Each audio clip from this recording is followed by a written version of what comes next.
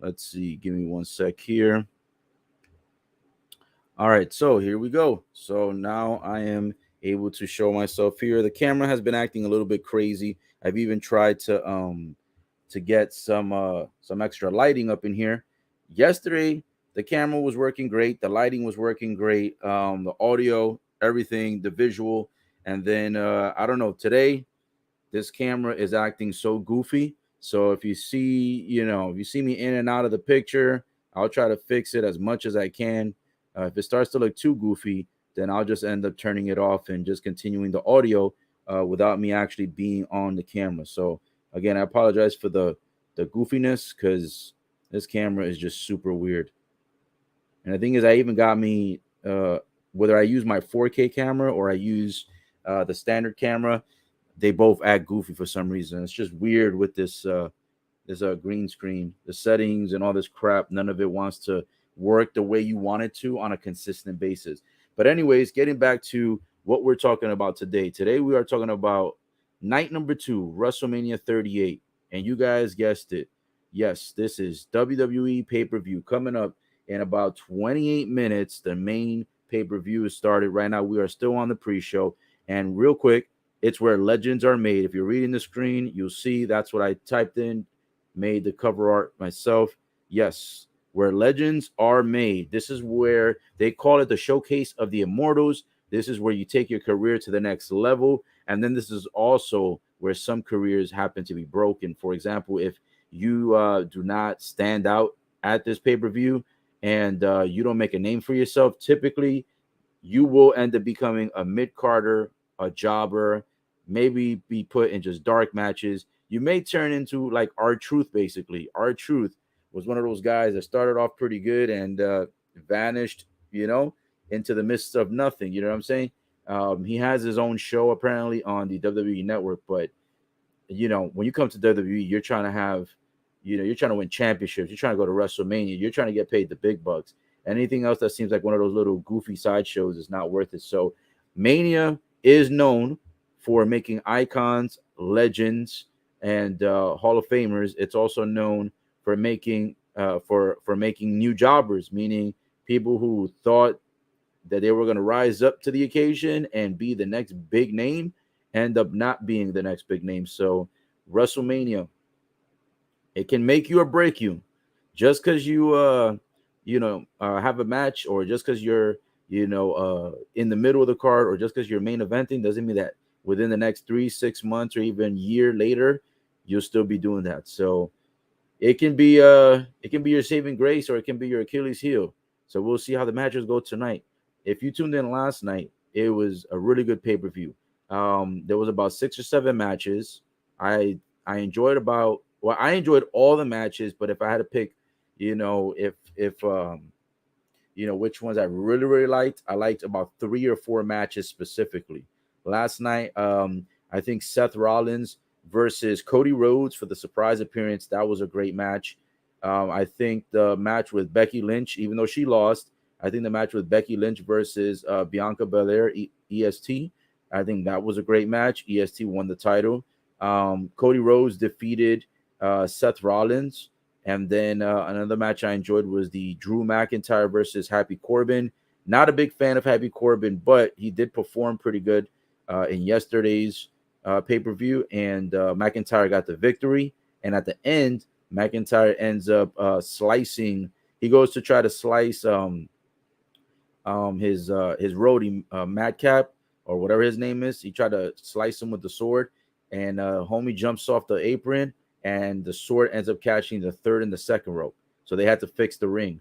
Another great match, guys, was the Miz and Logan in a tag team match versus Rey Mysterio and Dominic Mysterio. So that was another good match last night. So I would say those would be the top 4 matches of the evening for yesterday. Today, we have not started yet. We are on pre-show. Right now, Maria Menounos is interviewing different people, and she's currently interviewing Bobby Lashley. And Bobby Lashley right now is working out still, getting pumped for his match tonight against Almost. Which, speaking of that, how do you take Bobby Lashley, a guy who had the championship, entering Elimination Chamber, and then you take him out of the match without him losing his. He didn't lose like he lost the title, right? Because he had to be taken out of the chamber, but he didn't lose his title by being able to defend it, on his own.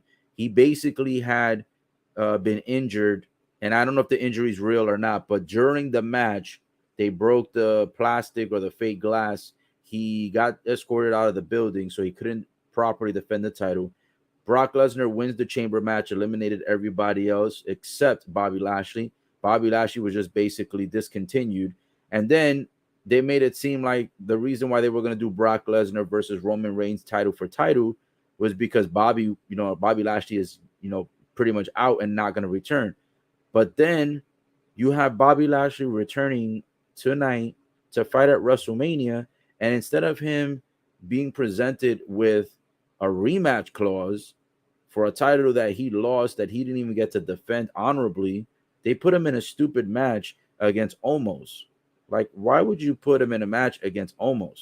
That makes zero sense. That almost makes no sense. Bobby Lashley versus almost makes no kinds of sense. So I have no idea what WWE was thinking on that one. I'm gonna be honest, that one to me makes zero sense. I have no idea why Bobby Lashley is not in the title match, considering that he actually returned. If you're not gonna give him a title shot to get a rematch against the title that he lost, that he didn't even, honorably lose, then don't even bother bringing him back. You know what I'm saying? Like, why bring him back? They should have just left Bobby Lashley out of the picture and have him return at like like SummerSlam or something, because you're bringing him back into the picture, and then nobody's even talking about that he just lost his title at the chamber match through injury, and you're not going to give him a shot at WrestleMania. You're going to have him fight against Omos. That's stupid. This pay-per-view should actually be Bobby Lashley versus Roman Reigns for the heavyweight championship, for the two titles, for the unification. This should not be Brock Lesnar versus Roman Reigns. And at the bare minimum, it should have been a triple threat match. So clearly, the pursuit to make Bobby Lashley, make Bobby Lashley, uh, to maintain him for the Almighty Era as champ, obviously does not matter, I guess. Or maybe they're trying to go in a different direction. I have no idea. But all I can say is that it is super odd and super, uh, how would I say, disrespectful that Bobby Lashley's not even in the main event. They should have just not even put him at Mania, because it doesn't make sense that they brought him back and he's not even going after the title. He's fighting Omos, and Omos should have been one of the guys that was released. They released all these other wrestlers that have real potential, but they kept Omos. I don't understand that. And by the way, I've got Bobby Lashley on that one for an easy victory. I don't care what the situation is, and then Omos doesn't even have AJ Styles to help him, because AJ Styles is going to be focused on Edge. So Omos is all on his own against Bobby Lashley tonight. So yeah. And here they go. They're showing now like a little quick promo on the pre-show again. And they're showing WrestleMania, WrestleMania next year, going Hollywood. So I suspect that The Rock will be there next year. Hopefully, we'll see how that goes. Just for a quick little, little showdown they're saying with Roman Reigns. Anybody have any predictions or any picks of who they think is going to win tonight? A lot of these matches can go opposite directions of what a lot of people have voted. The votes are a little bit weird. If you're just tuning in, let me tell you again what the votes are that Twitter had for some of these matches. I didn't get all the votes for all the matches, but I got some of them. 80% think Rhea Ripley and Liv Morgan are going to win the titles. 64% believe Roman Reigns is going to have the unification. 77% believe McAfee is going to beat Austin Theory. 56% believe Johnny Knoxville is going to beat Sami Zayn. And I think that was it. So, yeah, pretty interesting stuff. Stats are pretty interesting as far as the Twitter polls. Again, I don't know why they think McAfee's gonna win. I guess you could say McAfee's gonna win because Sami Zayn really isn't a huge superstar. So who knows? McAfee might actually win. Right now, they're showing the highlights of last night's pay per view, or I should say, night number one of WrestleMania of last night's pay per view. And last night was a good show. Last night's matches were a good show. Even the one or two matches that I kind of disliked at the end, the Austin versus KO, I thought that was a waste of time. That should have been like the mid card match or the beginning of the show. That match was not worth seeing at the end. And then the match before that was Charlotte versus Ronda Rousey, and that match sucked. Um, Too many errors, too many botches, too many mistakes. It just was not good. So I'm surprised that match and the Austin match was left at the end because I figured those were going to be the two weakest matches. Those are going to be the two subpar matches of the entire evening, and I was actually right. Those two matches were the worst matches of the night. They were both subpar, and then I already knew who was going to win. I pretty much picked all the winners last night right on point, which I'm surprised because I'm not usually 100% on predictions, especially when it comes to WWE, because WWE just be doing some weird stuff sometimes. And the Miz betraying Logan after they won, that was a shocker. Very surprising. So did not expect that either. They're showing all the highlights right now of last night. What we got? 17? Yeah, we got about 17 minutes to go. Woo, I can't wait till this pay-per-view starts, man. I'm hoping it's just as good as last night's pay-per-view. I keep saying last night's pay-per-view as if these two pay-per-views are, two different pay-per-views, but it's the same pay-per-view. It's WrestleMania. It's just night number one, night number two. So if you happen to hear me say compared to last night's pay-per-view, just know that that's what I mean. Night number one versus night number two, basically, for WrestleMania. Um, yeah, man, that women's match between Becky Lynch and Bianca Belair was definitely good. Enjoyed every part of that match. Now I'm wondering what they're going to do with Becky Lynch now that EST has won the title. It's going to be interesting. And now I'm wondering what they're going to do with Kevin Owens because now that Kevin Owens lost to Stone Cold Steve Austin, I wonder what direction they're going to go with him. They've been shitting on Kevin Owens like all day, every day, almost like every single event and every single pay-per-view. Almost like they just dislike him. And which is weird because Kevin Owens initially was going to leave WWE, and then WWE gave him a renewed contract and decided to keep him. But in the lieu of keeping him, they haven't really done anything with him. Now, granted, to me, Kevin Owens is not a guy that I would ever give the heavyweight championship to. Granted, I don't follow him that much. I don't know if he's ever won the heavyweight championship. But for me, I wouldn't personally put him in the heavyweight picture. He's not he's not alluring. He's not captivating. He's not, he has pretty decent mic skills, but he pretty much like in the ring, he's not entertaining like at all. He's good at taking like impact.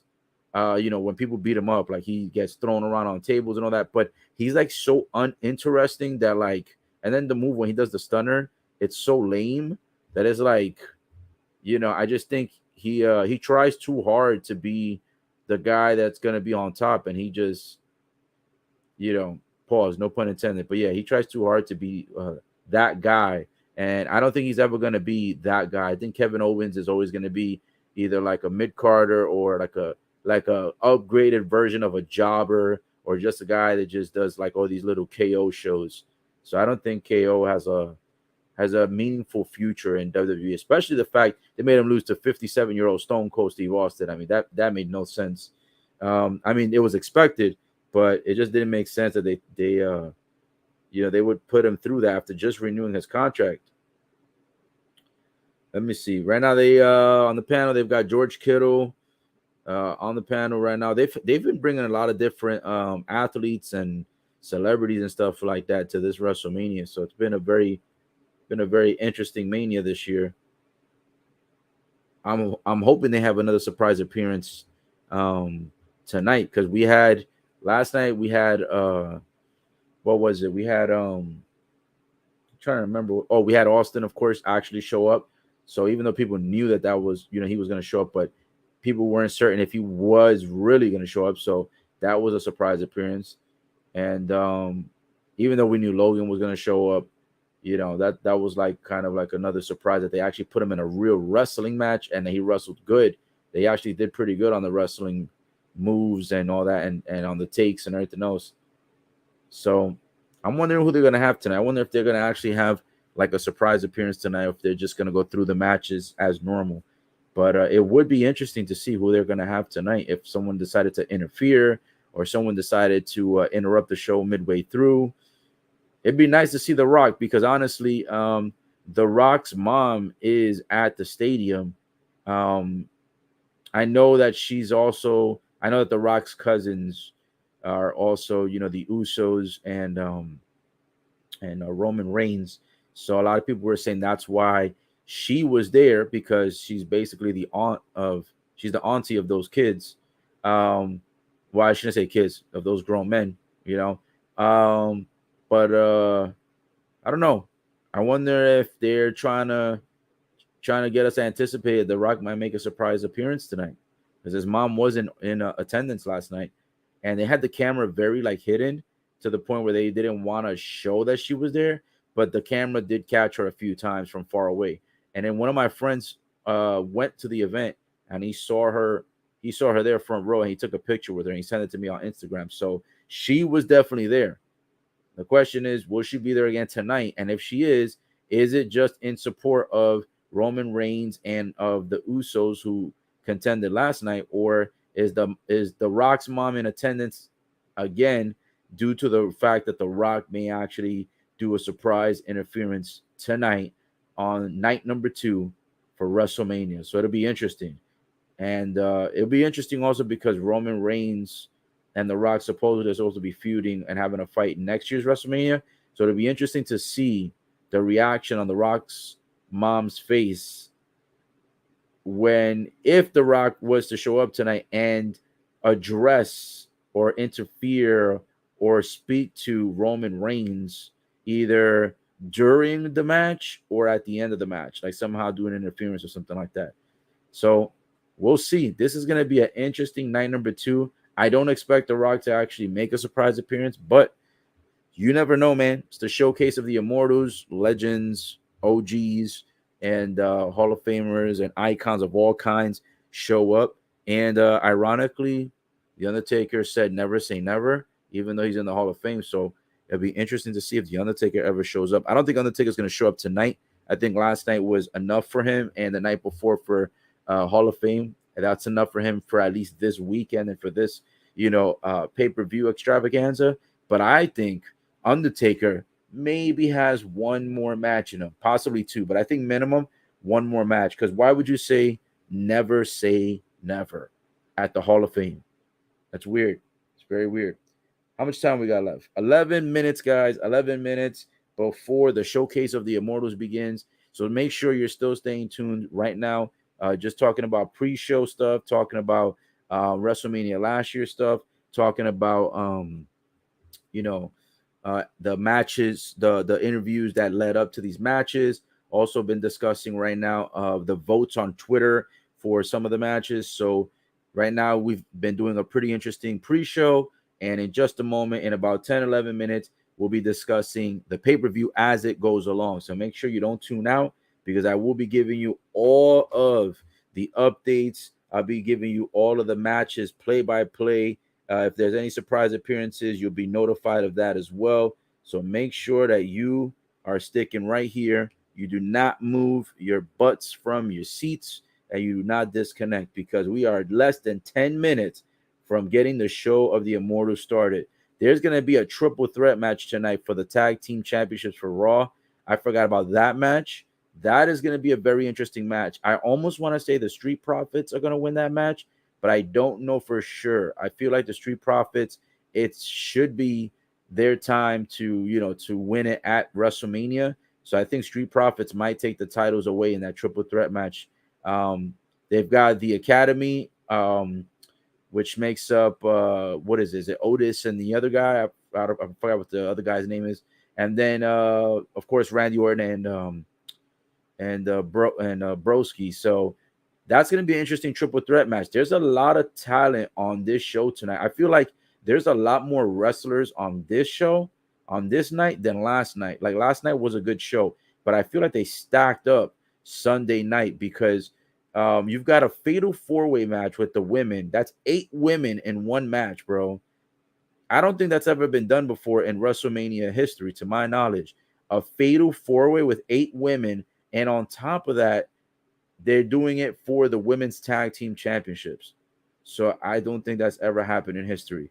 Um, and then you've got you've got fatal four-way match with 8 women, tag titles on the line. Then you've got the triple threat match for the tag titles on the line. Then you've got the unification for the main event, title versus title, champ versus champ.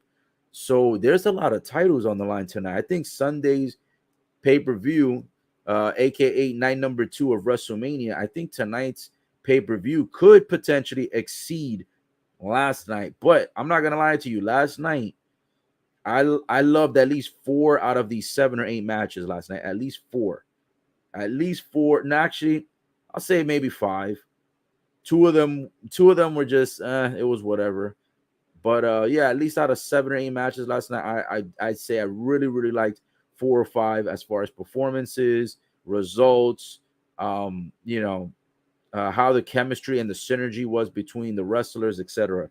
So we'll see, guys. Tonight actually looks like there's way more wrestlers on the card. I think there actually is way more wrestlers on tonight's card because you have already several matches with multiple people in the match going heads up for titles. So it's going to be very interesting. And I think there's a lot more titles on the line tonight than there is last night. Last night, let's see what we had. We had you had the Usos retain the titles. You had Becky Lynch lost her title to Bianca Belair. And then you had Charlotte retained her title. And I think that might have been it as far as titles, as far as title matches. Tonight, you got the main event, which is the unification. You got 2 titles on the line there. Then you've got the women's fatal four-way. So you got the tag team titles. That's 2 titles there on the line. And then you have the men's tag team triple threat. So that's 2 more titles there. And then I feel like there has to be 1 or 2 more other championships, but I'm not sure. But we'll see. I feel tonight, though, for some reason, it just feels like it's more jam-packed. What do we got left? We got 6 minutes to go before the pay-per-view begins, guys. Before we get this show on the road, to go ahead and give you guys the live updates, live commentary, play-by-play, give you all the matches, the moves, the results, the surprise appearances, etc. It's going to be I think it's going to be a good night tonight. Last night, I enjoyed it. It's a very good night. I think tonight's going to be a good night. Last night was so good, I ended up not even eating dinner. Can you believe that? And me, when it comes to food, I ain't the type of person to pass up.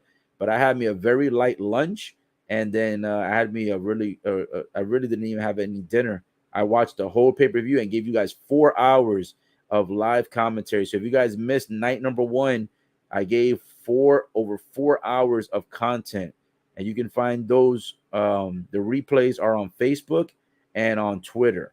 Twitter and Facebook has the recaps. I just realized that Twitch doesn't save videos. I thought it does, but it doesn't save videos. It doesn't save the recaps. To my knowledge, that I believe Twitch doesn't save the videos for recap. It just posts the videos at the moment while it's live, but once it goes offline, it doesn't store it. It doesn't archive it, which kind of sucks, but it's okay. If you guys want to catch recaps, all my recaps will be typically on Twitter, and I have 2 Twitter accounts that I'm streaming this on. I have 1 YouTube, and then I have 1 Facebook. So you guys can catch it there in case that if you missed last night's recaps. I'll give you all that info. You can get all that info, all the updates through there. And YouTube had the recap, but they flagged me, so I'm disputing it. So once I win the dispute, if hopefully they give me the W on the dispute, the recap will be reposted on YouTube as well. But if for any reason, if YouTube does not give me the W, the victory on the dispute, then YouTube will not have night number 1 on there. But you can catch night number 1 again on my Facebook or on my Twitter. It'll have it on either one of those platforms, just in case. And in case if you guys don't already have it before the show starts, let me go ahead and repeat it here one more time because I had 200 different viewers yesterday, almost 300. So in case that there's going to be a lot more newer viewers today, let me show you real quick the platforms.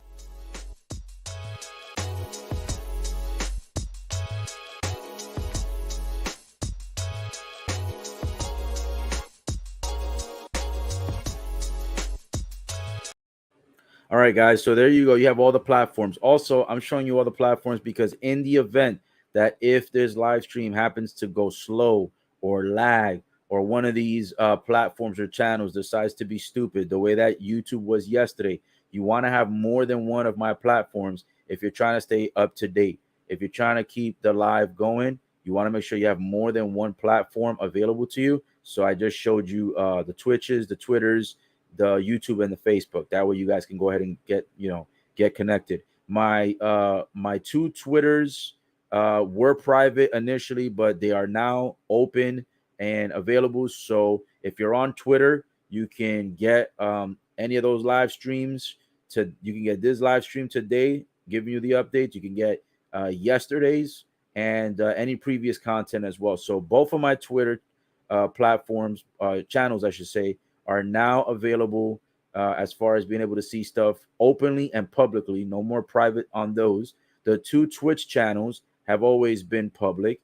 The YouTube has always been public. The Facebook is the only one I think now that I keep private. So if you guys want to add me on Facebook, I'll have to accept you on Facebook. For Twitter, I used to have it private as well, but Twitter is no longer private. So if you're not already on my Facebook, best bet, go to YouTube, go to Twitter or Twitch. The content will be live streaming there. And if you miss any of it, the recaps will be available on the Twitter and on the Facebook platforms. With that being said, guys, enough with the ranting of the channels, connections, etc. We are literally excuse me if you see me kind of look to the side. I'm looking at the time because with these shades you can barely see. But yeah, 7:58 p.m. Eastern time, by the way. Show is starting in 2 minutes and 43 seconds. The pre-show is still on the way. Booker T right now is speaking to John Bradshaw Layfield on the kickoff right now on the remaining 2 minutes. These guys have been pretty entertaining for the pre-show, the kickoff. This started at about 6 p.m. Typically, it starts at an hour before, but they decided to do 6 p.m. on this one. They've got Rosenberg on the panel as well, the former 24/7 champ, and then a few other people have been in and out off the panel, and Jerry the King Lawler was also on there as well. Time is ticking, guys, so 2 minutes, 4 seconds to go. Get yourself some water if you need to. Get yourself some popcorn. Make yourself a quick sandwich. If you've already eaten, just sit back, relax. Got you covered for the next 3 to 4 hours on all the live updates that will be coming soon. It's getting started. It is going to be on the way in just a moment. We are almost on the way. 1 minute, 39 seconds to go.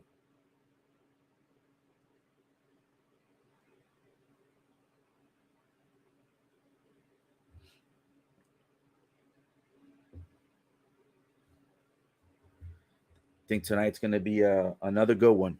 I think it's going to be another good pay-per-view tonight. Or I should say another evening of Wrestlemania. I think it's going to be a good one, guys. This is going to be a good one.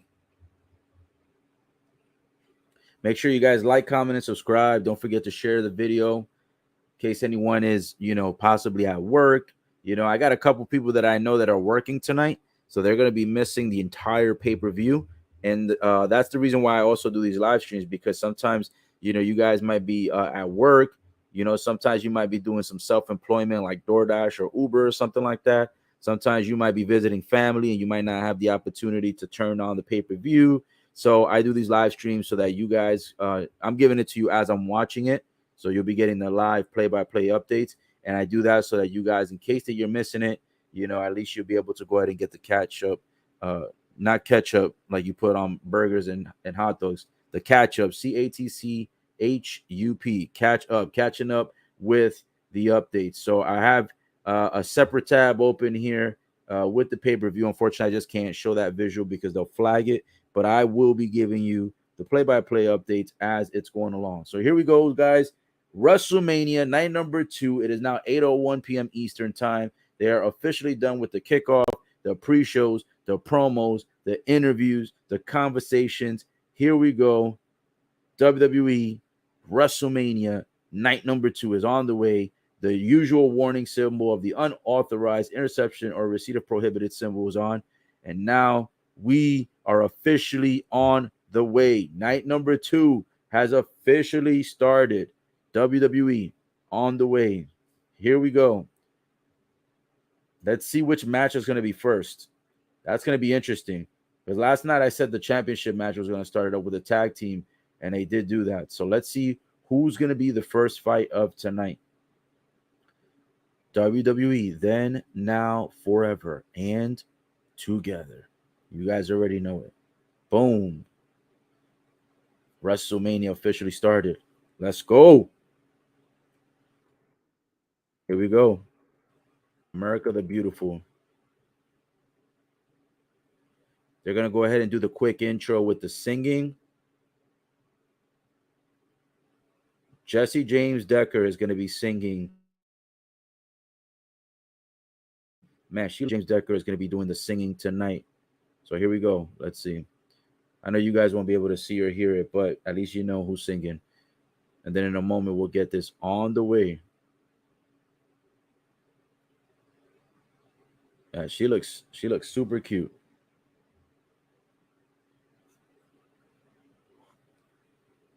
Yes, sir. Night number 2. WrestleMania. We are officially on the way. Waiting for the first match to get started. Once Jesse Decker finishes singing. Pretty good voice. She's looking real cute tonight. Here we go. A lot of great matches tonight. While she's singing, who do you guys have for these matches tonight? Anybody have any picks? Anybody have any predictions? Anybody have any surprise showing going on? We'll see. This guy says, oh my gosh, it's Randy Savage. I'm dead. And he says, Edge. Shout out to my cousin, Henry. Thank you so much for showing up. Yeah, giving the live WrestleMania play-by-play updates here, results, surprises, etc.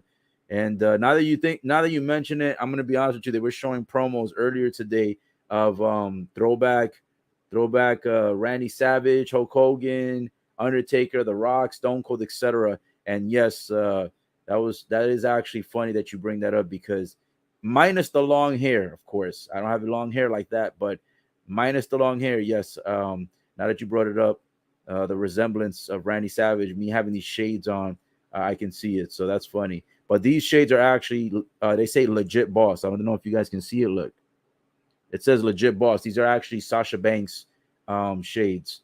I got these a couple years ago from WrestleMania. I went live. I don't know if it was Orlando or Tampa. It might have been Orlando. I think it was, yeah, it was. I think it was when Roman Reigns fought The Undertaker. So that's when I went. And I bought these, if I'm not mistaken.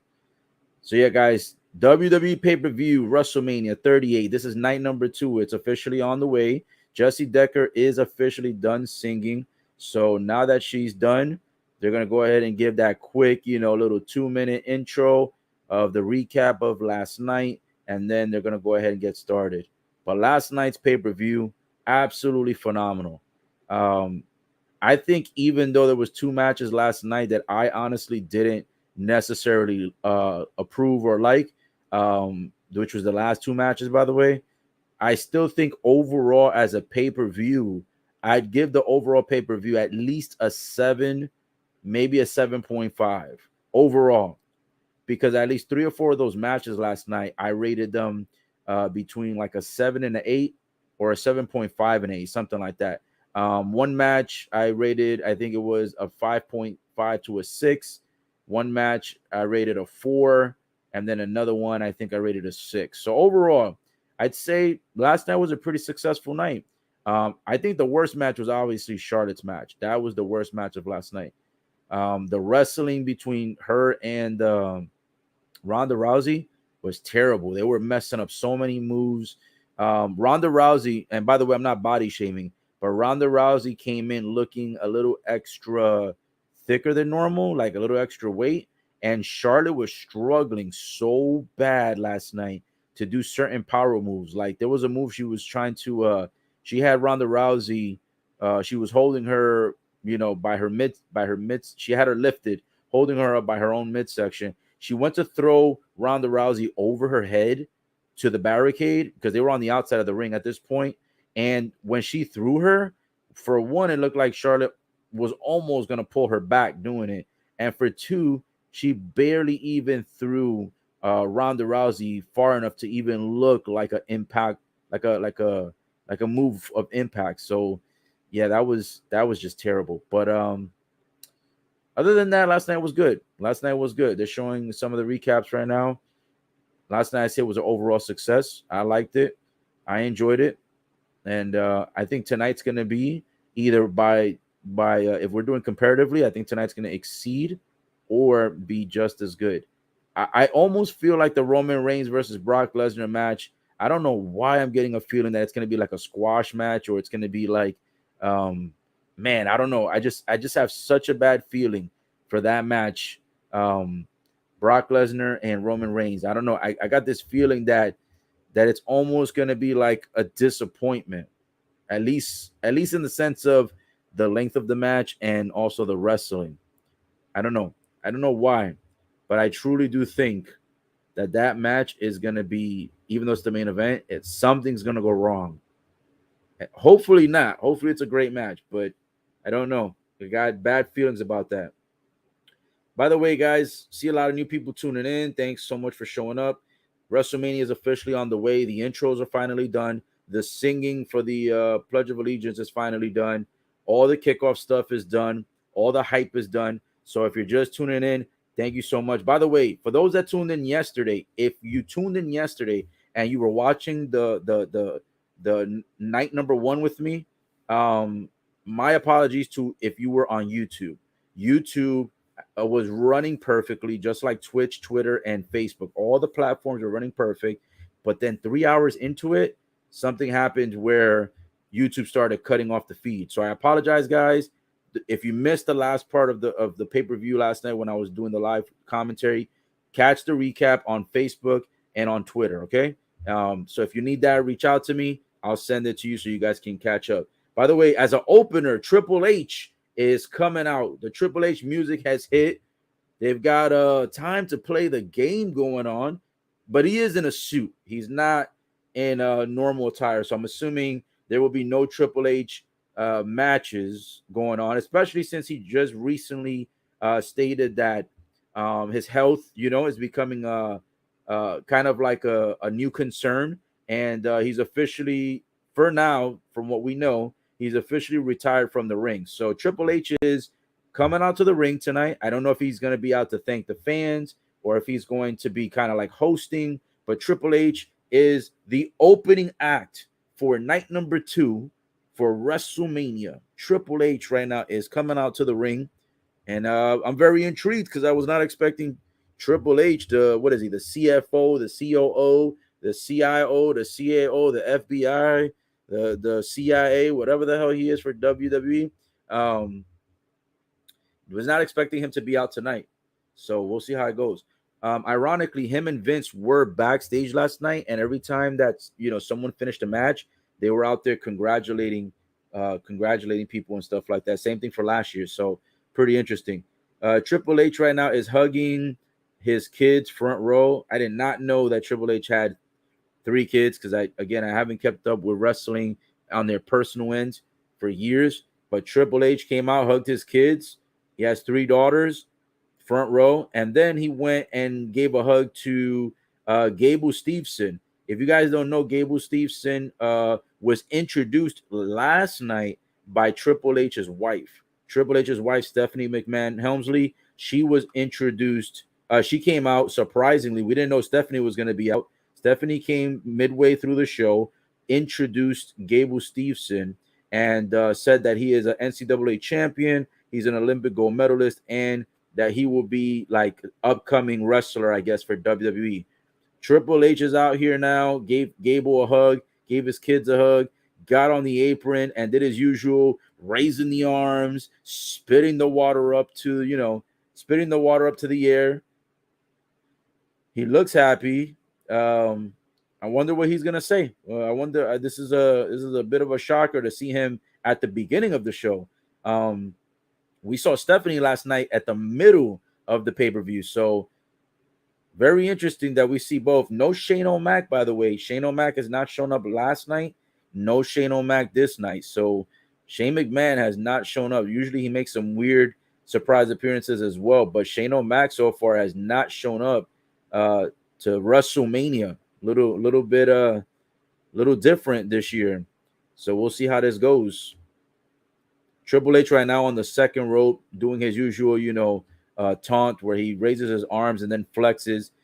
Even though he, is not in ring attire, he's in a suit, still doing his usual stuff. Music still playing. The fans appreciate him coming out. And I'm just waiting for him to grab a microphone so we can see what exactly is the reason for Triple H's special appearance tonight at the beginning of the show to kick it off, too. Special appearance. Triple H in the ring. Taking his sweet time, though, to get to that microphone. I'll tell you that. He's taking his sweet, sweet time.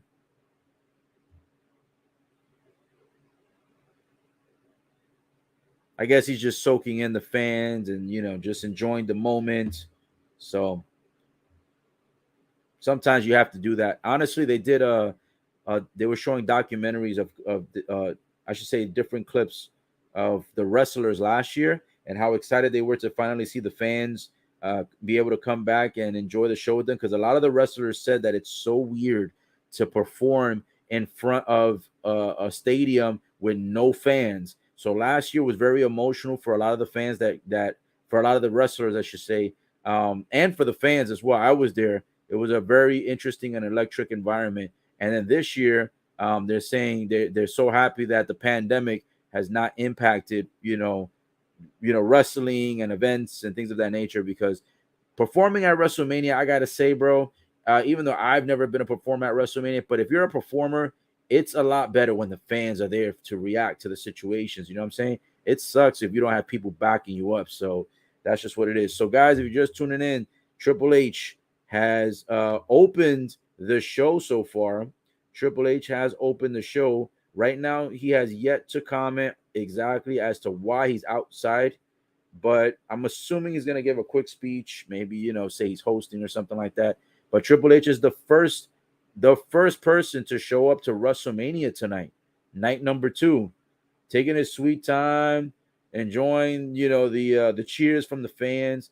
He's officially now in the center of the ring. He is no longer, taunting, flexing. He is no longer spraying water out of his mouth.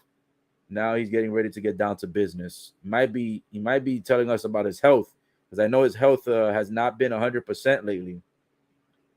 And he did mention that he's not going to be wrestling anymore, which was a big surprise. Is I think the reason why he's not wrestling anymore is because he was experiencing he almost had a heart failure, and so I think he almost passed away. Actually, that's why he's not wrestling anymore. Now we all know, of course, if you've been watching wrestling for a long time, it's due to like steroids and stuff like that, But regardless, that's beyond his control now, because you can't go backwards in time anymore. But yeah, a lot of the roids that he used back in the day caught up to him now, and yeah, he almost experienced heart failure recently. So that's a reason why he's not going to be in the business anymore.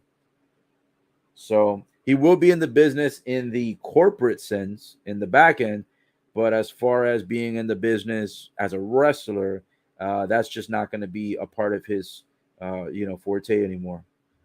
All right, here we go.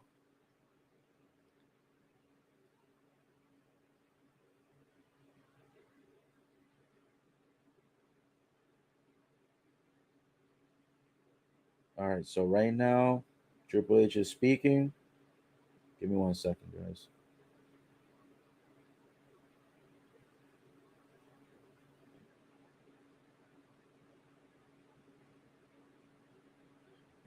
He said, "Welcome to Wrestlemania,"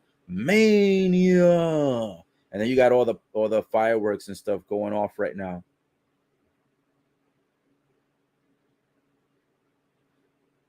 And they're doing a lot of fireworks. So Triple H came out just to, I guess, thank the fans, to give them a quick little speech. Nothing too crazy, and he came out to the ring. Oh wow, he left a pair of boots in the center of the ring, and he left a microphone there. So I guess that's his way of saying that he's rolling up the boots for real, guys. So Triple H is rolling up the boots. That's it. There will be no more Triple H matches anymore. I know he announced it prior to, like, several weeks ago. He announced it prior to this, but he officially came out tonight, did his intro, spit out the water, did the flexing on the ropes, and then got to the center of the ring, brought his boots, and he left his boots and the microphone in the center of the ring. So Triple H is officially retired. Triple H will not be wrestling ever again. He left his boots and he left the microphone in the middle of the ring. Well, he wanted to at least give his proper farewell to the fans to open up tonight. So Triple H has officially retired. I know it was announced before WrestleMania, but he officially retired tonight. All right, guys, first match of the night. They're doing a championship match again, just like typical WrestleMania standards. This is what they've done for many years in recent history. Last night they started it with the tag team match with the Usos, and tonight they're starting it with a triple threat tag team match. And this one, of course, is for the championship titles. First people coming out is RK Bro. RK Bro right now are the first ones coming out.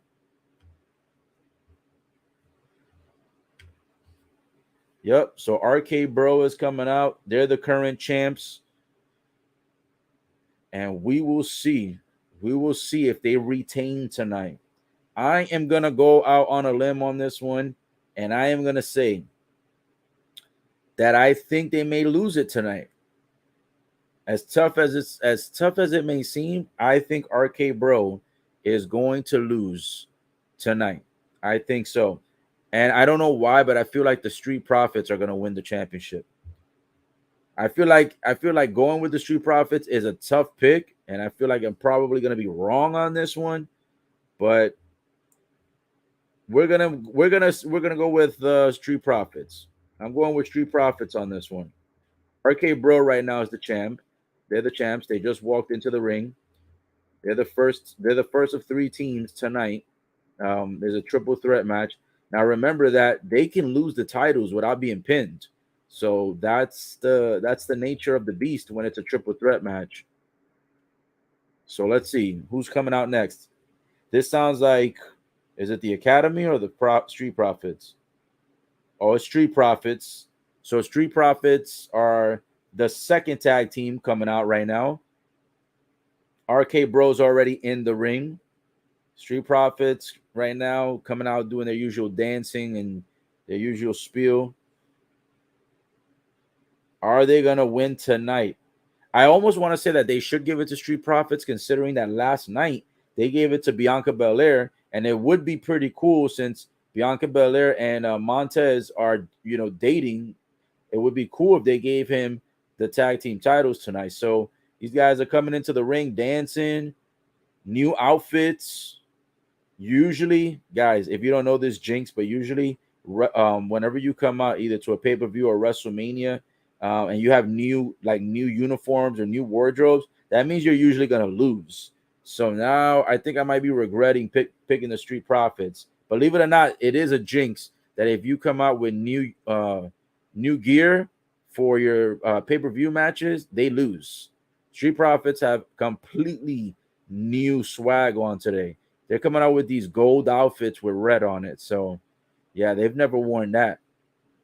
All right, next guys are coming out. The Academy. The Academy is coming out now. These guys have the same boring outfits. I'll be surprised if the Academy wins tonight. What a shocker would that be? Or actually, I'm calling them the Academy. They're called the Alpha Academy. Any predictions, guys? Any predictions? Drop it in the comments. What do you guys think? Any predictions at this moment right now as far as who you think is going to win? First match of the night, tag team championships on the line. You've got Street Profits, you've got RK Bro, and you've got Alpha Academy. You guys got any picks on that? Let me actually put the teams on the screen in case you guys want to go ahead and drop a prediction.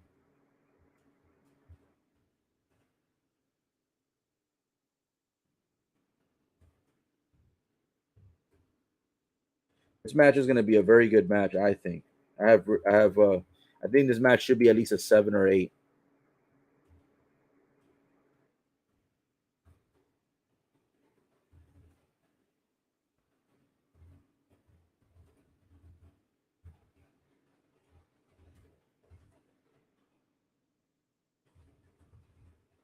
All right, so here it is.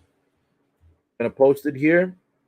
If you guys have any picks or predictions, let me know. Who do you think?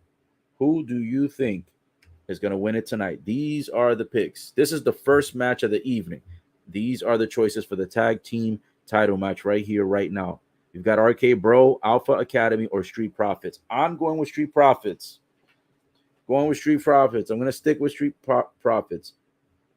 I won't be surprised if Randy, if RK Bro retains.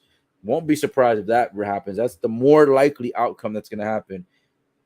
But tonight I'm gonna go. Tonight I'm gonna go risky with the picks. Last night I went almost. I think I went 100% last night on all the picks. Let's see how many matches I get correct tonight. Probably gonna go 0% tonight. Watch. Oof. So Fontes knocks down Bro. Oof. A nice little bridge perfect plex by Alpha Academy. Everybody's getting in the ring, getting thrown around. Randy throws out one of the Street Profits. Alpha Academy starts throwing out him. Otis grabs Fontes. Fontes flung over the third rope like it's a Royal Rumble match by Otis. Holy sheesh. And Otis is the only one in the ring right now. This match has already broke out with everybody getting loose. Oh, everybody's running back into the ring simultaneously. The ref is losing control very quickly, very early in the match. All three tag teams right now are beating each other up inside of the ring. Oof. Fontes with a nice leaping kick to the head of one of the members of Alpha Academy. Otis is fighting on the outside. Everybody else now went to the outside. Holy crap.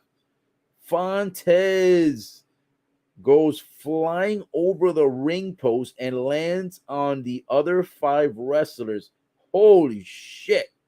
Fontes going flying like an eagle. Oh, and the shorter guy from the Alpha Academy goes on top of the third turnbuckle and then lands on all the wrestlers on the outside as well. Wow. Look at this replay. Fontes, dude, I don't even know how he didn't land into the first row. Fontes goes running, jumps over. He kind of does the Undertaker move where the Undertaker usually goes over the third rope, except he doesn't go over the third rope. He goes over the ring post towards the corner of where the barricade is. I'm surprised he didn't land in the first row where all the fans are located. Fontes with great athleticism. All right, now everybody's starting to slowly go back to their corners. You've got RK Bro going heads up against Alpha Academy. Ooh, Otis got tagged in and ends up smacking the shit out of Bro. Yo, every wrestler in the ring, even the shortest wrestler, is all taller than the ref. It looks so weird having the ref in there being like the smallest guy in the ring, even though typically they are. But it just, I don't know why I noticed that today. It just stands out more in this match for some reason. Here we go. Otis in complete control right now.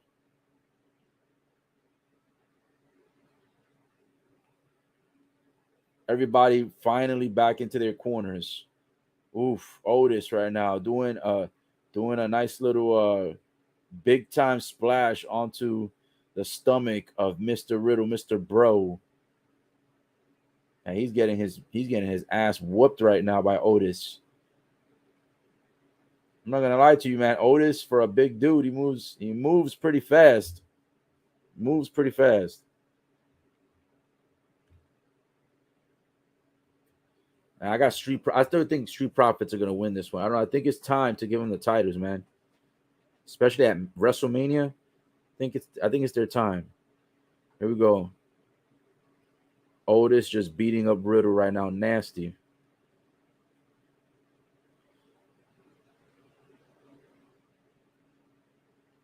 Otis tags in his partner, Chad Gable. Chad Gable goes for kind of like a perfect plex into a pin. And it's only going to be a 1 count. And you got Gable. He has Riddle in a submission right now. He's standing up and he has his leg in between the one of the legs of Riddle, and Riddle right now laying on the mat. Oh, smacks Gable in the face with a bare foot. Bro, I'll be honest with you. That's the one thing I hate about Riddle is that he's barefooted. Because, bro, it is so disgusting to be kicked by someone who doesn't have shoes on. I can only imagine the stank from his feet. Ooh, one of the members from Street Profits, Fontes, jumps in, starts attacking Gable. Oh, but Gable reverses it. Holy crap. Gable flings Fontes across the ring, and Fontes lands on his face. That was disgusting the way he landed. Holy crap. Bro, not for nothing, but Gable has been hitting the gym pretty 24/7. Homie came in looking like a small Kurt Angle, looking jacked up. Might be on the roids. Gable has Fontes. Fontes reverses. His homie jumps in with the tag, jumps over Gable, and a nice twirl around elbow. Throws Riddle in the air and slams him to the ground. Grabs Gable back up, slams him overhead. Oof. Riddle, man. Riddle catching the worst of everything. Oh, crap. Otis jumps in and smothers both guys. Pause. No pun intended. He got tagged back in by Gable and just slams his stomach right on top of him. The way Otis is fighting right now is almost like he's about to be the tag team champ by himself. Otis right now, the most dominant person in the ring so far. Oh, he goes in to tries to run into the midsection of Riddle in the corner, but Riddle ends up jumping over him. So he reverses it. Oh, Gable gets tagged back in and has Riddle in an ankle lock like Kurt Angle. Excuse me. Oh, shit. Riddle reverses by jumping up and catching a knee into the face of Gable. Holy crap. Gable's out of the ring. Riddle picks up one of the members of the Street Profits, Angelo, drops him with the knee with the Brodus sleep. Bro is back on the ground, trying to gain momentum, trying to reach out to the tag to Randy. Randy still has not yet really been in the ring. Oh, and the tag is good, and Randy Orton is in. Fontes gets tagged in. Clothesline from Randy, another clothesline. Oof. A huge power slam in the middle of the ring by Randy Orton. And the whole ring is cleared out. Randy Orton taking complete control and momentum. Ooh, Fontes was about to catch the classic Randy Orton DDT from the ropes, but he ends up pulling Randy Orton outside of the ring. Oof. Oh, shit. Randy Orton drops Fontes on his back on the table. Oof. Gable goes after him, and he slams Gable on the table as well. Holy crap. Randy Orton right now in complete control of this match. Randy Orton has taken control and momentum now. Slams Fontes on his back on top of the table and then does the same to Gable. And the table doesn't break either. So they both landed it on the table. They both landed on their backs on the table. Ooh, Riddle and Randy. They're about to do a DDT. Oof, and they catch it. Both Randy and Riddle catch the Street Profits. They do a DDT simultaneously and knock both guys out. So Randy and Riddle now taunting for the RKO. RK Bro is taunting for RKO. Oh, shit. Alpha Academy grabs both of them and throws both of them against a barricade on the outside. So Alpha Academy now taking advantage of Street Profits, who right now have been getting their asses handed to them by RK Bro. Gable's on the third turnbuckle. Oof, and brings Fontes down face first, almost like a doomsday device. Oh, Fontes kicked out. Gable tried to get the 3, and he kicks out. Damn, they're showing the replay of when Otis did a back elbow to D'Angelo from the Street Profits. Holy crap, that elbow looked vicious and threw his opponent out of the ring. Oh, everybody's jumping back in the ring. Oh, shit. Otis was about to do like a Vader bomb, and they threw him over the third rope. He almost lands awkwardly and almost hurts himself on the ring post. Oh, shit. Here we go. Oh, Street Profits about to do it. Street Profits about to do the oh shit. Fontes does the suck it chant. Oh, and they landed. 1, 2. No way. The referee hesitated. Get the hell out of here, ref. Yo, the Street Profits had all the momentum. They had Gable on the shoulders of D'Angelo. Fontes climbs to the third, grabs the head paws of Gable on the way down. They almost get the 3 count, but the referee held the 3 count away. This is an awesome way to start WrestleMania night number 2 with a tag team match again. Last night was a tag team match as well. It was the Usos versus Rick Boogs and Shinsuke Nakamura, but they lost because Rick Boogs got injured. Oof, they started this night tonight as well with the tag team match. Oh, shit. Riddle got his ass popped and fell to the outside. Oof, a spine buster by D'Angelo to Randy Orton. Street Profits back in control. Oh, shit. D'Angelo goes flying over the third rope outside and lands on Otis. Fontes got tagged back in. He's going to the third. Oh, crap. Oh, shit. Yo, Fontes was about to go and land on Randy Orton from the third because Randy's laying on the ground. And you know what Riddle does? Riddle goes and jumps. He leaps to the third rope and catches Fontes on his neck and pulls him down for an RKO from the third rope. Oh, shit. RKO from the third rope. Oof. And then Gable tries to jump off the third rope and catch Orton while he's stunned. And Orton gets up and catches him in an RKO. Holy crap. Damn. And RK Bro gets the 3 count and retains the titles. Yeah, I knew I was going to be wrong about the outcome of this match. I'm already 0-1 to start the pay-per-view. I should have known RK Bro was going to retain. Holy crap, guys. But yo, sensational way to end the tag team match. Crazy. Fontes is like this. He's grabbing the third rope. He's about to leap on top of Randy Orton. Riddle jumps to the third turnbuckle from the apron. When he jumps on the turnbuckle, he grabs the neck of Fontes simultaneously, and then they go flying together. They both go flying in the air. He does an RKO from the third turnbuckle on the way down. Then you have Gable jumps to the other side by himself on the turnbuckle. Looks like he was about to do a frog splash or do some type of a somersault. And Randy Orton saw it come and gets up and then jumps in the air and catches Gable in the air on the way down. So you had Riddle do an RKO from the third rope.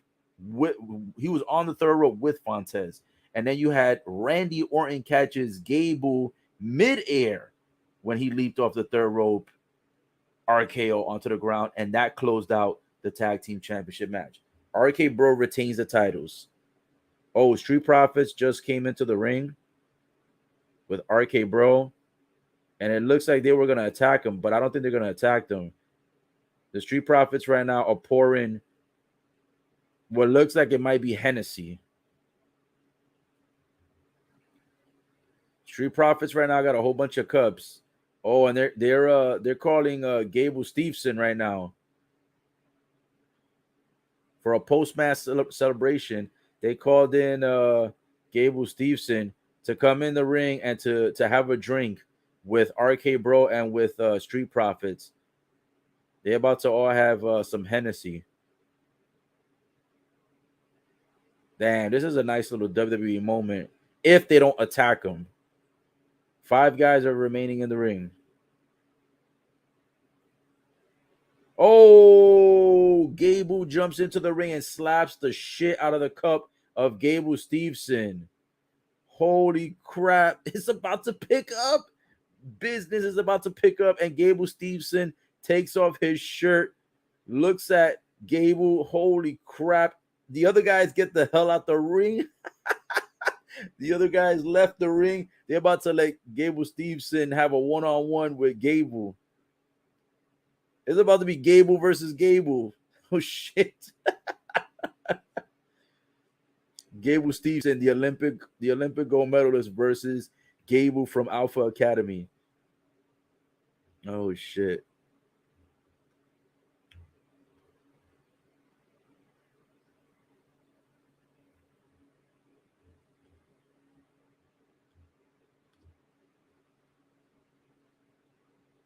Oh, damn. He flung the shit out of him. Gable Steveson grabs Gable from Alpha Academy and he does a bear hug and then throws his ass over with a belly-to-belly suplex. Holy crap. Gable Steveson making his WrestleMania debut by attacking Gable from the Alpha Academy. It's Gable on Gable crime. They're both named Gable. Oh, shit. They got Gable on Gable crime. Wow. And RK Bro and Street Profits left the ring, and they're still drinking outside of the ring while they watch Gable Steveson attack Gable from Alpha Academy. It was Gable versus Gable for 30 seconds. Nice way to start off night number 2. I think this was a very good, solid tag team match. Everybody had a great time wrestling, and I think the performances were lit. This was a good way to start it. I think I'd rate this match. I'd give it about maybe a 6.5-ish, 6.5, 7-ish. Pretty exciting, high intensity, great ending, great results. Not surprised that RK Bro remained and contained with the titles. So yeah, pretty good start to the pay-per-view. Let's see if the rest of it's going to be just as good.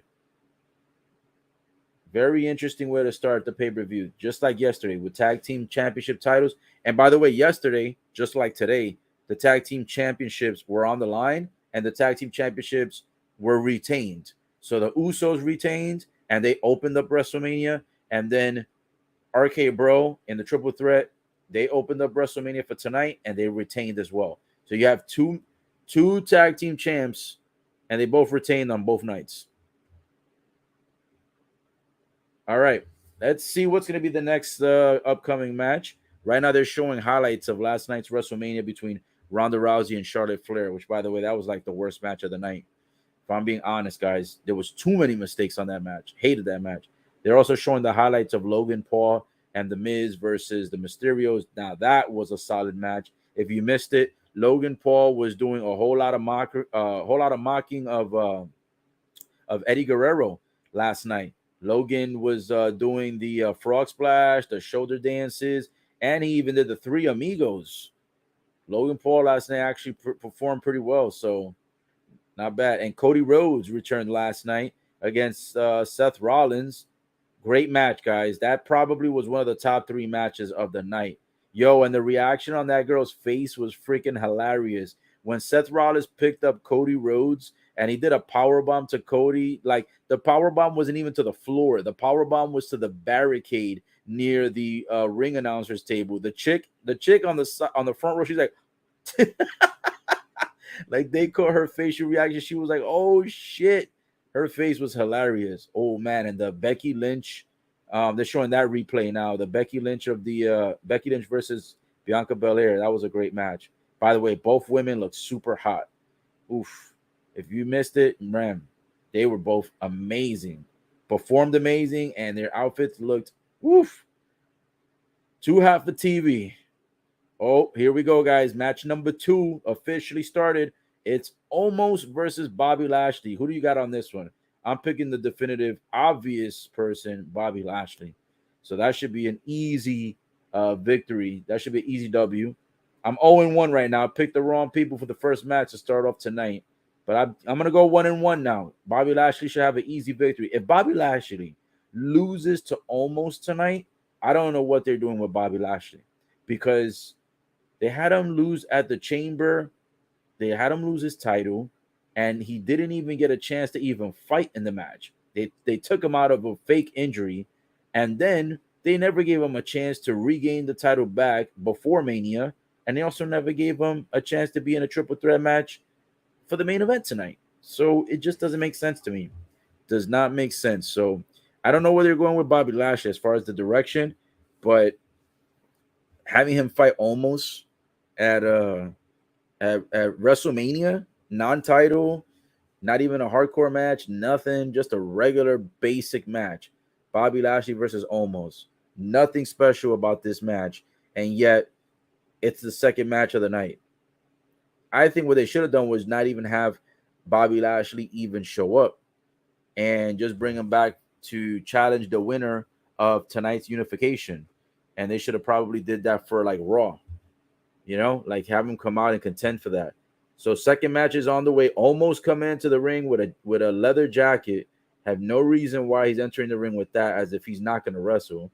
I mean, he has a match starting right now against Bobby Lashley, so the wardrobe is kind of weird. This guy Almost, to me, bro, that's his name, Almost, Omos. I think he almost thought he was going to be a big impact in WWE, but so far he has been absolute trash. The guy is like 7'3", but he's like the equivalency of Great Khali.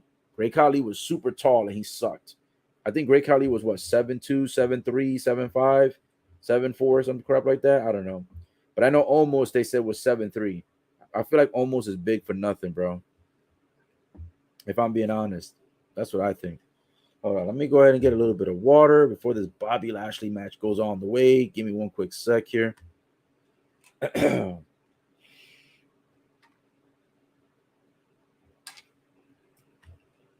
All right, cool. I'm back. Just taking a quick little 2-second water break, but didn't go anywhere. Bobby Lashley is ready to go. He's walking into the ring now. This should be an easy victory. And when I say easy, the reason is because even though Omos is 7'3", Bobby Lashley is an absolute beast, like an absolute freak of nature, and like nobody, to me, in my opinion, right now in the current era is as good as Bobby Lashley. Not Brock Lesnar, not Roman Reigns, not anybody else. Bobby Lashley to me is top dog, top tier, A1. There's no B1. There's no C1. There's no 1A, 1B.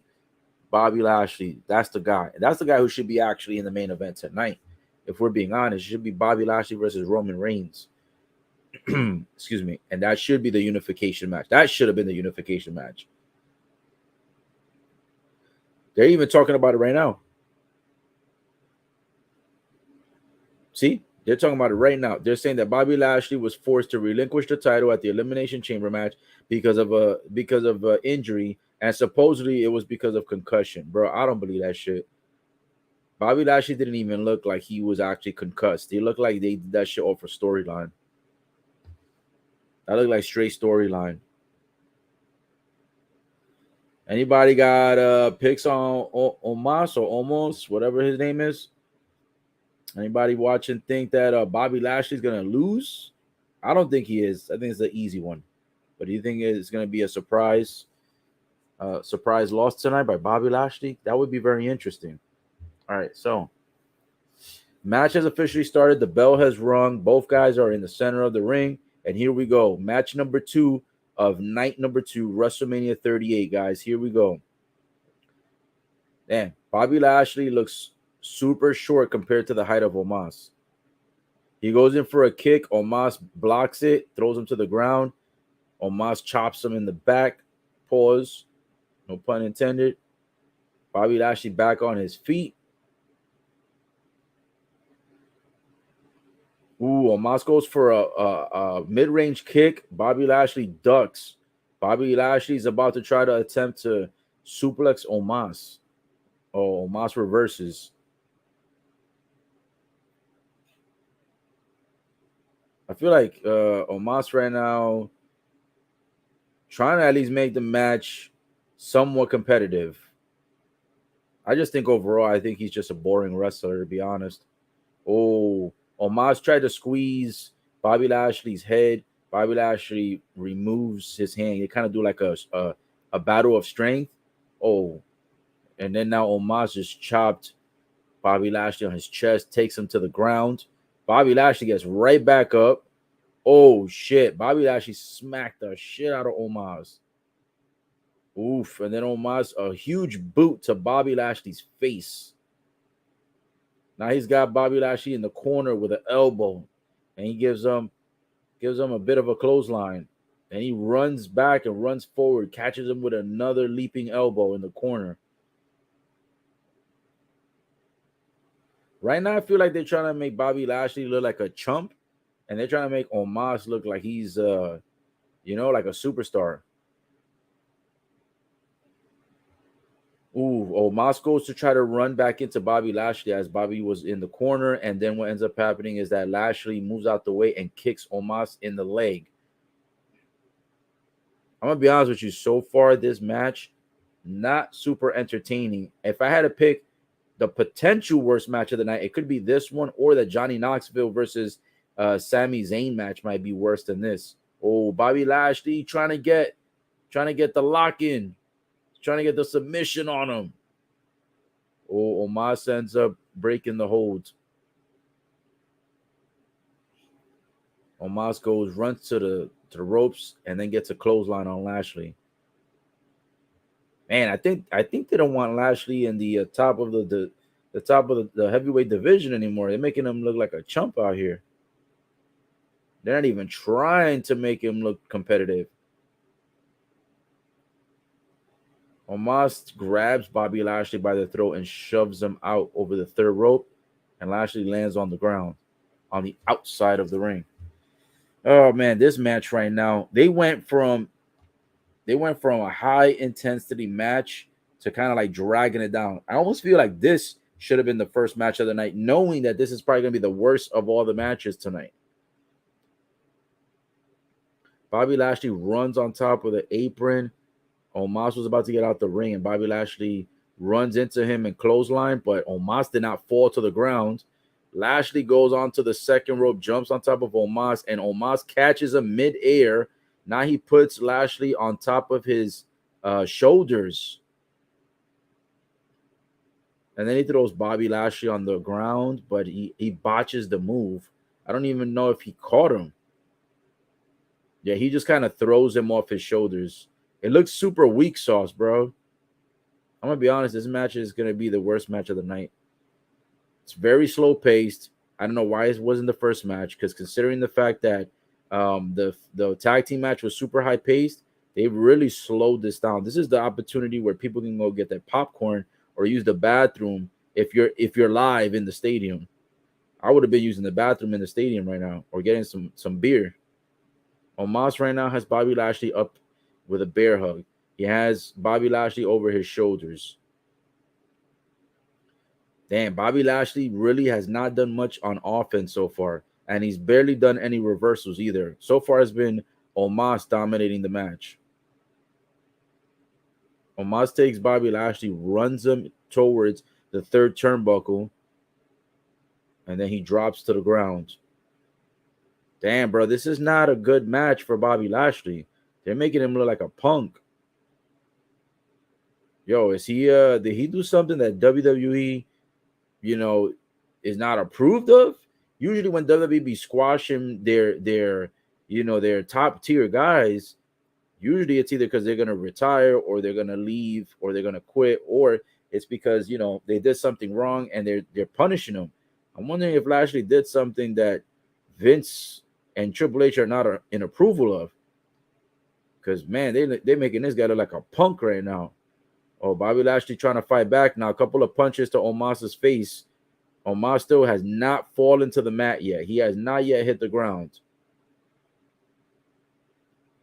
Bobby Lashley kicks Omos into the stomach. He's going to try to do a suplex. Oof, this is a big dude. This dude is tall as hell. Pause, no pun intended. Oh, a reversal by Omos. But Bobby Lashley grabs him again. Here we go. Oh, shit. Bobby Lashley gets a vertical suplex on Omos. And he makes this shit look easy. Holy crap. Now he spears Omos. Oh, man. He's making Omos look like a chump now. Bobby Lashley with a vertical suplex on Omos, who's 7'3", over 300 pounds. Oh, he gets another spear on him. Oh, Bobby Lashley squashes Omos. Bobby Lashley wins. What a squash. Bro, he catches this man with a beautiful vertical suplex. This guy is 7'3", over 300 pounds. You know how hard it is to pick somebody up? Makes the vertical suplex look super easy. Then he catches him with a spear from behind. Pause, no pun intended, but he caught Omos in the back with the spear. Then Omos gets up, and then he catches Omos, front to front, pause, in his midsection, pause, with a spear. So he got him with 2 spears and a vertical suplex, and the match is over. Bobby Lashley, holy crap. Look at the slow-mo. The slow motion. Oof. Bro, that vertical suplex was crazy. I still don't like the fact they made Bobby Lashley like a chump for the first 4, 5, 6 minutes of this match. That was terrible, making him look like a punk like that. But all in all, Bobby Lashley, he beats Omos, pause, and he comes out victorious after doing a vertical suplex and 2 spears. That's all it took. 1 vertical suplex and 2 spears. I knew there was going to have to be a match where eventually somebody was going to have to keep it short and sweet. And with the fact that they have a lot of matches tonight, a lot more matches tonight than last night, I figured there had to be a match that was going to end quick. All right, so my picks are 1 for 1. I was correct on the second match, which is Bobby Lashley winning, and I was incorrect on the first match. I felt like RK Bro was going to retain, but I didn't choose RK Bro. I went with Street Profits, and Street Profits lost. So I'm 1 for 1 tonight. Last night I was 100%. All right, now they're going to a quick promo. So we've got 2 matches in the record books already in the first 54 minutes of the pay-per-view. So I'm assuming that some of the other matches are going to be a little bit more extended, a little bit longer, etc.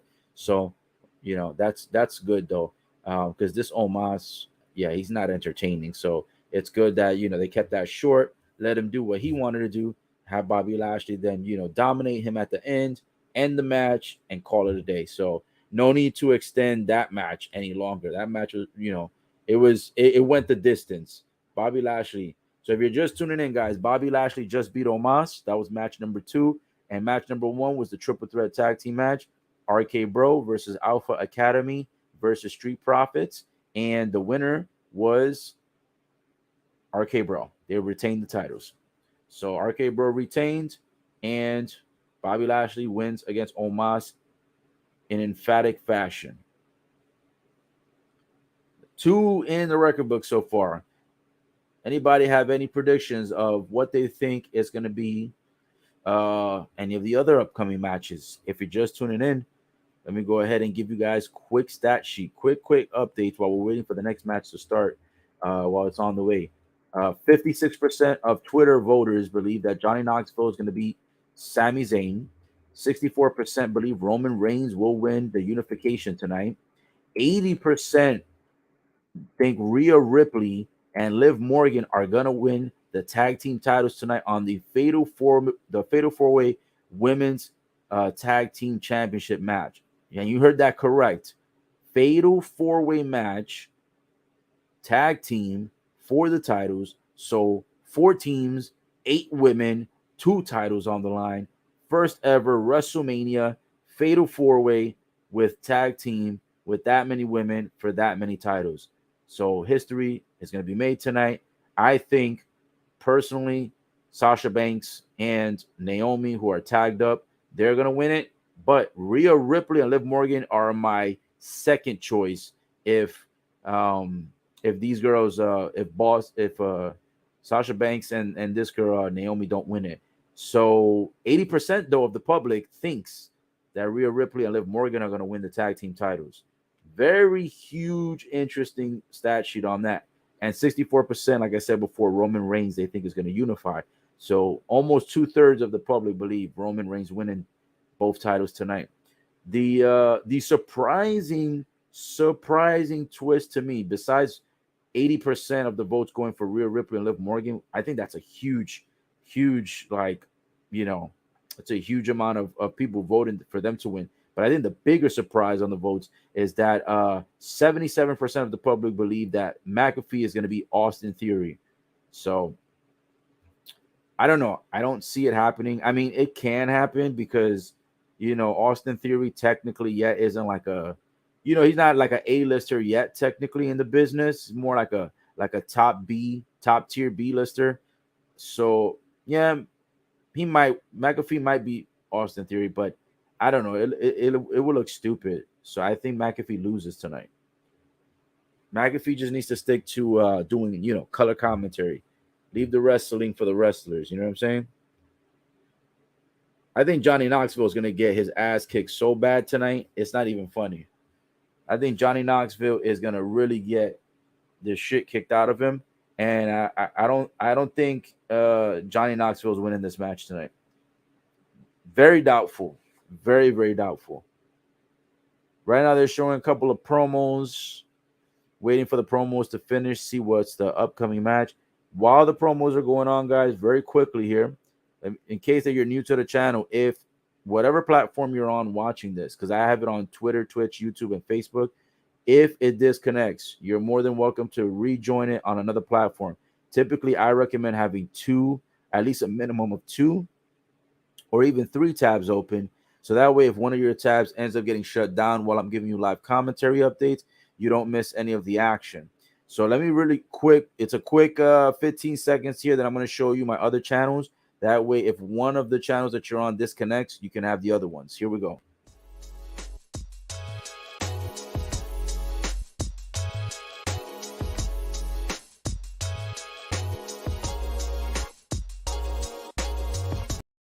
All right, guys. So those are the channels that I have there. 2 Twitters, 2 Twitches, 1 YouTube, 1 Facebook. Make sure you guys have more than 1 tab open, because in the event that if one of the networks happens to shut down for some reason, like the way YouTube was playing last night, they started trying to shut my shit down literally 30 minutes before the pay-per-view was going to end. So yeah, just keep more than 1 tab open just in case, so you don't lose any of these live updates. And thank you again for everyone who is tuning in, and hopefully you guys are enjoying this so far. Guys, match number 3 is now officially on the way. The promos are done. Sami Zayn is walking to the ring right now as we speak. So Sami Zayn versus Johnny Knoxville is the next match that is about to happen right now. That is match number 3. I will be honest with you guys. The format of night number 2, which is tonight, I think it's a little bit off as far as the organization of how they have these matches in sequence. If I had to choose, I would have put Bobby Lashley's match at the first, because it's a slower match, right? Just kind of like gradually grow into anticipation to the better matches. Johnny Knoxville and Sami Zayn, which is happening right now, that should actually have been match number 2. And then I would have revved it up with the tag team match, the really good tag team match that we just had. I would have revved it up with that match to be match number 3. But we'll see how the rest of the evening goes. But yes, guys, match number 3 is officially on the way. Johnny Knoxville versus Sami Zayn is now happening. Sami Zayn's in the ring. Johnny Knoxville coming out with this boof-looking outfit. I have no idea what the hell he is wearing. He has the worst cape of all time. It looks like he's wearing a diaper, and he almost looks like a weird version of Waldo. I don't know what is going on here, but whoever chose this outfit, I don't know if it was himself that chose this outfit, but this has got to be the worst outfit of all time. Terrible gear, but nonetheless, we're not here for the gear. We're here for the matches. So here we go, guys. Johnny Knoxville's in the ring. Sami Zayn's in the ring, and oh shit, Sami Zayn runs towards Knoxville and kicks him right in the face before they even ring the damn bell. So a cheap shot before they ring the bell, and Johnny Knoxville's already on the ground. It's just unbelievable. Oh my goodness. They couldn't find somebody better to fight Sami Zayn better than Johnny Knoxville. I mean, if you're gonna pick a celebrity, pick somebody else. Oof. Johnny Knoxville get his ass thrown to the barricade on the outside of the ring. I swear, Johnny Knoxville looks like he looks like a retired grandpa out there, bro. Oh, Sami Zayn shoved the shit out of one of the guys in the front row. Whoa.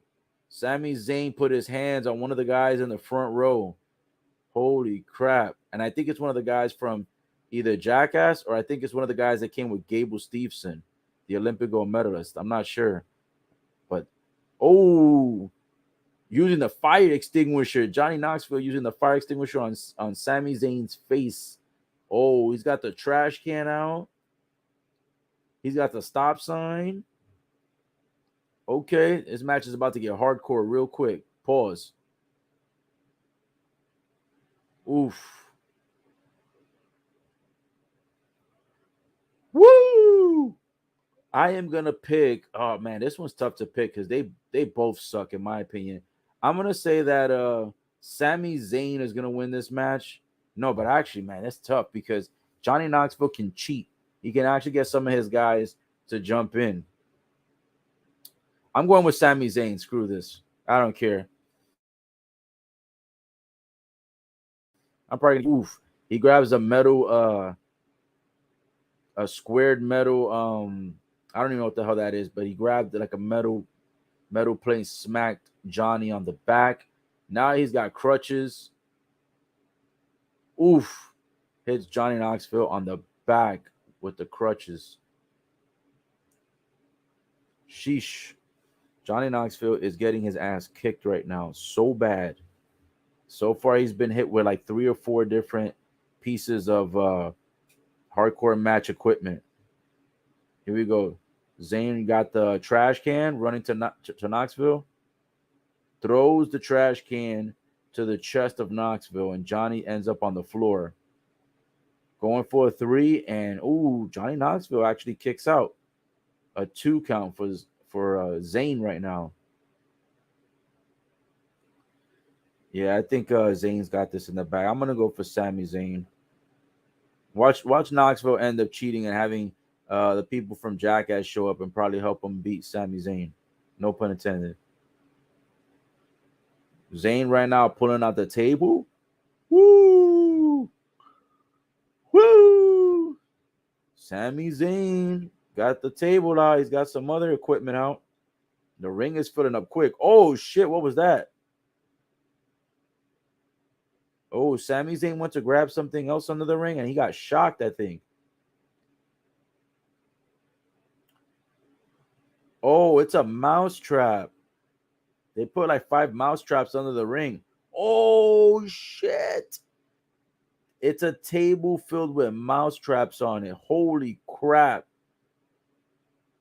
Remember when they did that on Jackass? I think it was Jackass 1 or Jackass 2, the movie.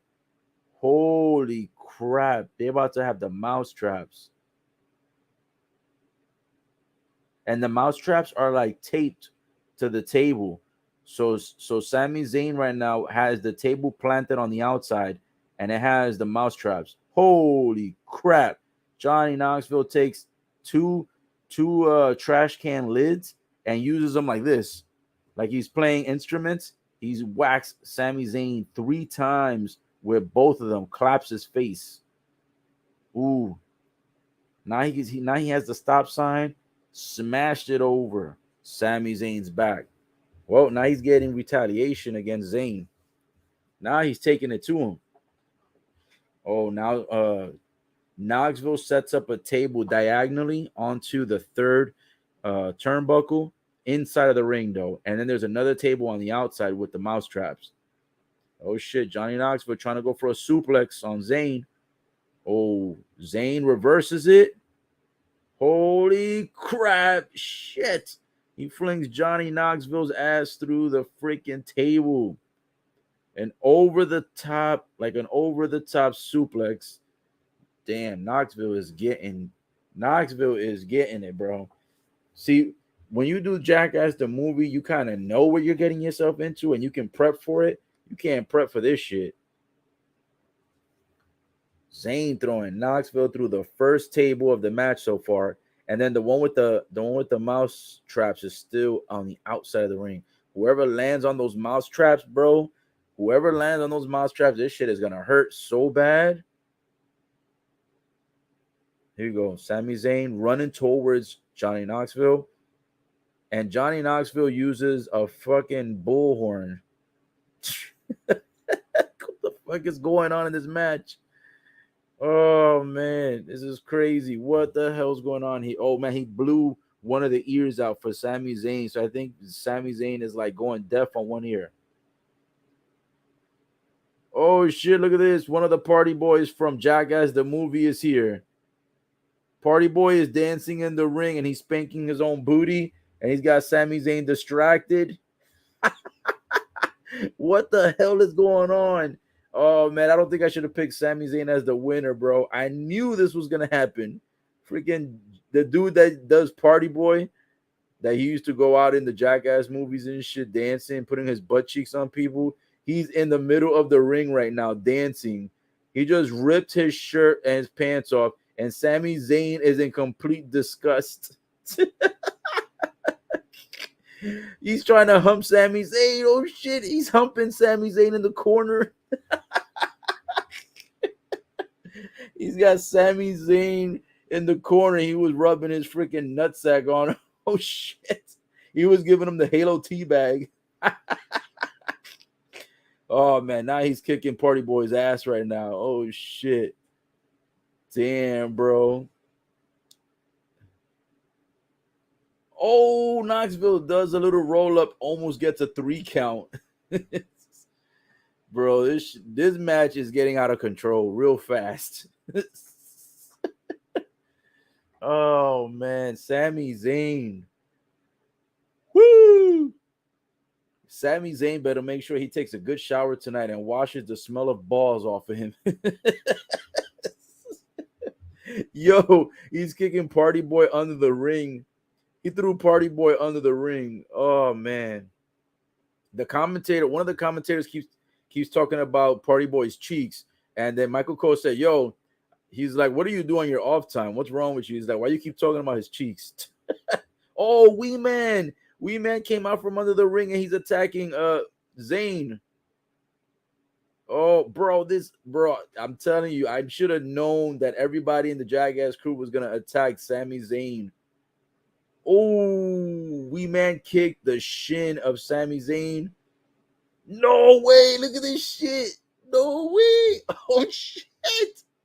Wee Man lifted Sami Zayn in the air and suplexed him the way that Hulk Hogan suplexed Andre the Giant. Oh shit, a tornado DDT off the second rope by Johnny Knoxville. Holy crap. 1, 2. Oh, it's a kick out. I thought it was over. Yo, Wee Man actually picked up Sami Zayn. Wee Man is like 3 feet tall. Not even, he's like 2.5 feet tall. How the hell did he pick up Sami Zayn? Damn, this dude is strong as fuck. They do say that midgets are strong. He just proved that theory correct.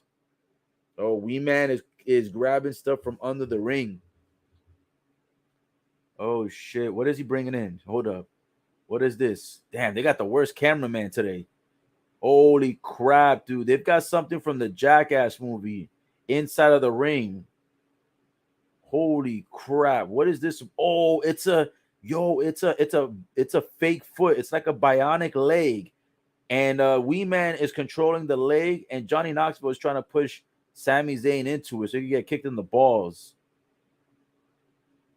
Oh shit. Sami Zayn kicked the fuck out of Wee Man's face. That was nasty. The fans are booing the shit out of Zayn.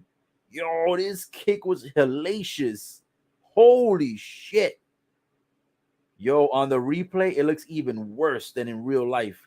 In real life mode, it looked crazy, but in slow motion, he caught Wee Man in the nose and splattered his face. Oh shit. The whole Jackass crew is taking it to Zayn, but Zayn is having no part of it. He's out here just kicking their asses. Sami Zayn has got Knoxville over to the corner, climbing the top. Woo! Uh-oh. Is Knoxville going to move? Sami Zayn on the third rope. Oh, shit. What was that? What the hell was... Yo, Johnny Knoxville was laying on the mat, right? Flat on the mat. Zayn was about to do a move off the third rope, and Knoxville presses a button, and the pyro goes off on the turnbuckle. Oh, shit. Gosh dang. Now he takes a bowling ball and throws it at the balls of Sami Zayn. Holy crap. Oh, shit. Don't do this. Oh, no. Jesus Christ. 3 moves in a row. First, he catches pyro. He catches the pyro in Sami Zayn's ass. No pun intended. Then he throws the freaking but man, these guys have got so much shit going on. They're making me lose my train of thought. First, pyro up Sami Zayn's ass. No pun intended. Then he throws the bowling ball to his balls.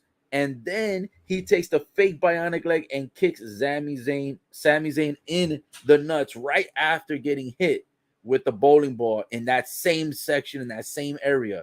Now he has a oh shit, what was that? Oh shit. This dude came, Johnny Knoxville was about to zap him. He was about to zap him, right? And Sami Zayn runs out of the ring. And this massive like wooden hand slaps the shit out of Sami Zayn. It's like the size of like 5 hands in one. It goes bam and smacks. It's a prop. It was like a prop hand. It just smacks the shit out of Sami Zayn. And this, this is literally like the Jackass movie, just with Sami Zayn involved in it. Oh shit. He did not know what he was getting himself into in this match. Look, now Sami Zayn is trying to go back to the third rope again, and he's scared because he thinks the pyro's about to go up again. Oh no! He's got tongues. He's got these tongues grabbing the balls of Sami Zayn. Oh shit! Holy shit, dude! First, he grabs Sami Zayn by the nuts with the tongues, and then he throws him to the outside, and he lands on the table, lands right on the table that has the mouse traps. Oh, shit. Bro, this is crazy. This Sami Zayn Johnny Knoxville match right now is at least an 8. This is nuts. Oh, the entire Jackass crew came out. Oh, shit. Everybody's out. Yo! Look at this massive mousetrap. Holy crap. Dude, it's another mousetrap, but it's a ginormous size mousetrap. It's a mousetrap the size of a human. Holy shit. He's about to fuck this dude up nasty right now. Excuse my French, but holy crap. Holy crap. He's going to taser him again? Oh, he tasered him in the abdomen. Oh, crap. And Sami Zayn's head landed on top of the mousetrap. Oh, shit. Get him out of there. Oh, shit. Dude, don't do this. Oh, the mousetrap opened. It caught Sami Zayn in the top part of his chest. Oh, shit. Sami Zayn got trapped in the mousetrap, and Johnny Knoxville wins by pinfall. Oh, shit. Yo, I am 1-2 so far, but this is hilarious. Oh, shit. Wow, Johnny Knoxville used the entire crew, and he used all the Jackass props, bro. This is freaking insane. If you're gonna do a fucking match like with stupid shit, this is how you do it. This is how you do it. My goodness. I still can't believe that Wee Man actually picked up and body slammed Sami Zayn. Then they had the bionic leg. Then they had the bowling ball that hit him in the nuts. Then they threw him outside off the third rope onto the table with the mouse traps. Then they got the ginormously sized mouse trap into the ring. And then on top of that, they got everybody in the ring to help them win this match. Johnny Knoxville, guys, wins it. Yo, the hand was crazy. Like bro, the hand is like massive, like it's huge. No pun intended. But that hand smacked the hell out of Sami Zayn, bro. I don't even know where the hell they got that prop. I don't know where they were hiding. And Michael Cole tried to be a comedian. He goes, "You gotta give it to Sami Zayn. You gotta hand it to him." He's like, "You gotta hand it to him because he got smacked by this ginormous hand." Where did they get these props, dude? These props are freaking massive. They have a human-sized mousetrap, and they had a huge, huge wooden hand that was over by ringside that smacked the crap out of Sami Zayn in the face. Where did they get these props? I don't know, but this was a funny match. Johnny Knoxville delivered, bro. He WWE paid him what his money's worth. That shit was funny. Oh man, I could end the pay per view right here. that was so funny. Oh man, I can't believe it. Unbelievable, nuts. Oh man, I wish I would have screenshotted that. To be honest, damn, that was funny. Damn, let me see. You know how the internet is undefeated. Let me see if the internet might already have like a crop photo of that. Let me look this up. Hold on. Let me see. Big hand. I don't even know how to even Google this, to be honest. Big hand at WrestleMania. Let me see. I have no idea how I would Google this.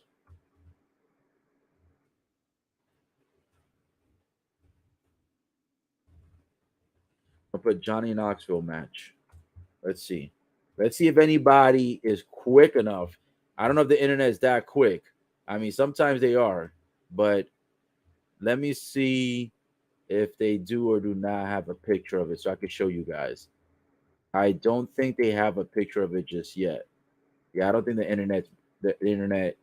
internet's always undefeated. People always get photos hella fast, but I don't see it here. Let me see. I'm gonna put big. Let me try to put big hand prop at WrestleMania 38, night 2, Johnny Knoxville match. Let me see if that pulls anything up. Nope, nothing yet, guys. Sorry, I don't have anything to share with you right now. But that was freaking hilarious, bro. I mean, you could tell by my reaction. That thing was funny as hell. That was crazy. Woo! If I happen to screenshot it on another day, I'll see if I could share it with you guys, maybe on one of the social media platforms. But that shit was funny, bro. Yo, this match, Johnny Knoxville, Sami Zayn, that might have stolen the show right there. Granted, the RK Bro match was really good. The RK Bro match was solid. You know what I'm saying? Retaining the titles, a lot of good wrestling. So I'm not gonna lie. So far, my favorite match is between the RK Bro tag team match and the Sami Zayn versus Johnny Knoxville. The second match, Bobby Lashley versus Omos, not that great, but I'm happy that Bobby Lashley won.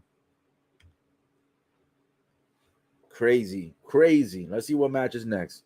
I wonder if they're gonna do the women's match next. Let's see.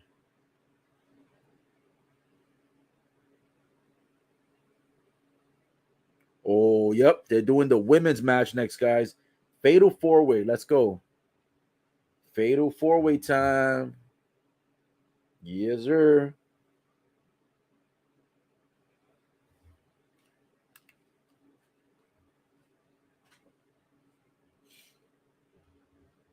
I think they said anything goes in this match. Because I think usually in triple threats and fatal four ways, they don't typically end by how do I say it? They don't typically end if you do like, if you use weapons and stuff. So there's not usually disqualifications. And there's usually not countouts either. So usually you have to win by either pinfall or submission. Hey, Naomi's coming out first. Naomi's out there with the glow. She out there doing leaps in the air, dancing. Some of the fans got glow sticks. To me, I think it's gonna be them to win it, but it might be Rhea Ripley and Liv Morgan. Oh, look at the boss! Look at the boss!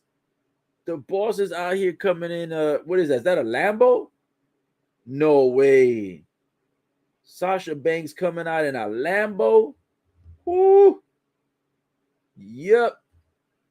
Damn, these girls coming out in style. Talk about styling and profiling. They doing it big right now. Holy moly. Let me see if I can screen this.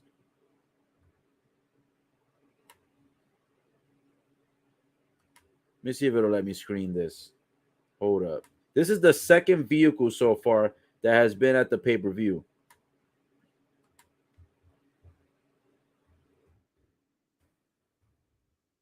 Hold on. Let's see. Yeah, the other person that came out with a vehicle was what's her name? Becky Lynch. Becky Lynch actually had a chauffeur that drove her in like a Cadillac Escalade onto the ring. No, I mean onto the walkway, and then she walked out. He opened the door for her and everything. So yeah, this is the second vehicle. No, actually, this is the third vehicle of the pay per view because the first one was the Cadillac Escalade where Becky Lynch was driven out by a chauffeur. Stone Cold Steve Austin later on in the night came out with the ATV and drove it to the ring. So that was two vehicles that drove out to the pay per view last night. And then today is the first one of tonight, but the third one of the entire weekend with Sasha Banks coming out with a Lambo. Ooh, let me see if I think I screenshotted it. Hold on. I'm gonna try to show y'all. Give me a sec. See if it lets me show y'all. Oh, now we got. Hold on. Before I show y'all, let me see what Rhea Ripley and Liv Morgan looking like. Oof. Ooh, baby. Liv Morgan. Liv Morgan looking like a whole snack. God bless America. Whoo, shit. Holy. Sweet G. Sweet G. My goodness. Fatal four-way match coming up. I'm not gonna lie, guys. Rhea Ripley, she another one. Rhea Ripley, she be looking right. Oh, it says Banks and Naomi winning. We'll see, my friend. We will see. Shout out to Lionheart Will.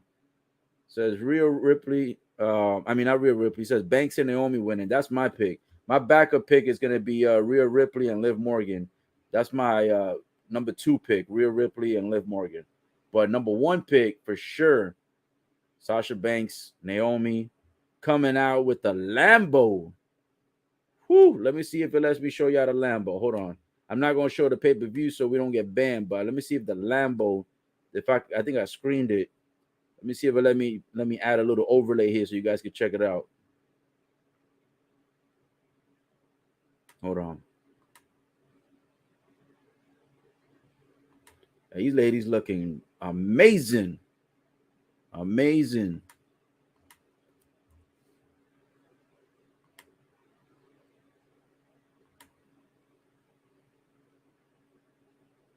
All right, guys, here it goes. This is what she pulled up in. Boom. Look at that. Boss time. Sasha Banks. Look at the Lambo. Look at right there in the middle of the screen. Look at that Lambo, son. She pulled up in the Lambo talking about boss, being a big boss out here, legit boss. She pulled up in that, son. That Lambo. Yo, WWE better not let these girls win. Natalia and this chick from NXT. I don't know what this chick's name is. The one that looks like a dude. But yeah, they better not let them win. They let them win, bro. It's gonna be a terrible night for the women's division. Woo! Holy. Yeah, even Natalia looking right. Oh my goodness. It's gonna be a great fatal four-way.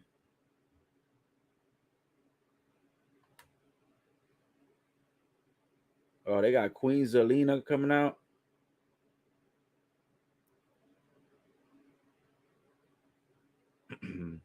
Yo, Queen Zelina got too much.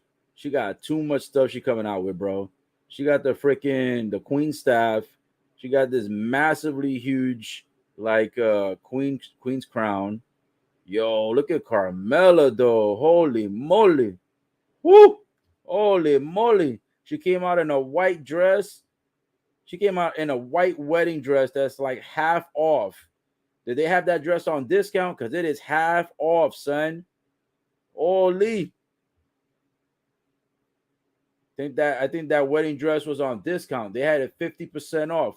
Because legit, it only got like half of it on and half off, baby. Whew, she got it for half off. Man, oh man, Carmella. She could take my heart, that's for sure. Holy. It's gonna be a really interesting fatal four-way match.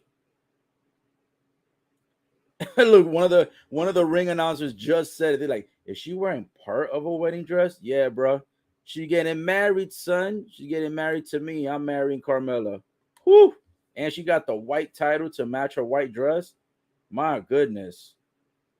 Bro, and earlier on the pre-show, if you missed it, Carmella had this nice green outfit when she was getting interviewed by Maria what's her name? Maria Menounos.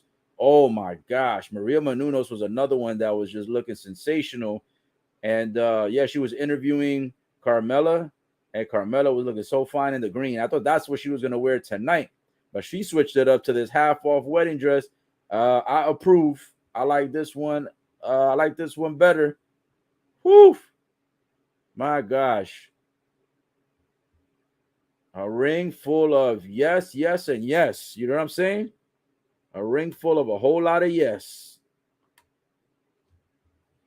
Here we go. Fatal four-way match. Hold on. What is Carmella doing, bro? She got the man in the iron mask on. What is this? You can't be wearing that. Is that the C19 you keep the C19 free mask? The N95? Why she put a mask on? Face too cute to have the mask on. Gonna give me nightmares now, bro.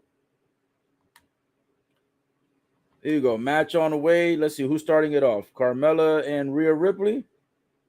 Oh, she ends up tagging in Sasha Banks instead. There we go. Sasha Banks, Rhea Ripley, facing off to start it off.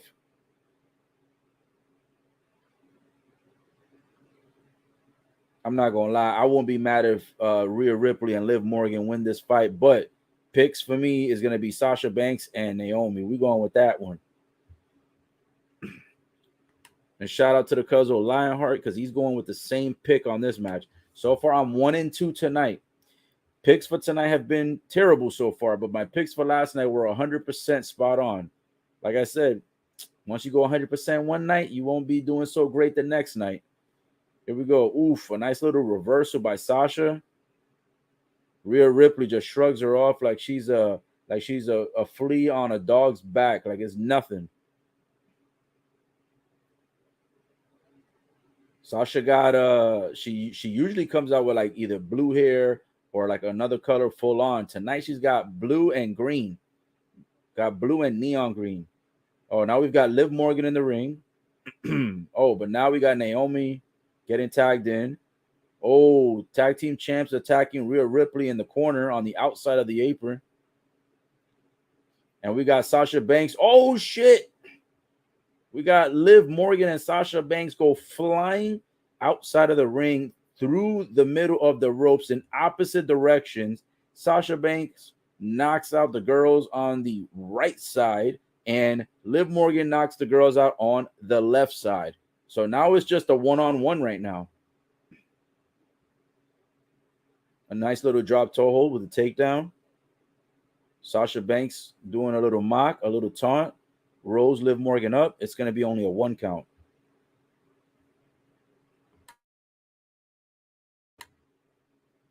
Oof. Double knees to the face. Liv Morgan in control. Oh. Natalya back on the apron. Oh, shit. Liv Morgan catches Sasha Banks off the ropes and slams her face first into the mat. Damn, Natalya kicks the shit out of Liv Morgan, the back of her head. Damn, and smacks her in the face. Sheesh. Look at this. Carmella. All the girls were trying to jump in. Look at this. Zelina, Carmella, Rhea Ripley. And Shorty says, nah, y'all all stay out the ring. She's like, y'all stay out the ring. I'm going to fight Liv Morgan one-on-one.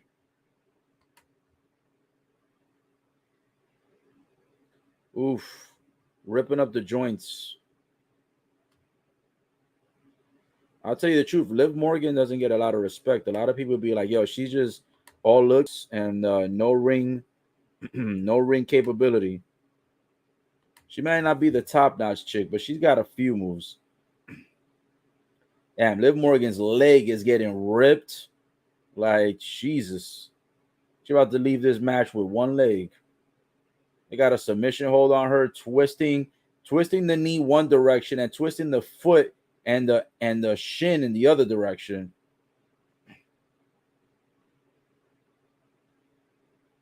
Liv Morgan trying to get the tag. Oh, it's a Guri. Oof. Carmella tags herself in. God damn. Liv Morgan catches a clothesline. Bro, Carmella has got to take this mask off. What is going on here?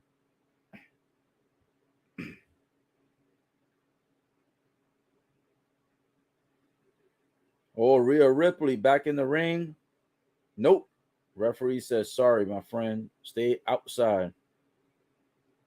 We've got Carmella facing off with Liv Morgan. Now we get a tag with Zelina coming in. And Liv Morgan has become the sacrificial sheep. She's getting her ass kicked by all the females so far.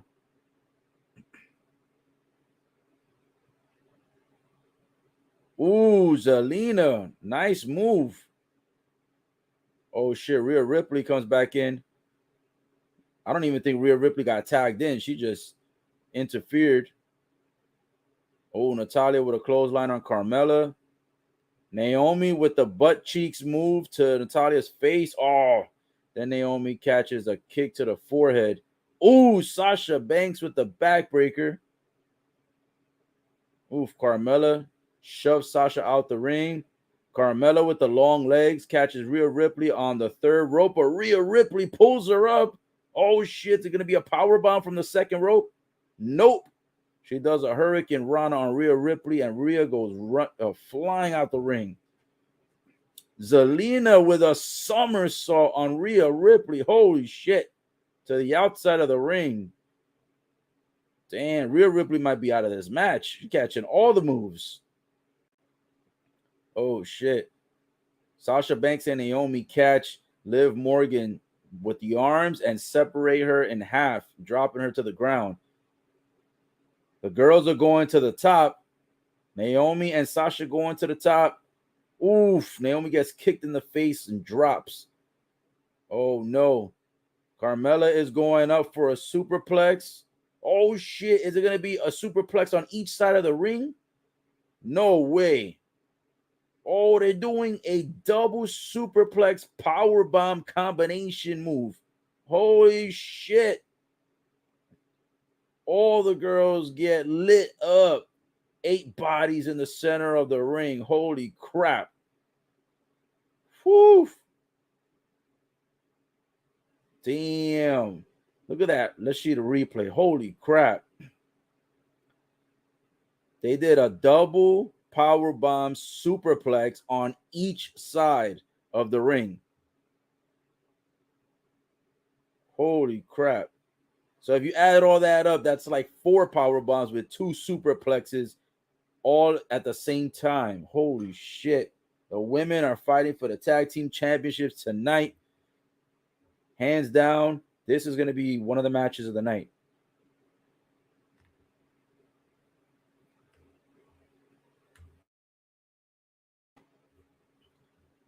Oof. Rhea Ripley taking care of business with Naomi. Oh, shit.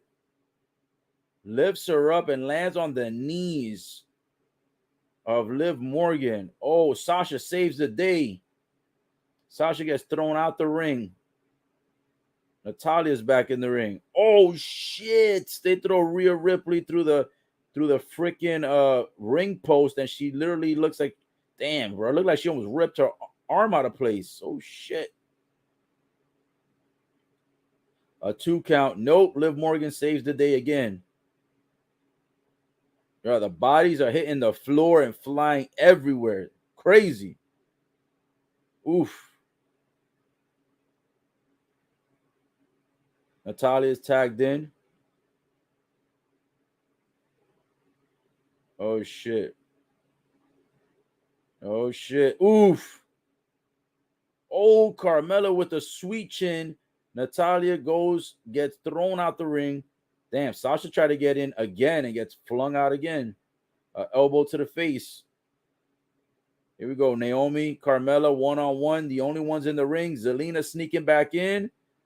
Oof. A knee to Naomi's face. Carmella rolls her up. Another sweet chin music. 1, 2. Oh, kick out. Woo, baby.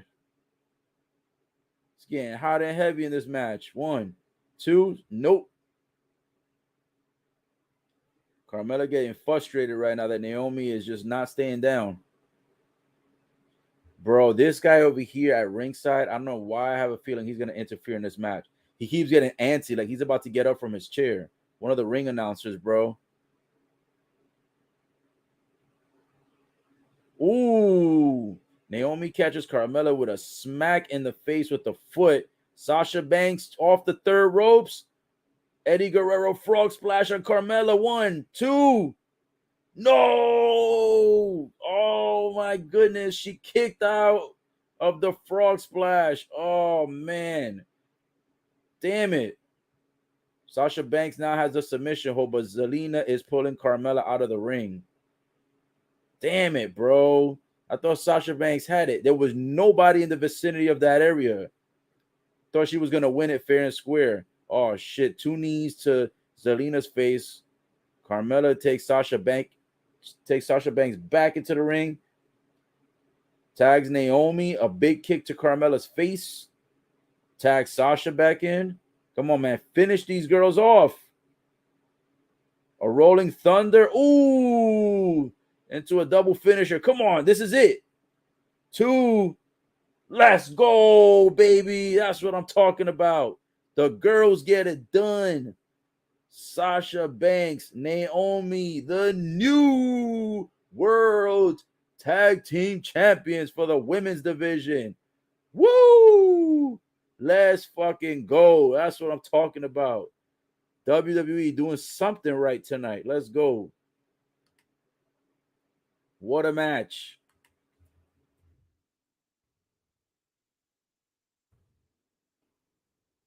Yes. Loving this. Let's go. Let's go.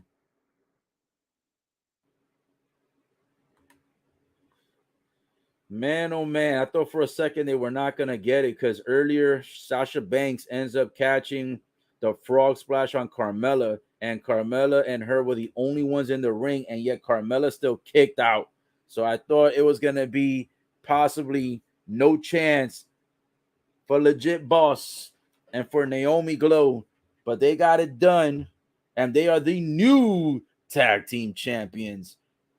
Right now, they're giving all the gold to the black women of WWE. EST takes the title from Becky Lynch last night, and you've got Naomi and Sasha win the tag team championships tonight, and they even pinned one of the defending champs in Carmella.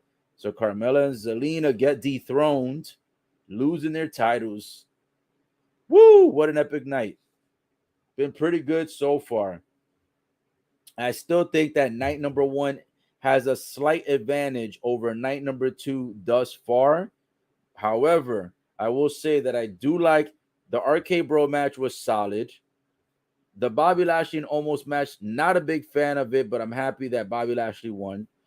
Um, the women's tag match that we just saw was phenomenal, and I'm very happy with the results. And what was match number three? Man, I'm running a blank here. Match number three, I already forgot it. The one right before the women's, but that one was a pretty good match as well. I forgot what it was. But yeah, so far, night number two has not really been a disappointment. It's been pretty good night so far. Night number one, I still think in some ways is slightly better. However, there's still more pay-per-view to go. There's still, a lot of top matches to go. So we'll see how this all unfolds. They're showing the replays right now of Miz and Logan when they won, and then the Miz betrays Logan. That was a good surprise. I liked that plot twist last night. They had them boys up there happy, cheering, they won, and then boom, the Miz with a serious face turns around, boom, and gives Logan the crushing finale, bro. The skull crushing finale. Oof. Planted his ass nasty. This is 2 years in a row that Logan gets embarrassed. Even though he won the match last night, this is 2 WrestleManias in a row that Logan, he gets embarrassed. Last year at WrestleMania 37, he got embarrassed by KO, Kevin Owens, and he caught the stunner. And then this year, he catches the skull crushing finale by the Miz. So even though he did pretty solid in the wrestling, in the wrestling moves and the wrestling technique, and he did good in the match, and he did good mocking, Eddie Guerrero with the Three Amigos and all that good stuff. I just think long term, I don't think WWE is for Logan because he gets embarrassed every year so far that he's showed up. 2 years in a row, and he's already been embarrassed twice. You got Ezekiel Elliott in the house. He was actually in the pre-show earlier tonight in the 7:00 pre-show, I believe, if I'm not mistaken. If not, it was the 6:00 pre-show. Well, actually, this year they had the pre-show starting 2 hours in advance, so it was from 6 to 8. But nonetheless, Ezekiel was there. So yeah, they've got a good show out for WrestleMania. WrestleMania last night and tonight has had different celebrities, different athletes, different family members. Like they had Stone Cold's brother in the audience last night. They had The Rock's mom in the audience last night. Stephanie McMahon showed up, surprising the audience last night to introduce Gable Steveson. You had Triple H come out, intro part of night number 2 for tonight. Locking up the boots, officially saying he's retiring. And and then you've got the Jackass crew out there. So yeah, it's been and then you got Ezekiel Elliott, and it's been a pretty diverse year, a pretty diverse WrestleMania this year, I should say, compared to other years. They've had a lot of different people showing up. I'm not gonna lie, last year when I went live and Bad Bunny showed up, that was dope, and he wrestled his ass off in the match last year. That was a good thing to see. And his intro coming off in the huge 18-wheel truck, arriving into the stadium, that was pretty awesome too. That shit was lit. When Bad Bunny showed up, all the women went crazy, and all the women were off their seats, screaming and cheering and going bananas. So it was lit. And last year was the first time coming back with the fans, where the fans were able to be reintroduced back to live shows, and that was awesome. I was there. Floor seats, front row, amazing pay-per-view. I was there for both nights, and both nights were awesome. Now I believe the next match that's coming up should be AJ Styles and Edge, because they're showing the promos for it. So this should be coming up next. I'm 2 for 2 so far on the night.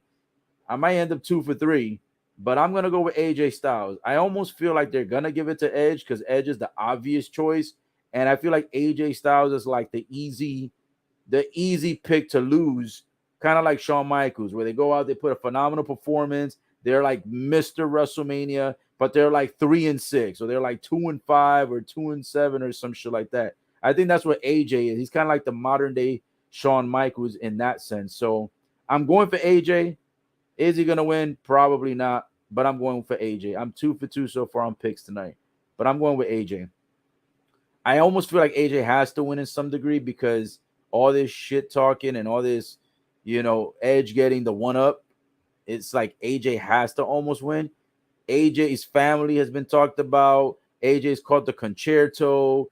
Edge has said that he was kind of like Omas's side bitch or like lackey and shit. So it's been a lot of talk by Edge. It's been a lot of talk by Edge.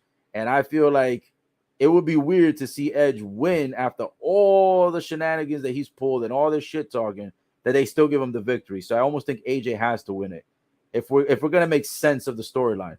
Now, does WWE always make sense? No. So more than likely, I probably will be wrong going for AJ Styles, but that's my pick for this match.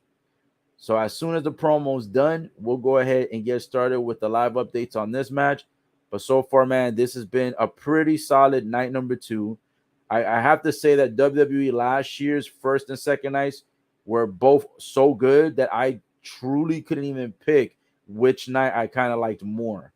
And I have videos and photos that I've never posted of the event, but I was recapping, reminiscing through some of them earlier today, and it was just kind of like, man, it was a great flashback to just see, some of the great content that I have saved on my phone. So yeah, man, WrestleMania last year was awesome. Number 37. This year, number 38. Pretty good as well. Kind of wish I would have went. I had plans to go to Dallas, Texas to see it live. A lot of stuff came up, couldn't go, but hopefully I can go next year. Hopefully when it goes to Hollywood, you know what I'm saying? Hollywood, Holly could, Holly should. Let's see how it goes. But Dallas would have been nice to see tonight live, and last night, of course, as well. So far, it's been pretty good, pretty solid.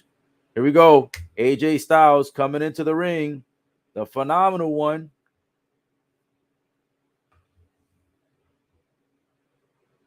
Yeah, I'm going with AJ, man. I think AJ's got it. Oh, and earlier I did say that the Street Profits, even though I picked them, I did say that I was a little nervous about picking them because when I saw their new gold outfits, I said, usually the wrestlers that come out with new outfits tend to lose, which I was correct on that. So if we add that into the equation, technically on predictions, I'm 3-2. But as far as picking results and winners, I'm 2-2. So predictions 3-2, results 2-2, if we decide to count that in. Here we go. AJ Styles coming to the ring. Yo, AJ Styles already bleeding. Holy crap. AJ Styles is walking to the ring and nothing has happened. And he already has blood on his face. I don't know if it's like a pimple might have popped or he scratched himself or something, but he has blood already on his face. And the match hasn't even started. What the hell happened to AJ? Oh, shit. Coming out with blood already on his face. Did the pyro catch him? Maybe the explosion of the pyro caught him in the face. He's got a pretty decent streak of blood already coming out. I tell you what, if this was a first blood match, he would have lost before they even rang the bell. DraftKings out here trying to give people $25,000 of free cash if you use the code WWE. Ain't nobody gonna win that pool, bro. That's why they giving everybody 25,000 free dollars. Ain't nobody winning that. It's always nice to try, but ain't nobody winning that.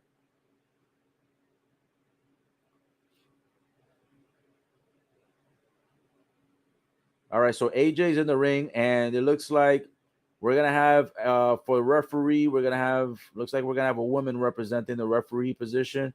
And I've noticed that WWE has been kind of like switching it out. Like they'll do men's matches with female referees, and then women's matches with male referees. They kind of like swap out back and forth. Sometimes it's the same gender, but I've noticed they've been trying to make it more diverse, which is it's kind of cool. See a little bit of difference. Oh, Edge is coming out now with like an old school type of intro with like a brood intro where he's like got the fire and the smoke and he's being levitated into the platform. Damn, he's bringing it back with that. The old school brood entrance, bro. It's crazy that from the three guys that were in the brood, Edge is like the most successful. He's the one that kept going and kept going and kept going.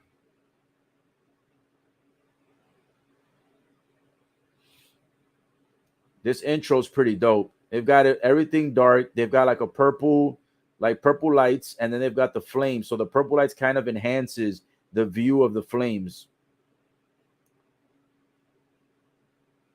I like how Edge has said, "You think you know me? Well, you don't." Oh shit! He kind of like changed it up. It used to be, "So you think you know me? Know me? Know me?" Now he's like, "So you think you know me?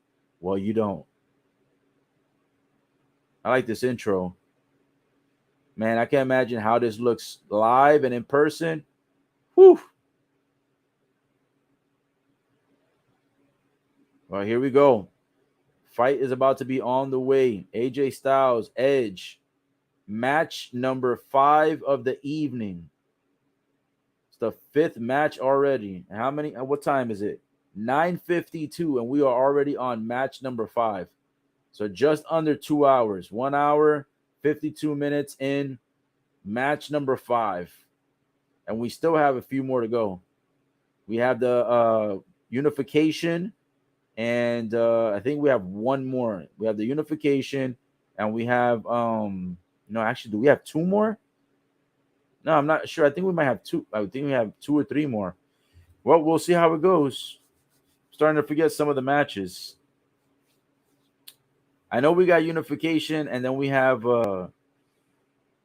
there's another singles match. Oh, the McAfee versus Austin Theory, which, by the way, I'm surprised that match was in like the first or the second match. They're I think they're giving Austin Theory a higher sense of credibility, because for WrestleMania, for Austin Theory to be later on in the pay-per-view, that's a little bit different. It's not even a title match, and he's fighting a guy who's not really a wrestler. So I would have thought that would have been like match 1, 2, or even match 3. Austin Theory, of course, is considered the protege for the future of what Vince McMahon sees, as the future successor for WWE. So maybe they're trying to give him more props and, make him stand out more. Here we go, guys. Matches on the way. AJ Styles, Edge. What do we got in the comments? Lionheart Cuzzo says Edge wins by interference. That's an interesting take. And then the next thing he says is AJ Styles got a mask on his face. I think he got into a fight backstage. Probably. It's just weird. He came out with blood already. And it's still there. I think he even tried to wipe it off for a moment, and it just did not. His blood did not wipe off. So here we go. Guys going heads up, trying to get a headlock on each other. Trying to start off with a light submission. Both guys have new wardrobes, so I don't know who's going to win based on the wardrobe jinx. Because there's always a wardrobe jinx. They both have new attire. Oh, a nice high top drop kick. AJ Styles. Oof, flipping Edge around a few times, and then Edge kind of pokes him in the face to stop the momentum for a bit. AJ Styles with a nice kick to the leg. And boys getting started pretty quick. And to be honest, I think this is going to be a great match because these guys, their moves, their wrestling moves, and their in-ring capabilities, match each other. So they should have good chemistry. This should be a very synergistic match between these guys. AJ Styles. I'm going for AJ. But my cousin Lionheart says he is going for Edge by interference. Let's see.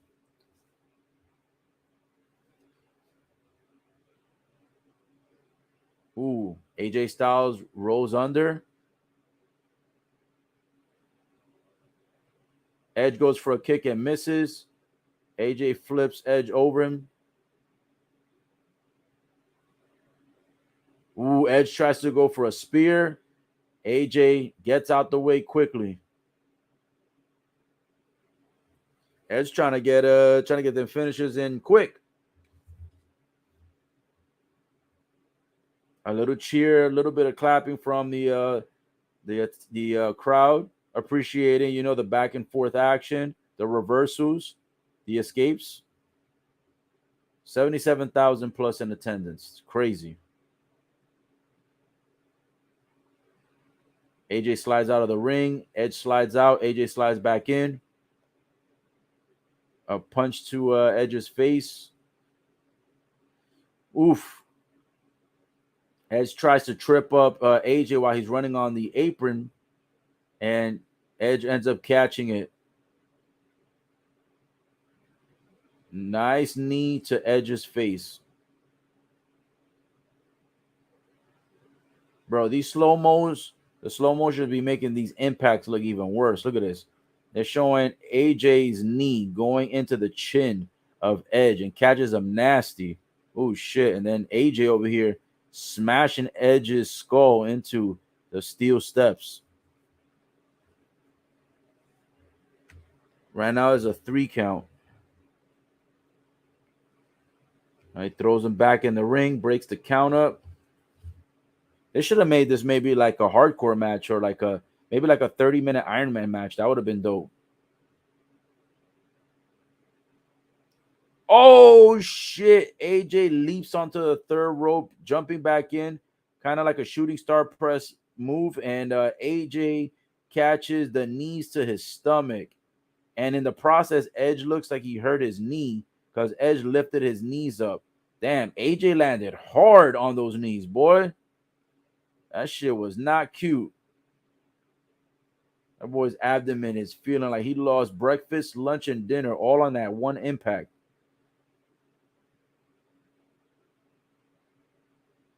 Edge right now, I don't know if he's faking the knee injury, but he was holding it as soon as he put both knees in the air and AJ caught it in the abdomen. Edge started grabbing his knee instantly. So could be real, could be fake.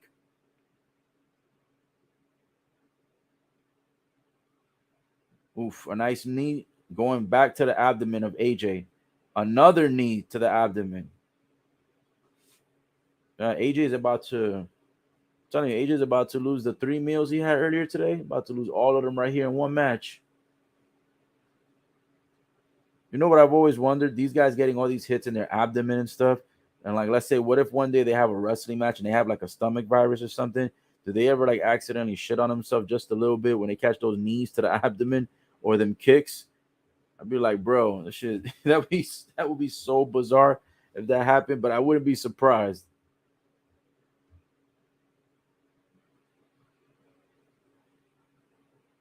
Let's see. Nice little whip over to the turnbuckle. AJ goes flying and bounces off. Oof. Edge tries to get a 3 count, but unfortunately AJ grabs the rope and it's a 1. Damn, AJ caught that third turnbuckle nasty.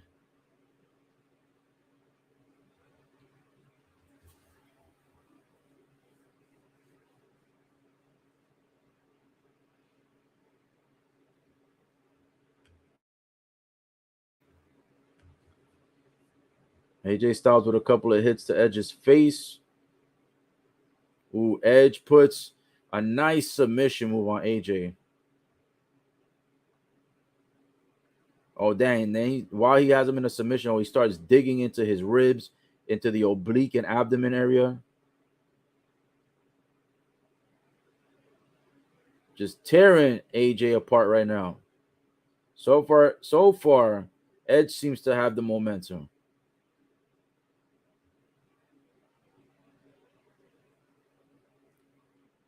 AJ Styles, a nice little reverse takedown.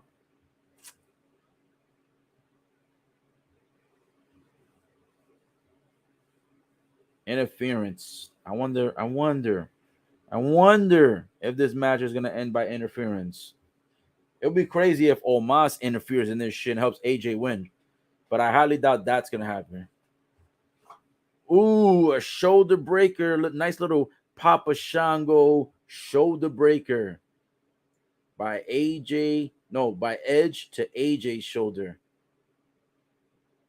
The rated R superstar, my friends. They don't call him that anymore.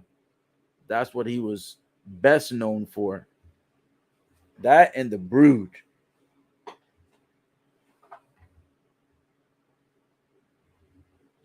The showcase of the Immortals, my friends, where legends are made, and sometimes some people are broken and go back to being a jobber. I believe Mania, bro, could be the make it or break it for your career.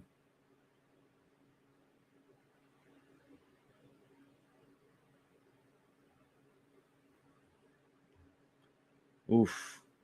Knees back into the chest and the abdomen area as AJ's laying under the first rope.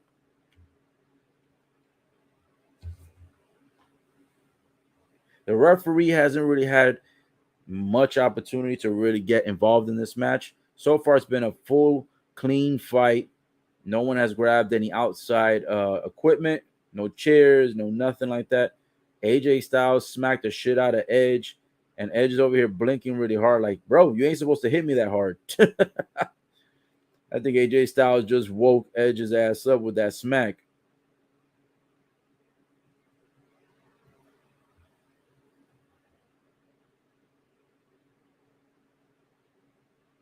AJ grabbing his abdomen area quite frequently. Now, I know that's usually a part of the act and a part of the script, but I'm pretty sure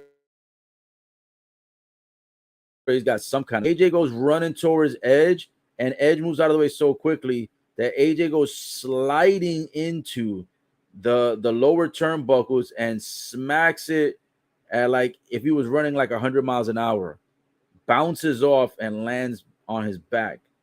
I know that whiplash effect is not feeling good at all.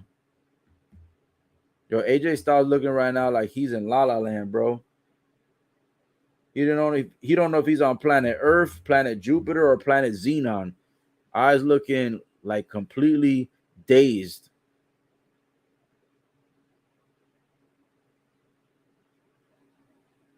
Edge right now, bro, looking like the main aggressor, dominating a little bit too much, which kind of gives me a little bit more confidence that AJ might win the fight. Oh shit, a suplex onto the turnbuckle and Edge lands on his head. Oh shit. Bro, he looked like he was about to have a neck injury similar to like Big E. Whew.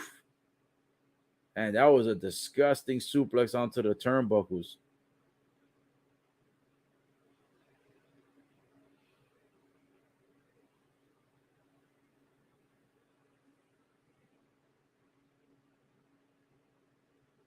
So far, out of all the matches that have that have occurred tonight, there have not yet been any like surprise appearances or surprise interferences either.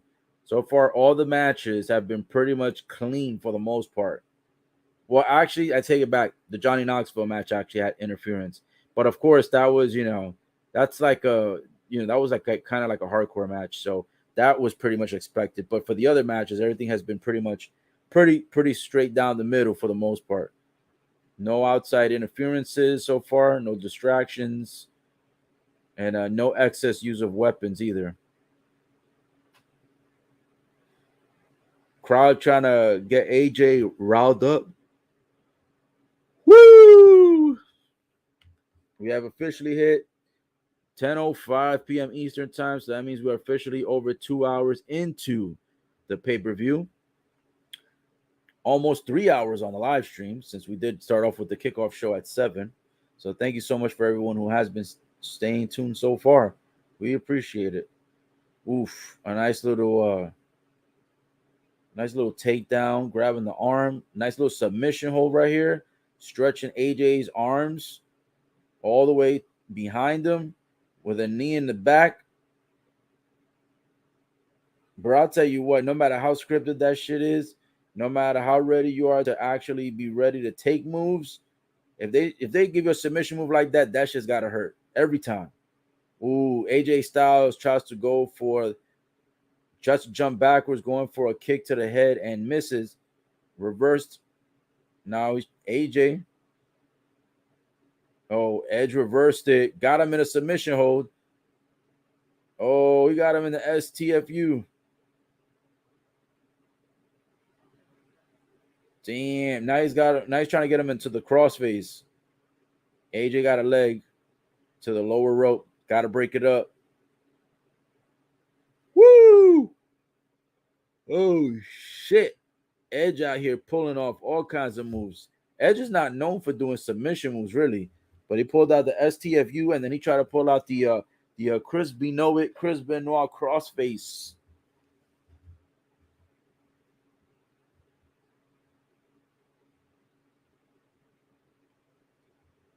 Oof. AJ tries to go for a spear towards AJ. AJ kicks him. Oh, shit. And AJ was on the outside of the apron, leaps over the third rope, and catches Edge on the inside with a nice turning DDT. Oof. High impact. Caught his head right on the mat, right on the button. Referee making sure that Edge is still alive. Making sure she don't got to give that little X symbol, call out for help, get the stretcher. AJ going to the top. AJ has not taken a whole lot of high risk off the third turnbuckle so far. I mean, he's done some moves in and out, from inside of the ring to outside of the apron and vice versa, but not a whole lot of moves jumping from the top turnbuckle. So let's see if that's going to change here. Right now, he's hanging over on the side between the second and third rope. Edge is up.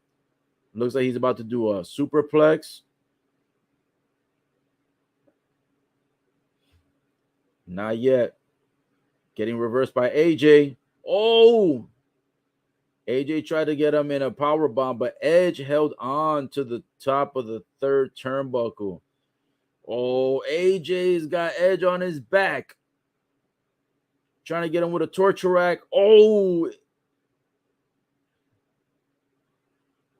Got him with a torture rack and slammed his ass to the mat, but only gets a 2 count. Oof. Look at this. Torture rack slam into the pin, but only 2.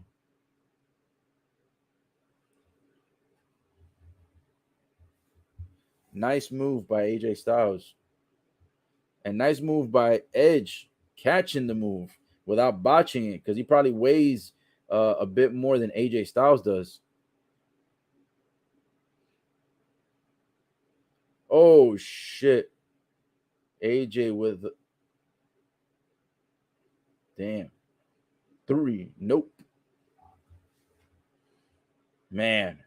Edge catching AJ up in the air and landing hard on the way down with a DDT.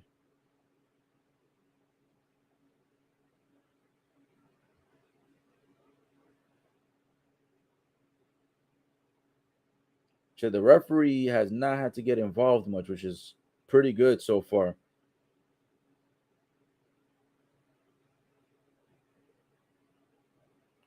My prediction is AJ is going to win it. And my cousin Lionheart says Edge is going to win it by interference. So far, there has not been anyone out yet to support either guy. AJ Styles with a nice little German suplex. And AJ still has blood on his face from who knows what. It wasn't from the match. He came out with the blood on his face already there.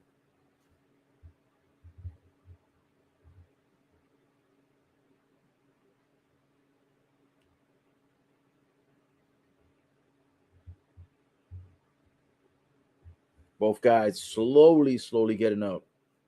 The Crowd getting cheery, getting excited, trying to get these guys back up, getting some momentum.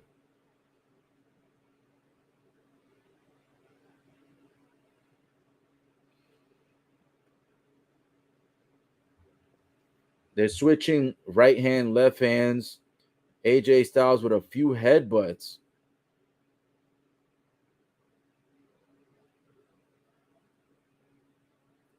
AJ with a 3-4 hit combo with punches. And then catches Edge with a diving leg on his forehead. Oh, AJ's got him in submission. Oh, shit. Edge counters it with an armbar. Oh, now he's got him back into the crossface. Ooh. I mean, AJ is close to the ropes, but still, the Edge has the move locked in. Damn, bro, he's about to rip AJ's neck in half. Relax.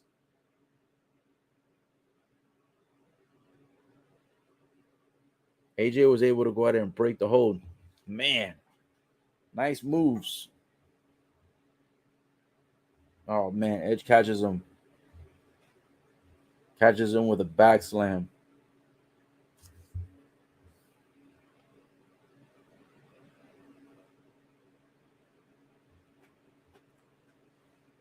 These guys right now taking it to each other back and forth.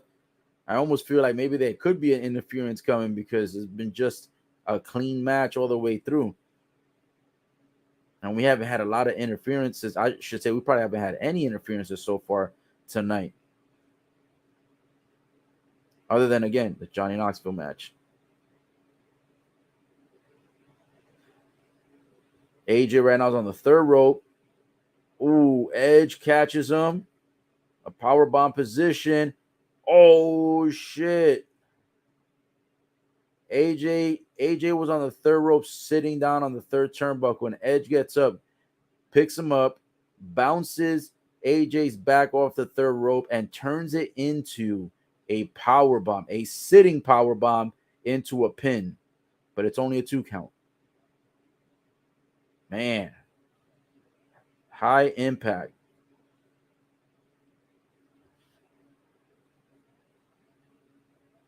I don't know if I would pick this match as the best match of the night, but it is so far a pretty good match. I'm hoping these guys keep it, fair and square and nobody interferes, but that is one of the predictions for today is the interference, but hopefully not.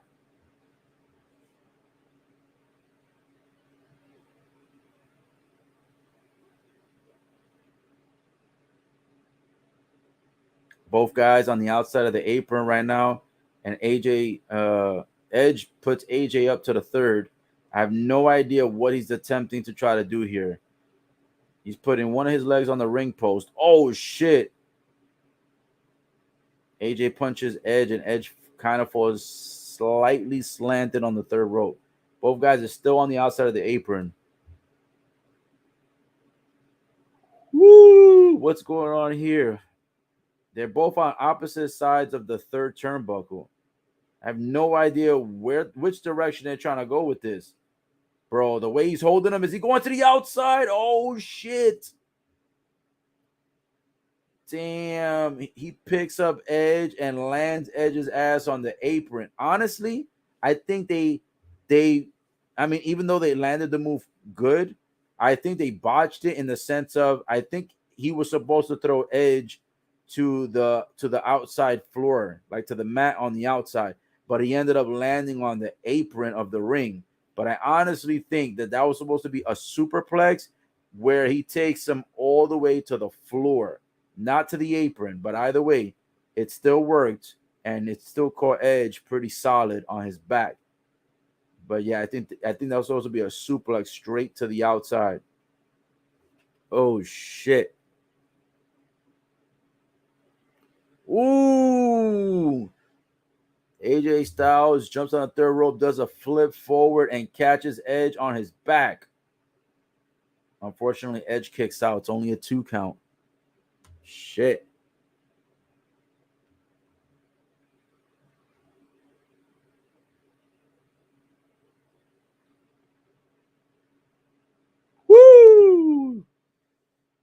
These guys are taking every single move that the other guy has to offer. Man, blood, sweat, and tears right now. Well, minus the tears, but blood and sweat so far in this match.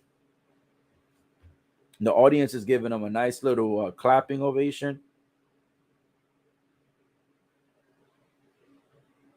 I think AJ is about to get caught because he went back to the outside of the apron again, and Edge is getting up.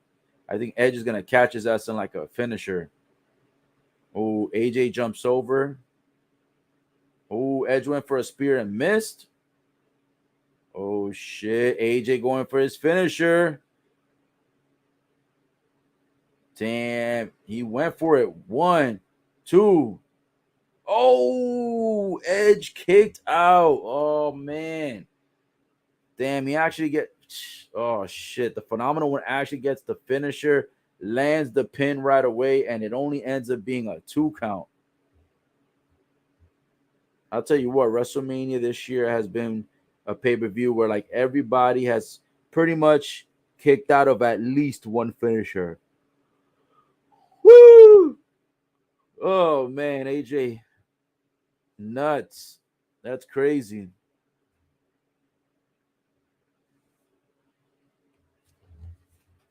Unbelievable action right now. Pretty good match. I think this match so far can be in the top 3. Top 3 of the night. I kind of wish they would have made it a no holds barred or a street fight. That would have made this shit even better. But it's been good so far. Oh! United States champion Damian Priest is on the outside. Oh! He distracted AJ for a few seconds. AJ Styles was going to do a move on Edge, but Damian Priest comes out, distracts AJ, and then Edge catches AJ with a finisher, and then it's over. Damn. Damian Priest didn't even do anything. Just his presence of being there. AJ looked to the left, sees him there, is wondering why he's there.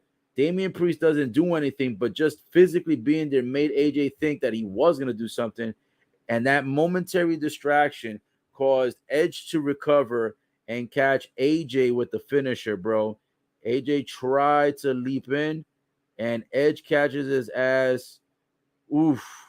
Spear 3/4 of the way up in the air. You should have seen how Edge jumped. Edge leaped into the abdomen of AJ Styles into the air, and boom, AJ loses, Edge wins, and I am 2-3 on results so far.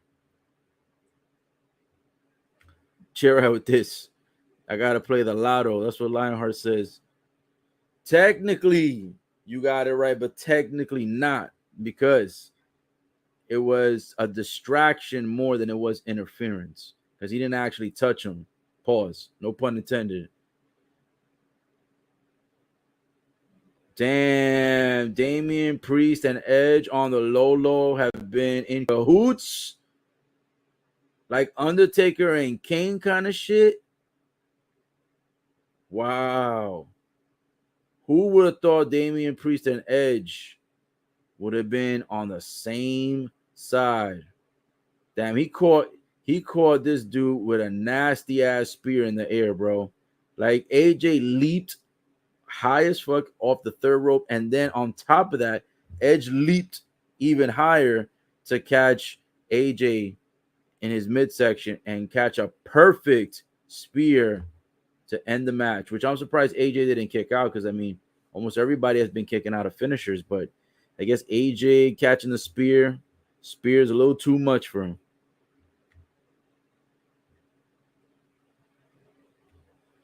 Man, oh man, that was a pretty good match. I think that's definitely going to be top 3 match of the night so far. Top 3 match of the night so far, for sure. All right, now they give him promos. So let me get 1 second here so I can get me another quick drink of water.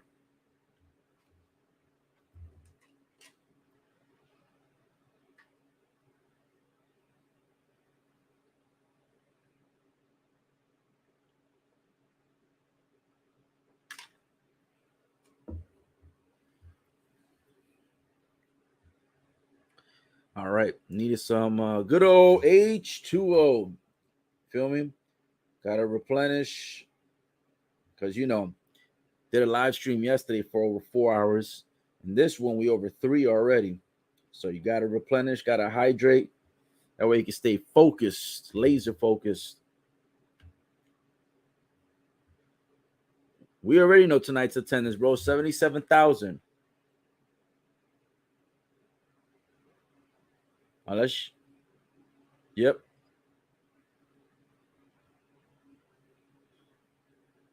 Wait, hold on.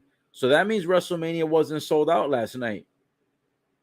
Because last night the AT&T Stadium attendance said it was 77,000 and I think like 600 or something like that. Tonight it's 78,453. So yeah, there was some seats that did not sell. So WrestleMania was not sold out yesterday, which ironically I'm not surprised because there were certain moments when they showed camera angles that there was there was a few seats in certain sections that looked empty. So yeah, it wasn't fully sold out yesterday.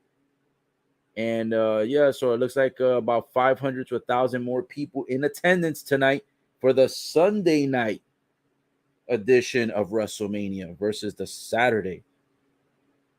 Here we go. Next match is on the way. The promos are done. And who do we have here? Let's see. Oh, we've got Sheamus coming out. That's right. I forgot this match. This is a tag team match, if I'm not mistaken. I completely forgot about this match. Oh, that's right. They got Sheamus and Bridge Holland. Who are they facing? Forgot who they facing. Hold on. Was there any predictions on this match from Twitter? I don't think so. Oh, and the Twitter voters that voted 80% for Rhea Ripley and Liv Morgan, as I stated earlier in the show of this live stream, 80% of you guys were wrong. So if they were riding money, they 80% of the Twitter voters definitely lost money on that Fatal 4-Way Tag Team Women's match because Rhea Ripley and Liv Morgan did not win, my friends. Oh my gosh, they're showing the suplex replay from 4 weeks ago when Biggie got injured, bro. You could tell instantly Biggie was gonna be injured and be gone, bro. That shit was nasty. That dude does not have enough strength to throw Biggie over his head or over his shoulder. I hope Biggie returns soon. Yep. So tag team match. Woo! Oh, that's right. That's right. They got New Day. So it's Sheamus and Bridge Holland versus New Day. I'm going with New Day. Damn, New Day feels so weird without Big E around. Wait, hold on. Oh, I was like, hold on. Did Big E show up? I thought Big E was there for a sec. I was seeing shit. New Day rocks. Yo, not for nothing, but nobody's chanting the New Day rocks. New Day rocks. They don't even do that chant no more.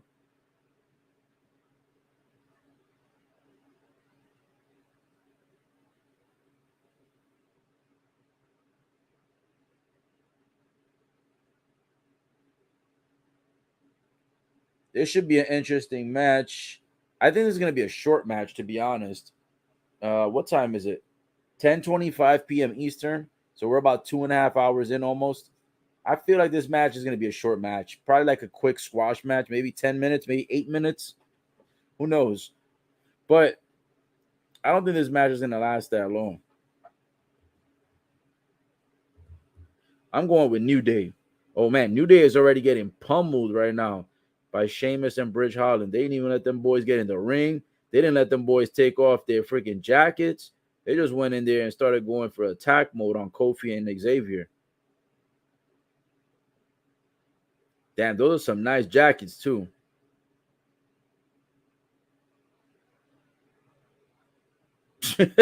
Michael Cole's so stupid. He's like, what the hell's wrong with this guy? Because their lackey took the jackets and started smacking the jackets on top of the on top of the ring announcers table. Shit. He's like, what's wrong with these guys?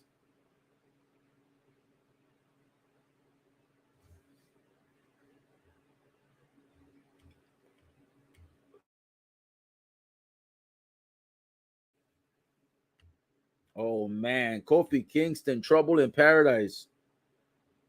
Oh, Sheamus pulls Kofi out. Damn, that would have been a quick squash right there. That would have been nice. Move on to the next match.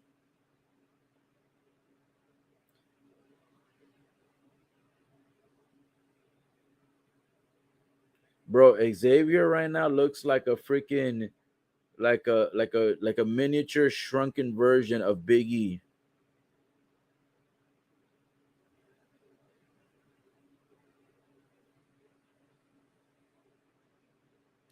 Oh shit, Sheamus, bro, paying attention to other things other than the match itself.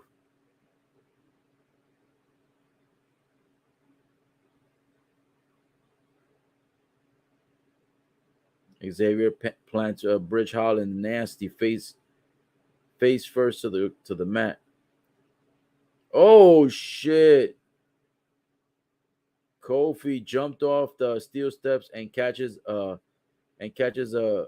kick from Sheamus straight to the face. Oh shit! Xavier catches Bridge Holland in the face with a super kick. Sweet chin. Caught him in the face. Caught him in the cheek more like sweet cheek. Sweet cheek music. Sheesh. Damn. New Day is getting their asses kicked, bro. No way. They're gonna end it already? Wow, bro. They have Bridge Holland do the finisher on Xavier, and then it ended. The match was like what, 3 or 4 minutes?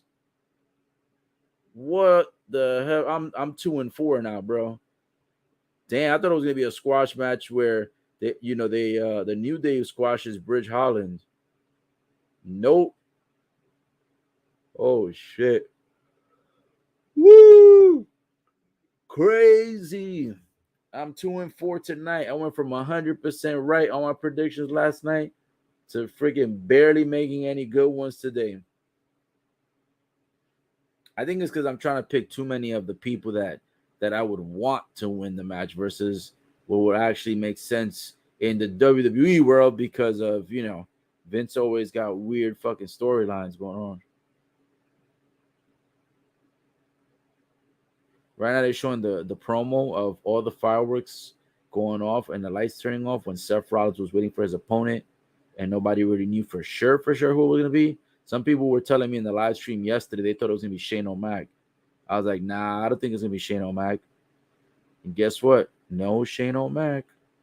But you did get the American Nightmare, Cody Rhodes. And it's ironic because he literally just left AEW and then signed with WWE like quickly, bro. Wasted no time. Woo! And that's the way the cookie crumbles. That was a good match, by the way. Cody Rhodes, Seth Rollins, phenomenal match. I think I rated that one a 7.5 to an 8, something like that. That was a really good match. Cody Rhodes showed up, bro. He showed up.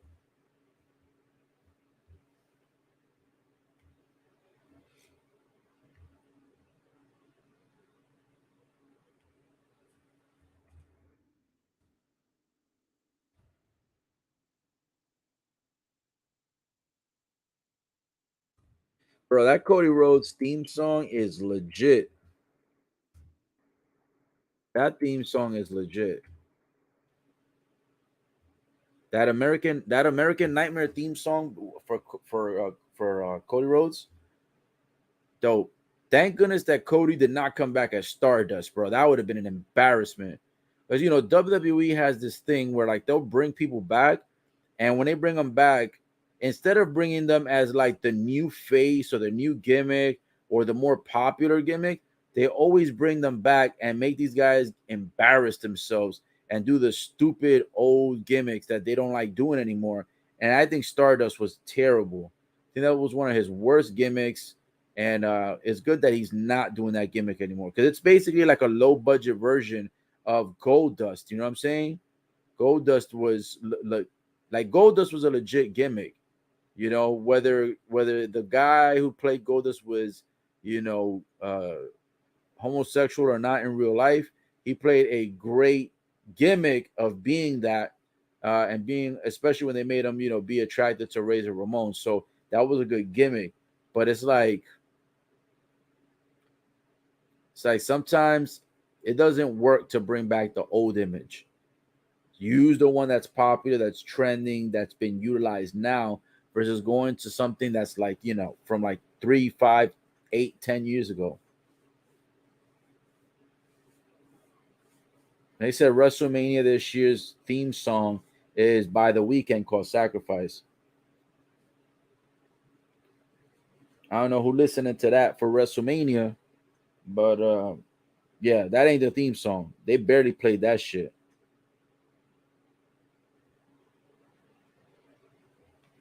Yo, this guy, what's his name? Brian Saxton or something like that. The guy that looks like a fake version of The Rock. That guy right there. He caught the stunner so nasty last night, but I will give him credit. He sold the stunner just like The Rock would, where he overreacted like the stunner hurts more than what it really does. So that was pretty good. I think his acting is pretty good. Commentary, it's so, but you know. Wait, hold up. Is the Undertaker back again, or is this a replay? Because I know last night Undertaker showed up, you know, to say his final farewell to the fans. Like, he didn't talk on the microphone, but he did show up, and he just, like, you know, went, you know, on each side of the what you call it, on each side of the entrance, and he said his, you know, like, he waved, and he kind of, like, you know, let the fans cheer him on, and then he left. I think he's here tonight again. Woo! No way. Is he here again 2 nights in a row? That would be like a first, I think. I don't think they usually show like Hall of Famers 2 nights in a row. And this isn't saying like last night or previously recorded. So I think this is like happening right now in real life.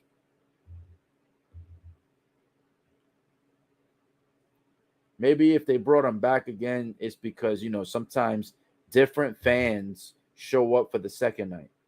Sometimes you'll get different people for the second night than the first night. I know for me, I showed up for both nights. Now this clip kind of looks previously recorded, because the suit looks exactly the same too. But they're showing Undertaker right now. I guess they're trying to buy some time for the other matches. There's not too many matches left. It's like what, two left, I think.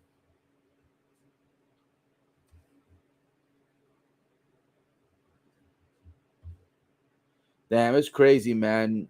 Watching the Undertaker all these years and seeing him, like, it's crazy because when you're like first watching WWE, right, and you're like a jit, you're like, bro, these guys are gonna be in wrestling forever. And then it's like you get older and you're like, damn, bro, you're like, these guys are not gonna be in wrestling forever. I mean, granted, he's been in wrestling for a considerable amount of time. You know what I'm saying? So he's been in the game for a long time. So you know he deserves to retire on his own terms.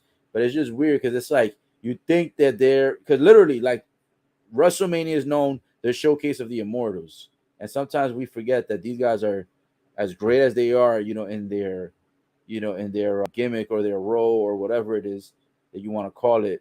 We forget that they're not immortal. They're not going to live forever, and it's like, man, you got to cherish those moments when you're watching either live or you're watching it over the TV or whatever. The experiences. So yeah, man, it sucks. I bring that up because it sucks because Undertaker potentially is never gonna wrestle again, not even on a Legends contract. Um, yeah, it's just weird. It's a weird vibe to think that Undertaker won't be wrestling no more. Stone Cold came back last night, but it was a terrible match. Um, The Rock still shows up every now and then, but pretty soon it'll be only a matter of time before he just can't show up anymore because he's busy doing everything else. So it's weird to see some of the most prolific wrestlers like this no longer, be in the game anymore. And to be honest, there's not going to be, when you think of certain wrestlers, there's certain wrestlers that nobody's going to be able to beat. Even if they try to use their moves, their finishers, their similar wardrobe, they will never have that chemistry, that expertise, or that natural, genuine, nature about that character. Nobody could ever be another Undertaker. Plain and simple. You can't be another Undertaker. You can't fake to be another Undertaker. Like, there's only one Undertaker. Same thing with The Rock. Nobody can fake being The Rock.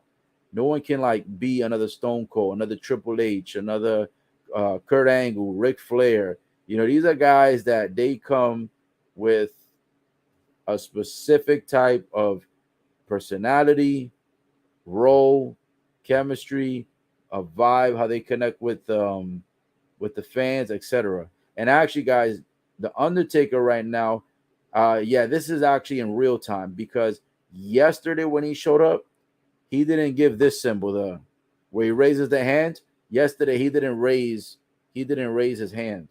He just kind of like looked at the fans, walked around a little bit, and then he walked away.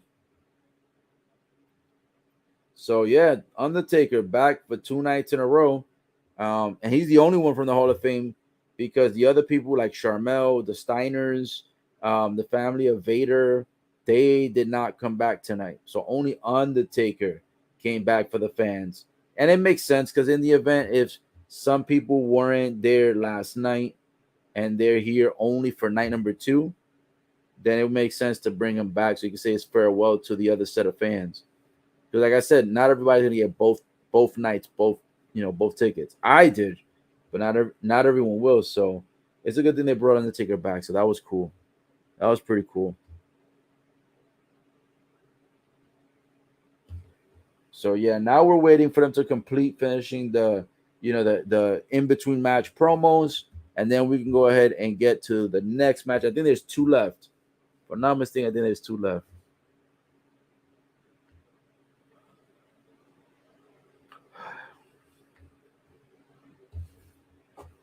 What is it right now? 10:38 Eastern. So yeah, I think the pay per view has maybe I'd say maybe about another 40 minutes, 45, something like that. But I think we only have two or three matches left.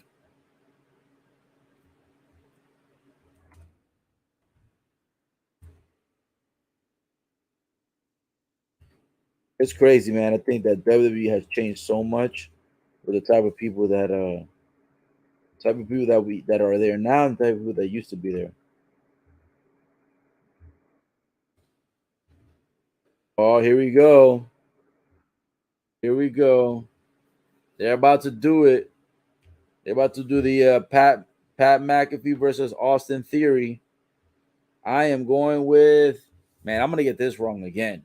I mean, I've been getting all of them wrong today almost. I'm 2-4, but I'm gonna go with. I mean, I feel like they're gonna end up making McAfee win because they like to give these sorry guys, victories at WrestleMania specifically. But let's see. Woo! I think shit. I don't know who to pick. Who is gonna win this match? I'm gonna stick with Austin Theory. That's who I picked initially. That's who I'm gonna stick with. That's who I said on the pre-show. That's who I'm sticking with. So Austin Theory, I think he's gonna win. We'll see. Hopefully, no surprises. Hopefully, he don't get ganged up. Like the way that Johnny Knoxville used his Jackass crew to gang up on Sami Zayn. I hope that doesn't happen on this next match. Yeah, this Pat McAfee guy, he's not really a wrestler, so I think he's gonna lose unless somebody interferes and helps him. But I think he's gonna lose. I think he's gonna lose fair and square.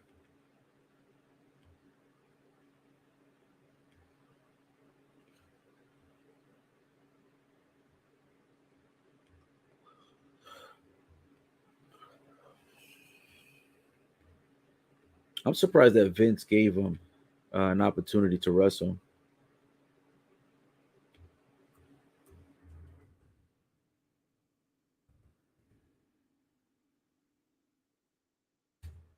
And oh man, I'm starting to feel a little bit hungry.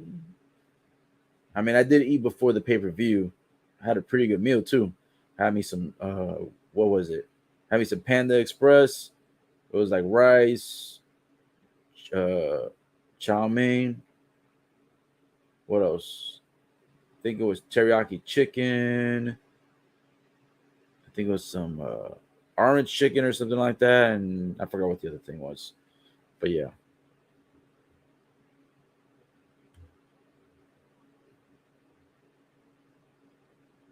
bro, McAfee looks kind of like one of those.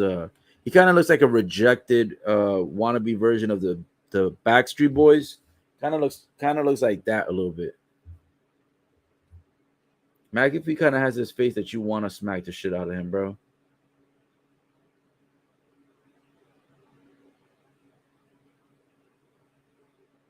All right, here we go. Promos are done.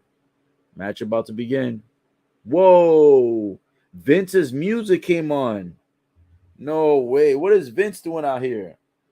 It's supposed to be McAfee versus Austin Theory. What the heck's going on here? Unless, wait. Oh, I was gonna say unless it was somebody messing around, but no, Mr. McMahon. Oh shit! And he's walking to the ring. He's doing his chicken wing walk. You know, the vintage chicken wing walk that he would do down the ramp. Mr. McMahon and Triple H both showing up on the same night.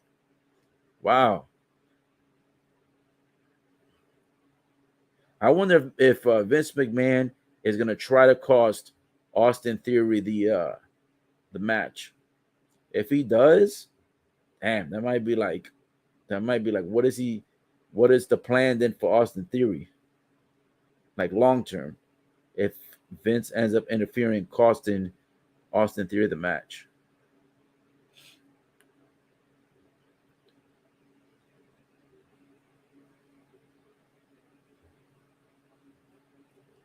Vince McMahon, the center of the ring. Who would have thought Vince was coming out tonight? Not me. I wonder what he's doing out there.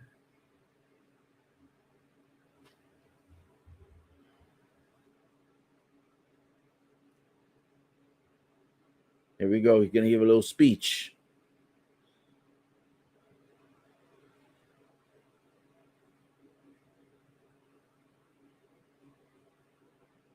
Oh, he came out to introduce Austin Theory. And you know what he said? He said, "Allow me to introduce to you the future Universal Champion, Austin Theory." And mind you, he's saying he's gonna be the future champion, and he's not even fighting for a title tonight. So he really is sinking all his eggs into one basket with Austin Theory. He really believes Austin Theory is like he's gonna be like a golden boy basically for him, like a golden goose egg. Because he came out just to introduce him.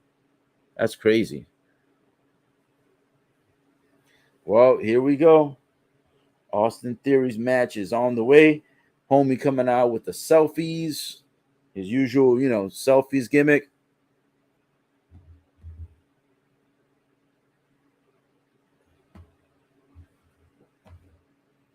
Michael Cole saying that Austin Theory is literally hiding behind Vince McMahon. Pause, no pun intended, but he means metaphorically speaking that he's hiding behind Vince McMahon to try to propel, his career to become a success and become like kind of like the face of the industry for the modern era.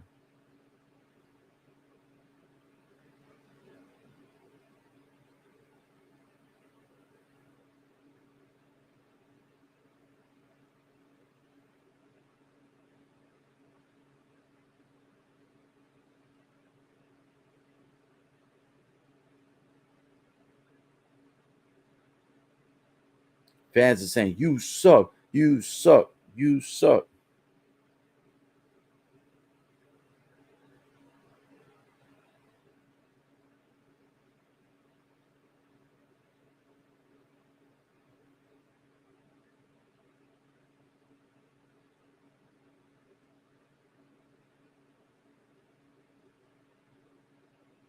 Oh shit.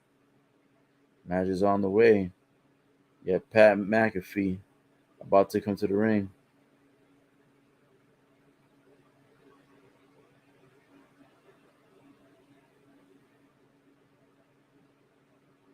Oh, they brought back the cheerleaders again. The Dallas Cowboys cheerleaders. They had them yesterday, but they had them yesterday for the beginning of the show. Today, they got it literally towards the end of the show. It's already been close to 3 hours, and they're bringing out the girls now to cheerlead. Should have did that shit at the intro again.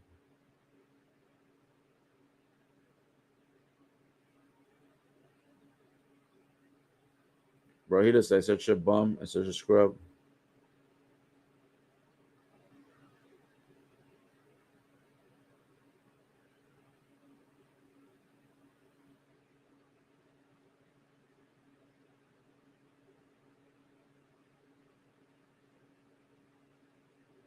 But we know who all the fans and the audience and attendance are going for.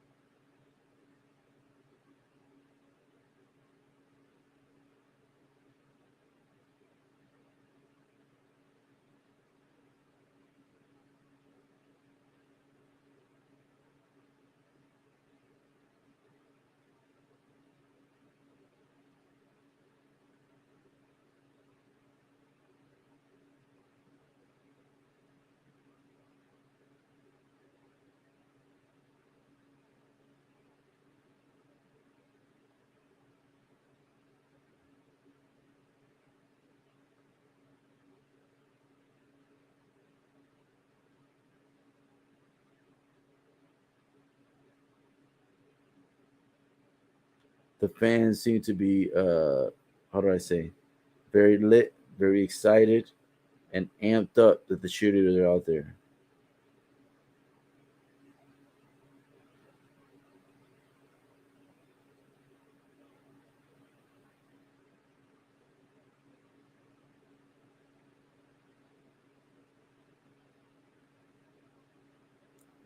Well, pay-per-view has probably about an hour, I think, remaining. So it should be this match, and then it should be the winner take all unification, and then I think that should be it. I don't think there's any more. If there is, man, I forgot what other matches left, but I think it's that. I think it's this getting turned into uh disqualification stuff.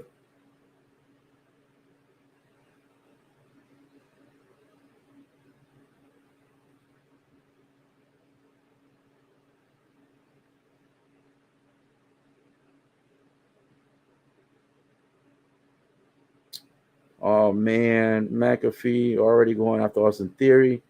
Austin Theory chops him into his chest and throat. The entrances, the intros, the promos are all done. This should be a very short match. This should be a squash match. Vince McMahon stayed by ringside in a leather chair. So is Vince gonna be the first person to interfere in a match that's not a street fight like the way the Jackass one was? We'll see.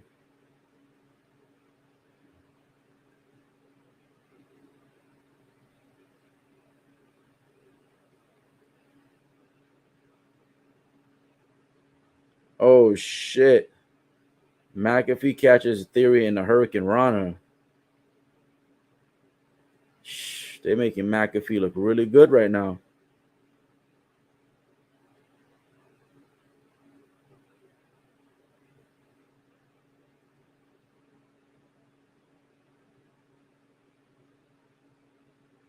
If people are chanting McAfee's name like crazy right now. Ooh, shit. Austin Theory catches McAfee with a knee to the back. A nice little backbreaker with the knee. Oof.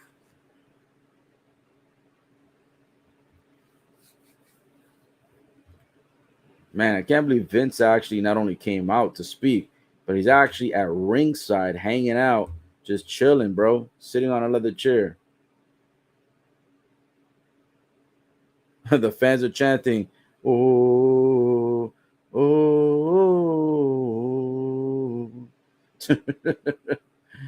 These fans, bro, they are relentless. They do not care. Oof, nice suplex. McAfee catching a nice suplex by Theory.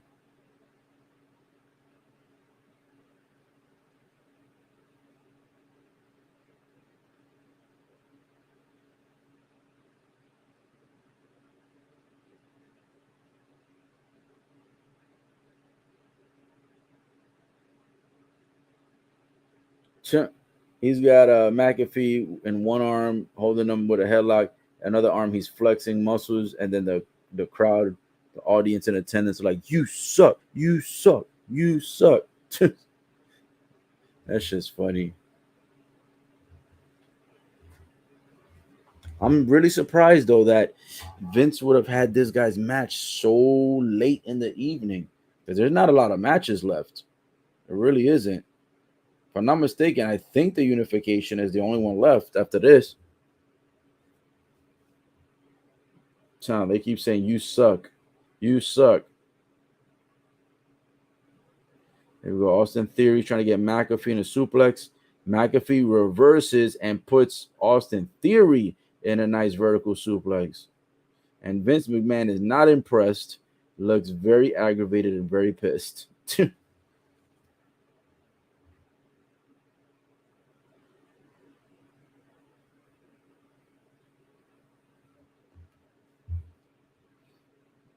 I'm not gonna lie to you. I don't really see McAfee winning this unless Vince is gonna interfere and maybe cost Austin Theory and create some new storyline, new drama where Vince McMahon is giving up on his protege type of shit. Oof. McAfee gets hit towards the outside of the ring and goes flying and lands on the ring the commentator's table. I'm surprised that table has still not been broken tonight. There's so many wrestlers out there getting banged up on that table and it's still not broken.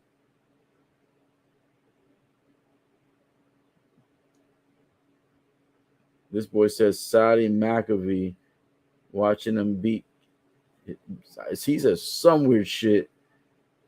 He's over here multitasking, beating up Austin Theory, pushing his face into the table, and he has the headset on, and he's doing like commentary on the headset while he bashes the face of Austin Theory onto the table, which is ironic because that's similar to like what The Rock would do. He'd like take the cameraman's camera or do some other shit that you've never seen before.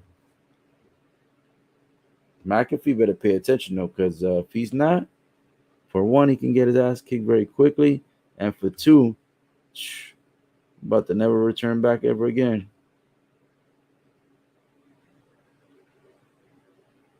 Pause. That boy said McAfee's about to do something nutty. Boy, you gotta say pause when you talk like that. Oh, look at this. They're cheering him again. Oh, oh, oh, oh. McAfee on the top rope, jumping off the third. Oof. He goes sky high, bro, and does a flip and lands on his back. Oof, wasted time, and Austin Theory moved. Let's see if Austin Theory can freaking squash this guy and finish it off.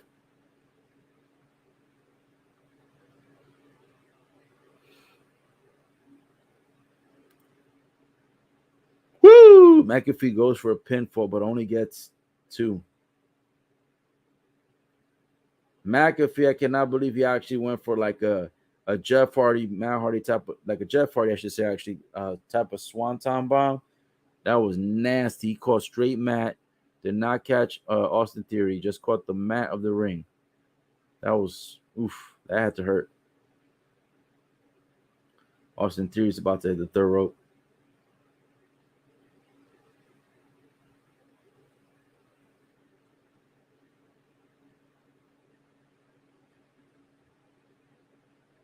Austin Theory goes to the third rope. McAfee jumps up, stops Austin Theory from being able to do anything from the third. Here we go.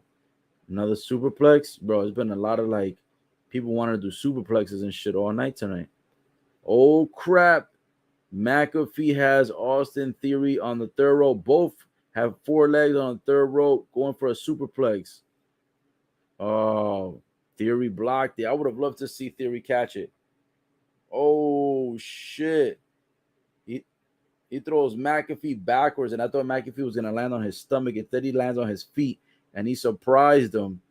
He's shocked. Austin has a shocked look on his face. Oh shit.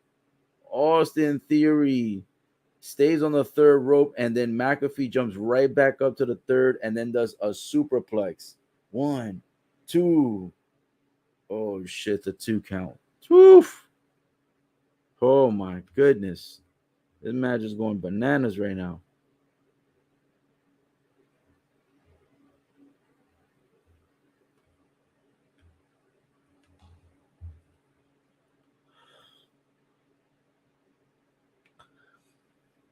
I still can't believe McAfee actually leaped to the third rope and then does a superplex simultaneously. And so far, he's been no joke. So far, he's taken it to Austin Theory, Mr. Protege of Mr. McMahon. Very interesting outcome. He chanting that shit again. Oh, oh, oh, oh, oh, oh. Yeah, out here chanting that joint. McAfee tries to go for a kick to the face.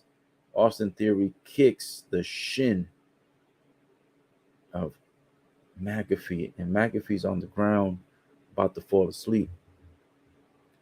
Mr. McMahon has not interfered in this match yet, but he is at ringside, sitting real comfortable watching McAfee versus Austin Theory up close and personal. I'm telling you, I've got a feeling Vince is going to interfere.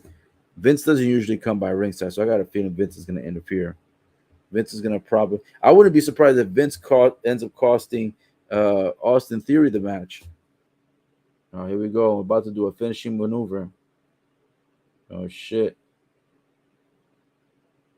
He reverses it. Yo, McAfee, he rolls up Austin Theory with no finisher and wins 1, 2, 3. As a matter of fact, the referee actually did a 4 count, but nobody probably is going to notice that shit. But he did a 4 count. Damn, bro. I keep picking all the wrong people tonight. I'm 2 and 5. Austin Theory was my pick. I'm telling you, I'm trying to pick all the people that I think should win when I know I should be picking the people that Vince McMahon wants to win, even if it doesn't make sense. You know what I'm saying? Crowd back into it. Oh, oh.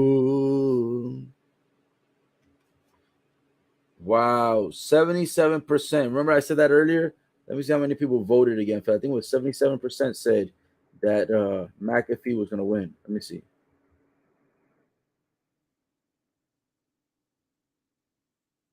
Hold on, where did I take that? I got it in my notes here. Let me see. Yeah, 77% of Twitter voters that voted on a poll earlier in the day said that McAfee was going to be Austin Theory. 77% of the public was right on that one, but they were 80% of them were wrong on the women's match. Damn. I wonder if Mr. McMahon is going to end up telling Austin Theory that you're no longer my protege. I can't believe they actually gave this match to McAfee, bro. Sometimes I hate when WWE does dumb shit like this. This should have been match number 1, bro. This is one of the if we're going from top to bottom, this is going to be bottom 2 match for sure of the night. McAfee calling Mr. McMahon into the ring? Hold on, what's going on here? Oh shit, Vince taking his jacket off. Damn, when Vince went to take his jacket off in his armpit area, you can see all the sweat. Oh, Vince took his jacket off. He took it off the first time, then he faked it. Then he took it off, and now he's taking his tie off. What is Vince doing? I think Vince just wants to take his shirt off to show people that even though he's old, he still be hitting the gym. because he used to do that shit before. Every time he had a fight, he always wanted to freaking wear like a tank top or wear some shit where he could try to flex. No, man, what's going on here? Vince trying to take his suit off, his tie off. His Vince McMahon took his shirt off, and he's got a tank top on, like he's ready to wrestle. Oh shit! Damn, Vince don't look like the way he used to look. Like, even just a few years ago, he don't look pumped no more. And his muscles are gone.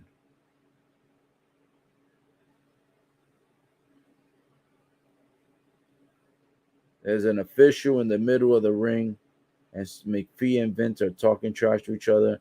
I got a feeling they're gonna ring the bell and start this as a new match. Are they really gonna do this? Oh shit! Austin Theory attacked them from behind.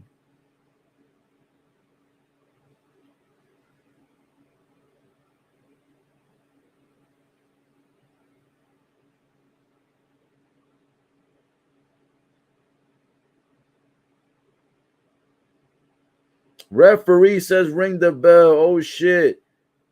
Mick, Mr. McMahon is having a fight with McAfee, and McAfee just had a fight with Austin Theory.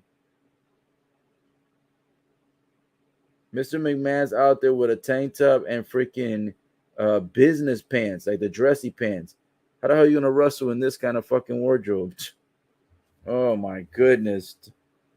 I'm gonna have to say, guys, even though the unification match hasn't happened yet, and even though I enjoyed this pay-per-view so far, I'm gonna say night number one was a lot better and a lot stronger than night number two. And that's with night number two having more superstars in more matches. You know what I'm saying? I still pick night number one. I think it's gonna have that advantage. It's gonna be better because this McAfee match is ruining it. The almost match is ruining it. Um, yeah, it's just not great for night number two in the sense of it's not going to be a rated a 7 or 8 overall. But so far tonight's content, I'd say would be a 6 overall. We'll see how the unification goes, but I don't think unification is going to do enough for me to choose night number two better as night number one. But either way, it is what it is. We'll see how this all plays out. It's almost done. Damn, it's already officially 11 p.m. Eastern, which means the show has been on for 3 hours. My live stream is going on almost 4 hours. So these guys got to hurry up, man. Let's get to the unification match. They're over here trying to pause and slow time down for this match for McAfee and Mr. McMahon. Like, we don't need to hype this match up. Just do the fight and end it. I'm trying to get to that unification match already.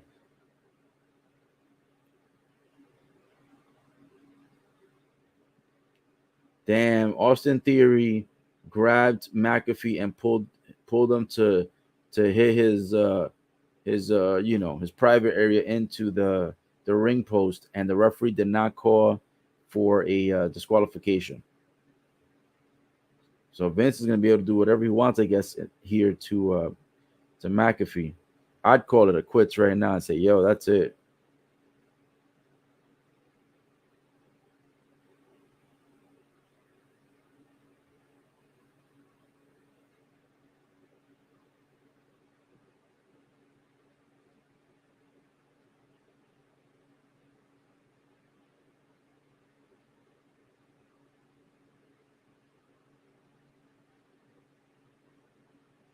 Vince has I don't know what the hell that is. Oh, Vince has a football in his hand.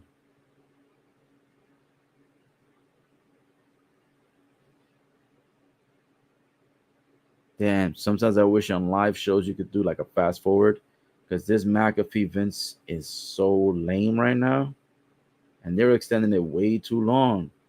Like, bro, you have a unification match. Let's get to that. You feel me?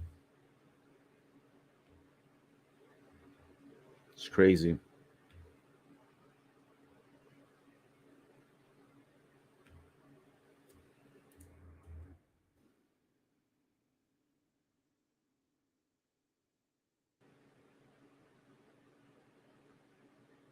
Wow, they had McAfee beat Austin Theory, but then they had Vince McMahon defeat McAfee on a one-on-one.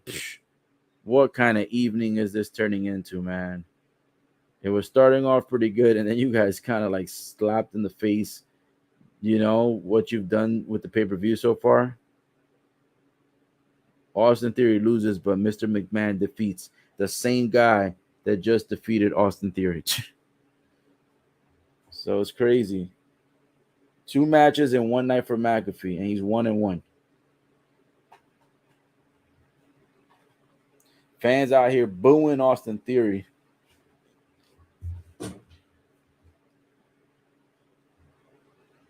He's getting a lot of boos.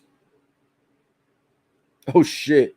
One of the commentators at ringside said he says something, and then Vince, not Vince, Michael Cole says something like, "Why are you saying that?" He says that guy's pure garbage. He does not like Austin Theory for shit. He calling him pure garbage, bro. Damn, son. He's like, that's a little bit of respect. You know what I'm saying? Sheesh. So that guy is pure garbage.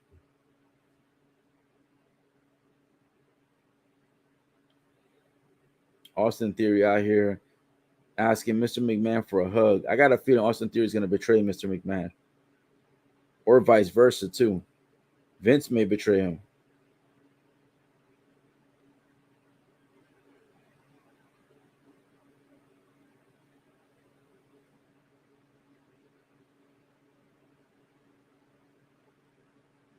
Well, Mr. McMahon and Austin Theory, I guess.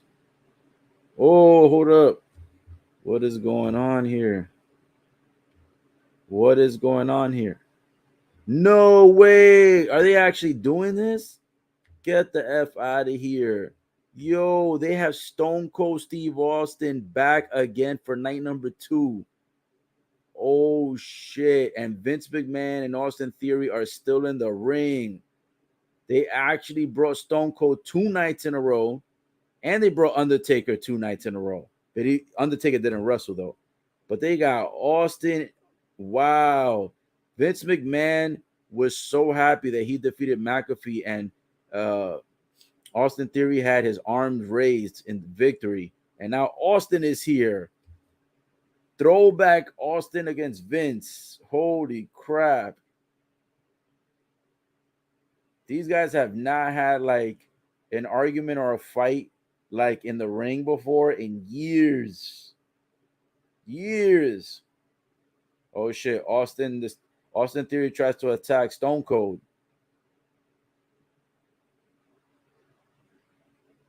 Stone Cold catches Austin Theory with a stunner, and Austin Theory overreacts, like he ends up bouncing in the air and bouncing back on the mat and then flying out the ring. Stone Cold and Mr. McMahon in the ring, 1-on-1, all alone. Oh my goodness. Bro, it has been forever since Vince has caught a stunner. And Stone Cold has drank. He could barely even drink beers last night. He was spilling most of them out. So I wonder if he's going to actually drink tonight. He can't drink like he used to be honest. He's over here asking Vince if he wants a beer to drink with him. Come on. You should know better than that. You should know better than that, my friend. You're going to get your ass stunned. You should know better than this, Vince. Vince about to catch it. Vince is going to catch it. Here we go.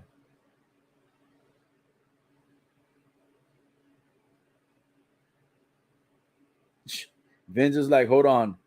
Vince is over here trying to drink beer, and he's like, hold on, Austin. Let me drink this slow. And Austin's like gesturing to him, take your time drinking it. Oh my gosh, this guy's gonna get stunned.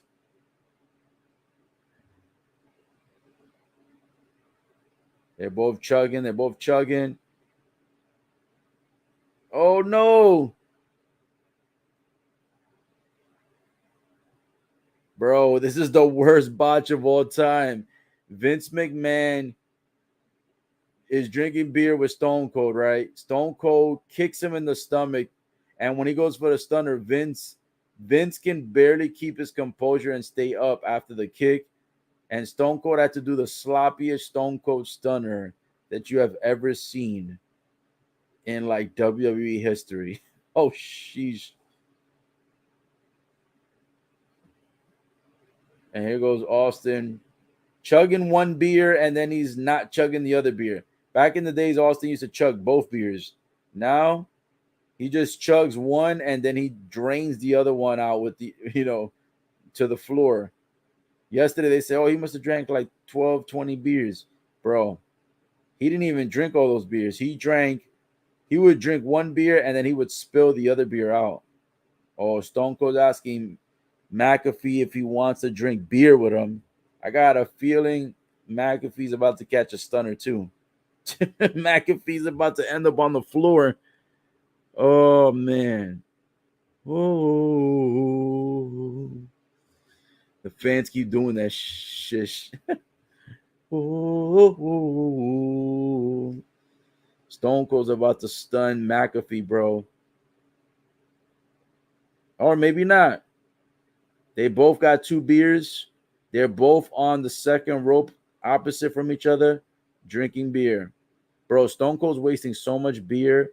He keeps asking for two beers, but he's only drinking one beer. And the second beer, he's not even drinking it. He's just pouring 100% of the beer on the floor. Not like on the floor the way he used to do back in the days where he would pour it on his face and then it goes to the floor. He's literally pouring one beer on the floor and one beer, in his mouth. Oh, he stunned him. He stunned McAfee. Damn, I thought he wasn't going to do it. He hesitated for a little bit, but then he ends up getting him. Stunner on McAfee. Oh, shit.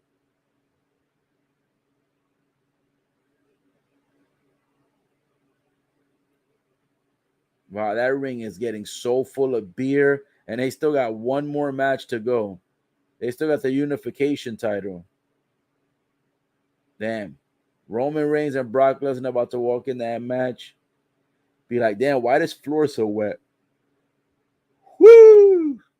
But I tell you this much. Unification's coming up. Last match.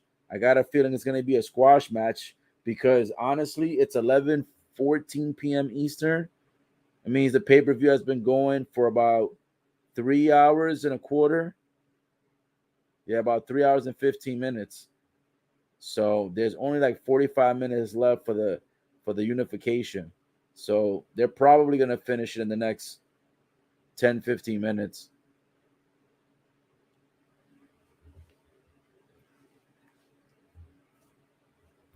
What an interesting night so far. Austin and Undertaker both come back the second night. Look, Austin almost trips over his own feet.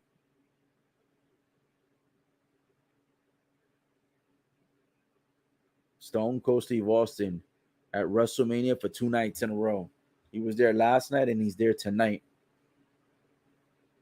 I didn't think Austin was going to show up. I didn't even think Vince was going to show up. That's crazy.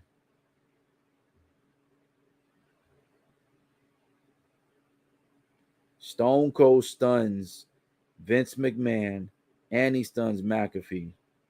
And he drinks a whole bunch of beers. Wow. What a night so far. What a night so far. Last one is just unification now. Unification match coming up next. Coming up real soon. The next 2 minutes or so. They're showing the flashback of last night when the band was playing for, I think it was for EST, if I'm not mistaken. Let me see. Yeah, I think this was for EST, if I'm not mistaken. Bro, that band was killing it. That band got skills.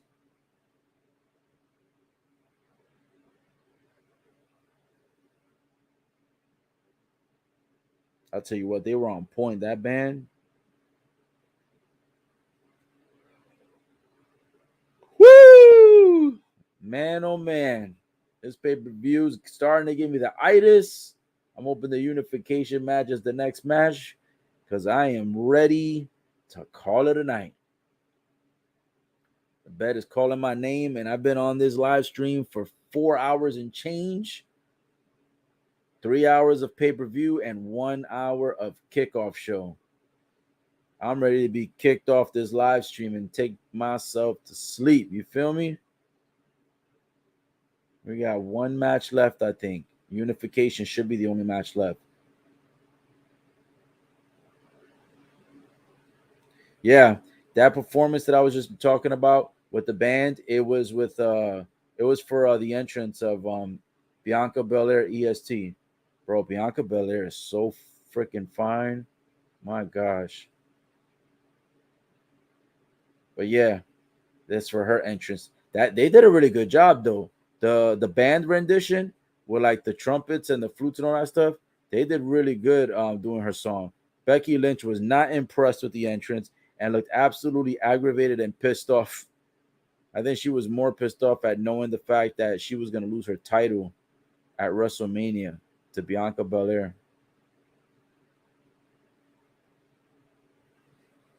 Woo!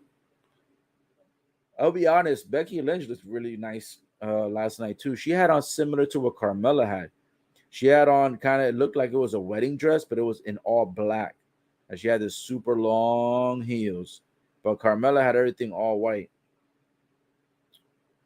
But yeah, WrestleMania 38, guys. Night number 2, where legends are made, has been a pretty decent night. I still think yesterday was a better night, but today was a pretty decent night. One match, one final go, and then we are good to go on this live stream. Itis is hitting me so hard right now. It is not even funny. So yeah, WrestleMania next year is April 1st and April 2nd for 2023. This year was the 2nd and the 3rd. Next year will be the 1st and the 2nd, and it'll be for Hollywood. Considering they're calling it Hollywood, I wonder if they're gonna do if they're gonna bring back two people, Hollywood like Rock, because he left to make movies, and Hollywood Hulk Hogan. That would be very interesting if they brought both those guys back for the same pay-per-view. That would be very interesting.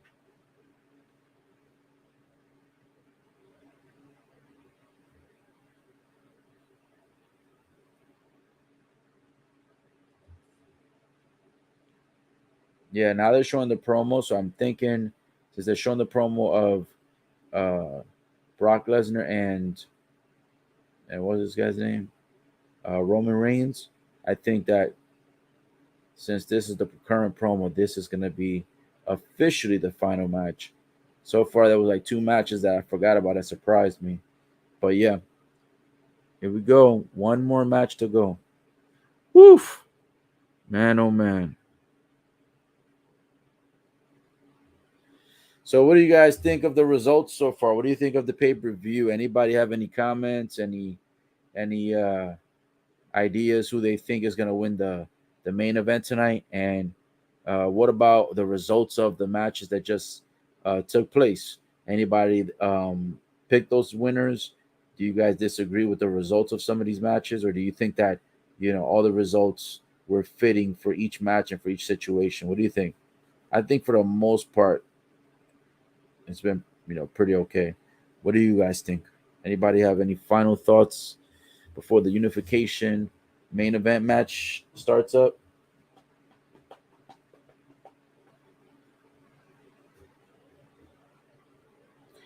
One thing I will say about Roman Reigns, by the way, before this match gets started, they showed a promo with him right earlier, and he was talking a lot, but it was not necessarily trash talk. It was more like he was talking a lot about what he does to feel like keep himself in control. And something he had mentioned was that he says he loves going through the nitty gritty. He loves like going to the gym. He loves like training for for his role, as Roman Reigns.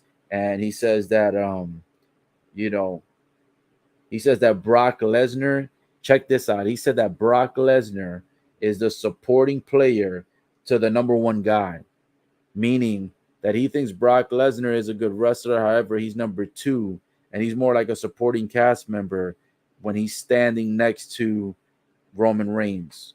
So Roman Reigns said that earlier tonight in one of the pre-shows.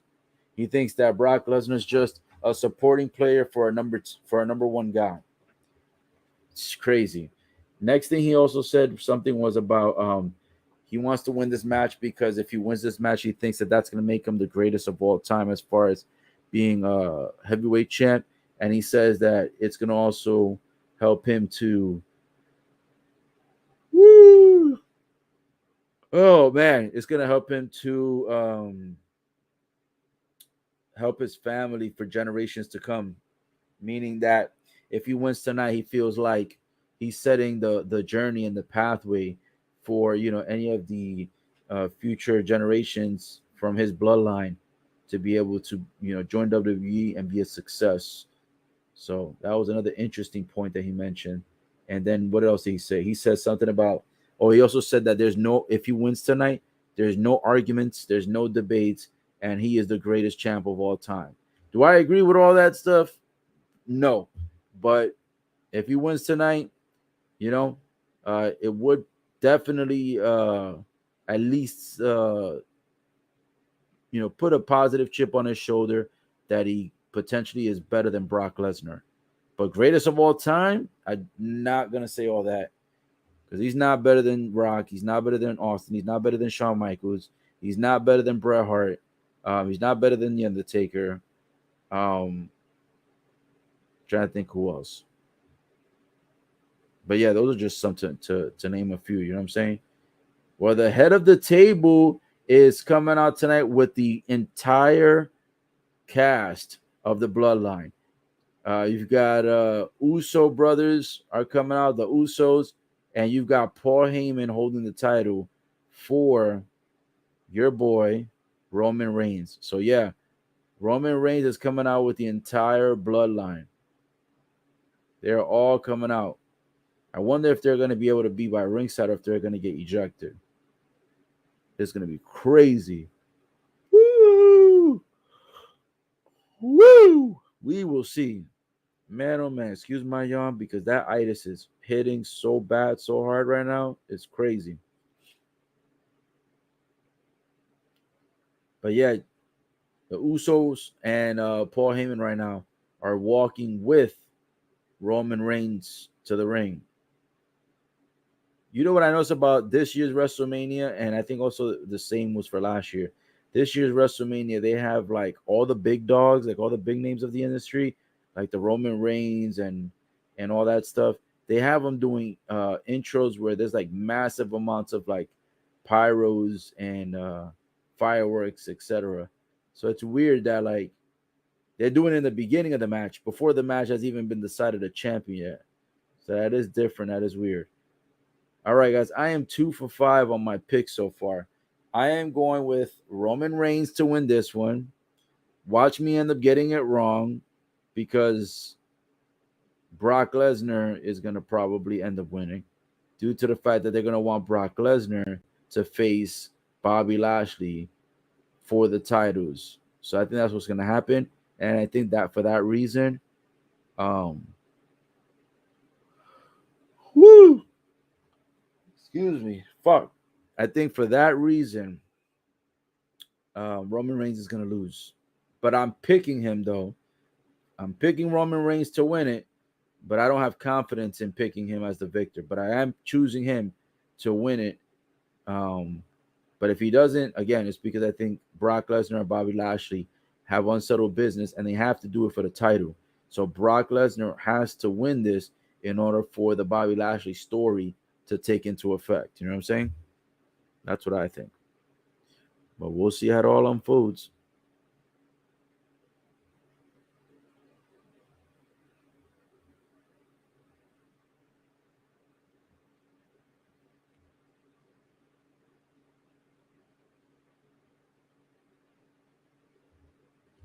This is going to be a very interesting match and a very interesting outcome. This one's going to be very interesting.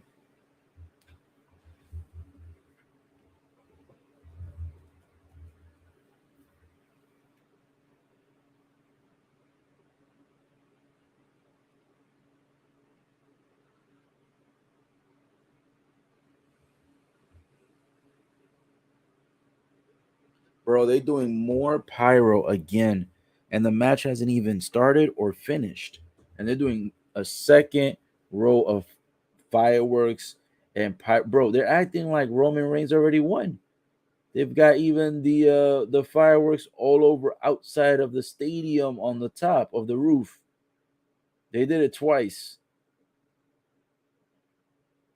They're acting like you already won. This is crazy. They're legit acting like this man has already won the unification championship.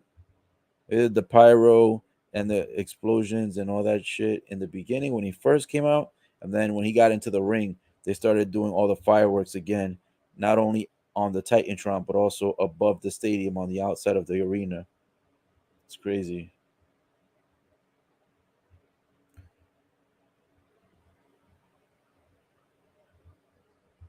Roman Reigns so stupid.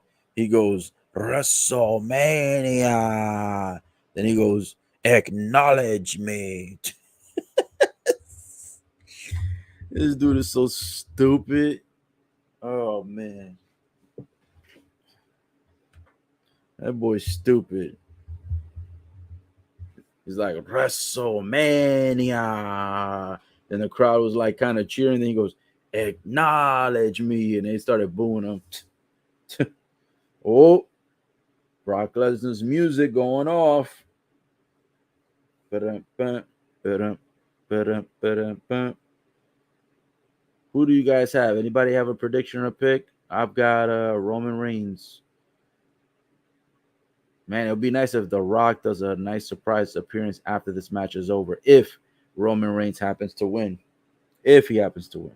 We'll see. Here we go, guys. Over 3 hours of pay-per-view time, over 4 hours of total live streaming time. We have made it through. The itis is kicking in, but we have made it through, and we are at the final match of the evening, the main event, the heavyweight championship, the universal championship. Brock Lesnar, Roman Reigns, night number 2, WrestleMania 38, here on live stream, Ola TV. And here we go. This is where legends are made. Who is going to leave tonight with the unification title? Both titles unified, meaning the winner takes all, and the winner will have 2 of the heavyweight championships. Let's see. Let's see how this one turns out. I'm going with Roman Reigns. My picks have been 2 of 5, 2 for 5, I should say. 2 wins, 5 losses. Let's see if I could at least get this match correctly. It's going to be a very interesting match to close out the night. I almost feel like it's going to be a squash match because they only have 30 minutes, and I don't think they're going to midnight on this one. I think they're going to finish this in 5 minutes. I almost feel like it's going to be a squash match.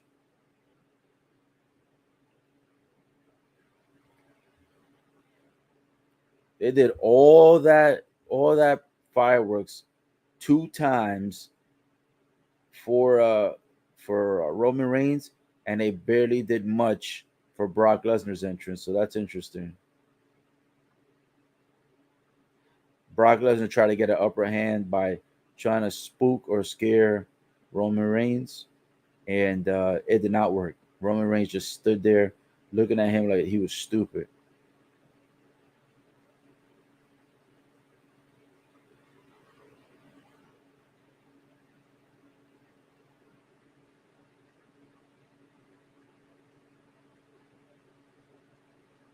Woo! The crowd is definitely on Brock Lesnar's side for this one. Only thing is, I wonder if like the audio on these in this this specific stadium is low because I don't really hear I don't really hear the fans as loud as you would think. Yeah, right. This ring announcer actually said the BS of greatest. What he said? He said this would be the greatest match of all time. Get your ass back. This is not the greatest WrestleMania match of all time. Are you nuts? Are you nuts? Oh, here we go. Paul Heyman with the introduction.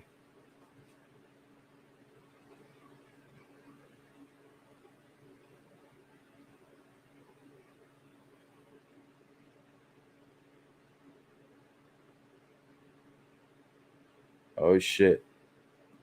Paul Heyman said the GOAT that slays the beast, the reigning and defending heavyweight champion, Roman Reigns. That boy went in on the introduction. He said the GOAT that slays the beast. Trying to say that Roman Reigns is the greatest of all time and that he's a beast slayer. He slays the beasts similar to Brock Lesnar. That is a lot of hype and a lot of pressure for this match. A lot of talking too. Start off the match. You know what would be interesting if Brock Lesnar wins? Look at this. Hold on.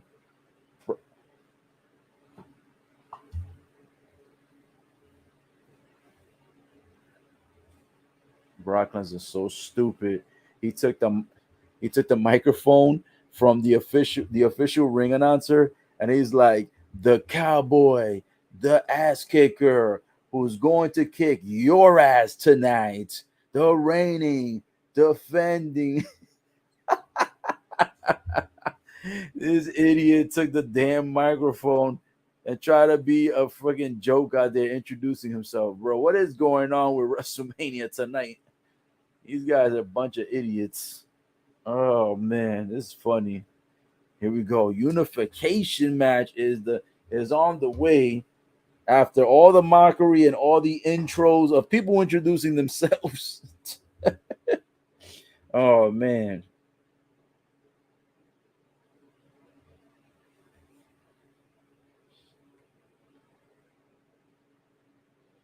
Here we go. That boy said Austin's segment was classic and Pat Mack is a natural in the ring. Yeah, it was pretty good segment. And then he says Roman taking it home tonight, and then Rock versus Roman, WrestleMania Hollywood. So yeah, I think Roman Reigns is gonna win it as well. I'm going for Roman, even though my picks are 2 for 5 on Sunday, the complete opposite of what I picked on Saturday night's picks. Did 100% on predictions, and here only 2 of 5 tonight. So even though my stat sheet for today doesn't look great, I still think that for the final match, Roman Reigns is going to take both titles home and unify. And I think that's going to pave the way for next year. So here we go. Boys are going at it. Oof. Starting off quickly with the beast. Shoulder blocks into the midsection of Roman Reigns, lifting him up, slamming him to the next turnbuckle. Right now, the beast has the brief control at the moment. He is currently in control. But make no mistake about it, Roman Reigns is not going to allow this to continue. There you go. 2 elbows to the face. Oh, belly to belly suplex by Brock Lesnar to Roman Reigns, just flinging Roman Reigns. Oh, another belly to belly suplex, flips him over again. Brock Lesnar, pure domination right now, taking pure advantage of this opportunity. Oof, another belly to belly, 3 in a row. I'll tell you what though, when he fought Bobby Lashley was throwing his ass around like that, made him look small time. Oof, a hard clothesline throws uh, Roman Reigns out of the ring. So this match right now, straight Brock Lesnar. It's been all Brock, all beast mode, and so far, nothing yet to show for Roman Reigns. Now here is a possible outcome that I was thinking of in the event that Roman Reigns does not win, I was thinking, what if Roman Reigns loses to Brock because of interference of Paul Heyman going back to Brock Lesnar? That would be interesting. Oh shit. Brock Lesnar went to try to go attack Paul Heyman, and then all of a sudden, out of nowhere, he gets hit from behind, no pun intended, by Roman Reigns, and they break the barricade over by where usually yeah, that's the same section they usually break it. So close to the front row, they broke the barricade. Woo! Woo! What a match! What a match! What a match to get started. Finally changes the momentum around because Roman Reigns was getting his ass kicked for the first 2 or 3 minutes of this match. Now it's a little bit more even. Oh shit, they're doing a count out. If Brock Lesnar gets counted out, that means he retains his title, but he also doesn't win Roman Reigns' title. So he got in by about the count of 8 or 9. Interesting, interesting. Lesnar is up now. Ooh, shit. Lesnar catches a spear. 1, 2. Lesnar kicked out. Damn, Roman Reigns with a spear. It almost took Lesnar out of the match. That was a tough spear. They're showing the replay right now. Damn, he caught him nasty. And the referee was tapping that count pretty quick, too, so I'm surprised it wasn't a 3. Very surprised it wasn't a 3. Right now, taunting Brock Lesnar. I think he's going for the Superman punch. Ooh, shit, he connects. He actually connects the Superman punch. He got him. Woo-hoo. He actually got the Superman punch. And oh, man. Oh, what's he going for here? Is he going for another one? Is he going for another Superman? Oh, he actually went for a second one. Second Superman punch back to back. Roman Reigns has now regained control of the match. 2 Superman punches in a row.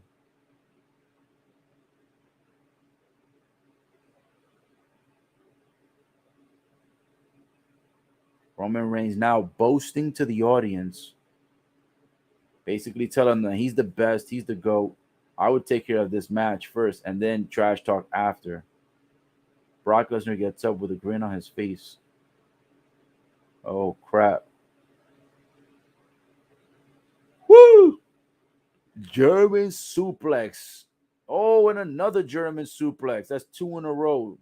Brock Lesnar introducing Roman Reigns to Suplex City at the moment. Yo, Brock Lesnar is kind of moving a little bit slanted. He might have been injured in his abdomen because every time he does a suplex, he keeps putting his hand on the abdomen area like if he's hurt. Oh, another German suplex. 3 German suplexes in a row. Holy moly, donut shop. Oh, and he got him in a 4th one. Suplex City is getting serious. 4 in a row. 4 German suplexes in a row. Getting very interesting. Brock Lesnar, Roman Reigns. This is the final match. Unification, guys. Oof. Another German suplex. Holy moly. Another German suplex. That's 5 German suplexes in a row. Roman Reigns right now in a world of pain, not knowing what to do or where to go.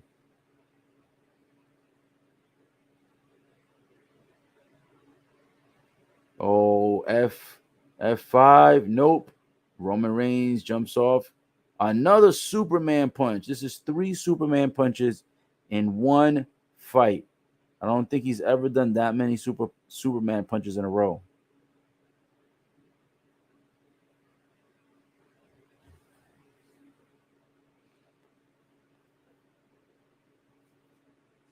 Oh, man.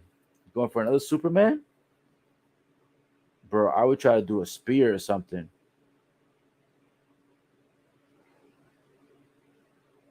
Oh shit! Roman Reigns went for the spear. Brock Lesnar catches him up, puts him in a F5. Oh shit! Is it over? Oof. No, he kicks out.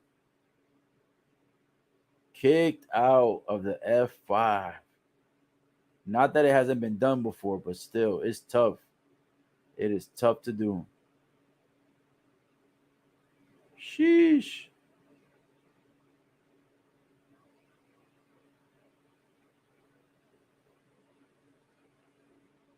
Man, oh man, these guys are going and trying to give as much as they can.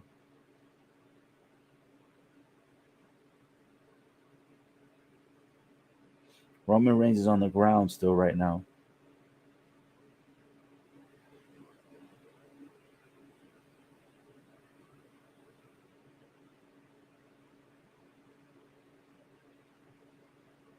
I really think Paul Heyman may end up betraying Roman Reigns tonight and probably just rejoin forces with Brock Lesnar. Really think so. Let's see. Ooh, they knocked the referee out. Oh, here we go. Here goes the shenanigans. Paul Heyman's probably going to get involved. My cousin says Brock looks legit hurt. Yep, that's exactly what I'm saying. Brock keeps putting his hand on his abdomen, and there's got to be something wrong internally. Oh shit! Paul Heyman gave Brock Lesnar the title. Here we go.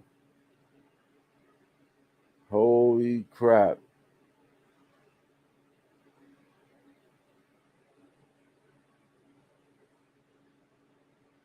Brock Lesnar gets hit in the face with the championship, hands and courtesy of Roman Reigns.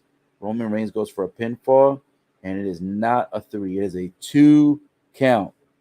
Whew. It's a 2 count right now.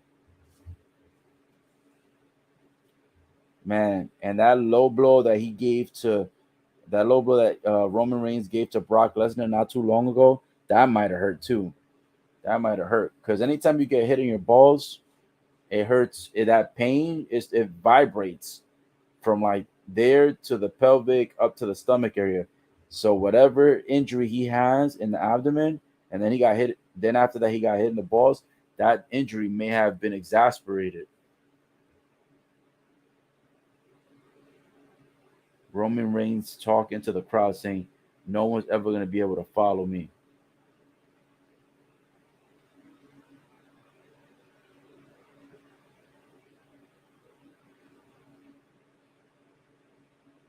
Brock Lesnar getting back up, but slowly. That low blow, and I guess the abdomen pain is hurting. Oh shit! He speared Brock Lesnar sideways, and then he got a 2 count. Damn, this is gonna be, man. I don't know which way they're trying to go with this one. I picked Roman Reigns, but to be honest, this is tough because Paul Heyman could rejoin forces with Brock. Somebody could interfere. It's like, oh shit, damn. He caught him with a spear, and then upon him hitting Brock Lesnar with a spear, like instantly, Brock grabs one of his arms and starts pulling it back submission style, and he has his 2 legs wrapped around Roman Reigns' waist so that he can't escape this shit, bro. Roman Reigns' arm is gonna break if he doesn't hurry up and tap,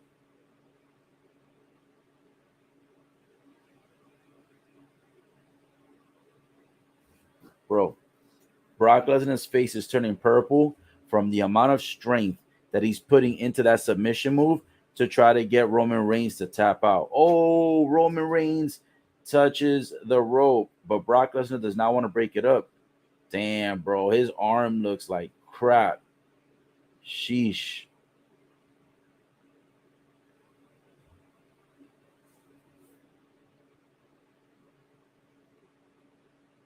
Oh shit.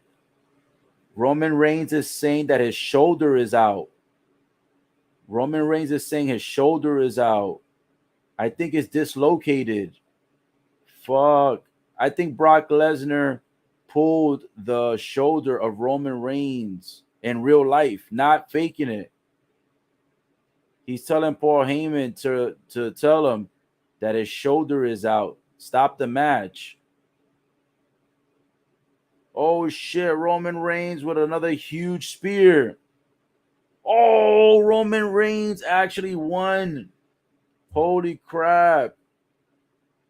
Bro, Brock Lesnar gets up and looks like he was going to do an F5. It gets reversed, and Roman Reigns, a huge spear midair, and wins the title.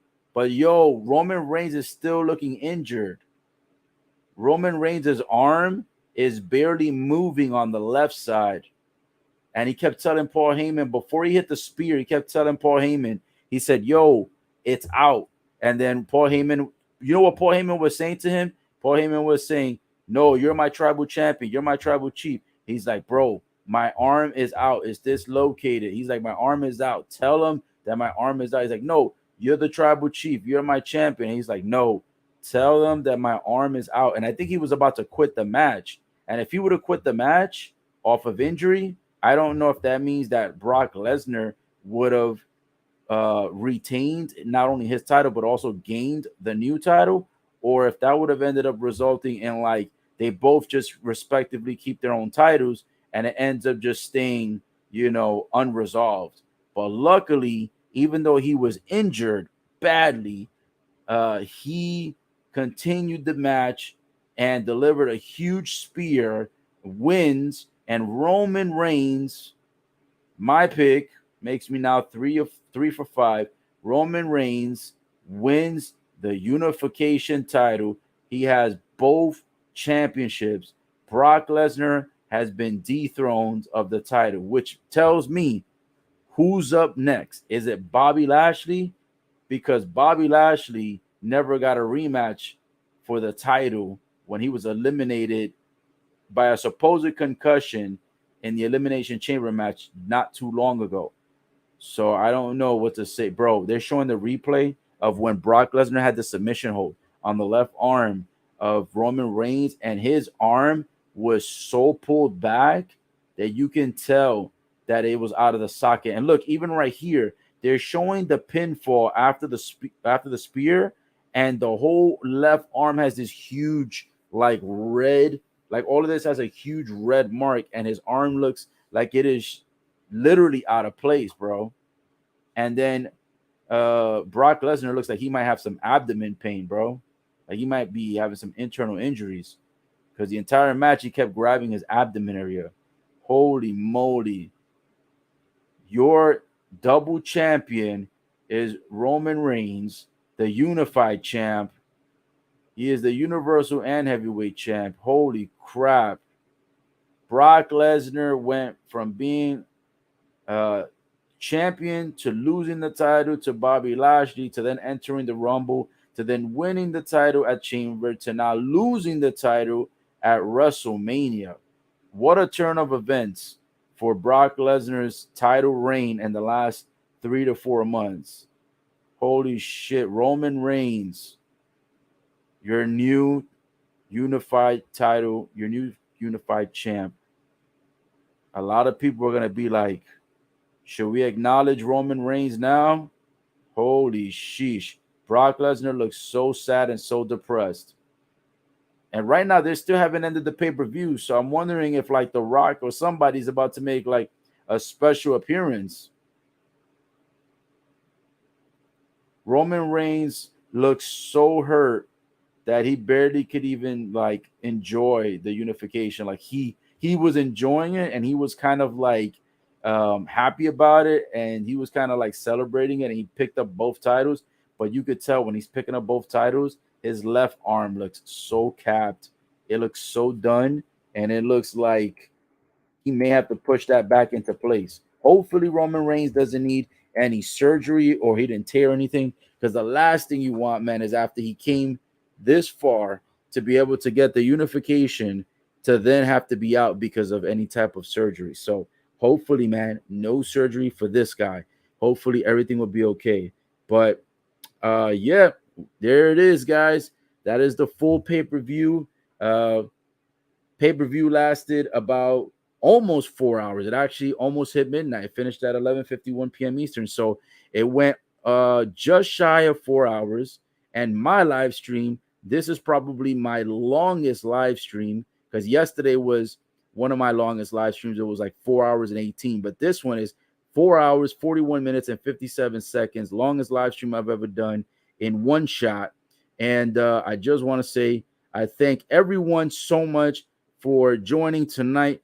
Brock Lesnar, unification title wins, amazing pay-per-view. And guys, let me give you really quick before we end the live stream all my platform channels so that you can make sure you tune in for future live streams so you can be able to enjoy more conversations, commentary, jokes, excitement, etc. It'll be a quick one, so stay tuned here for just 1 second.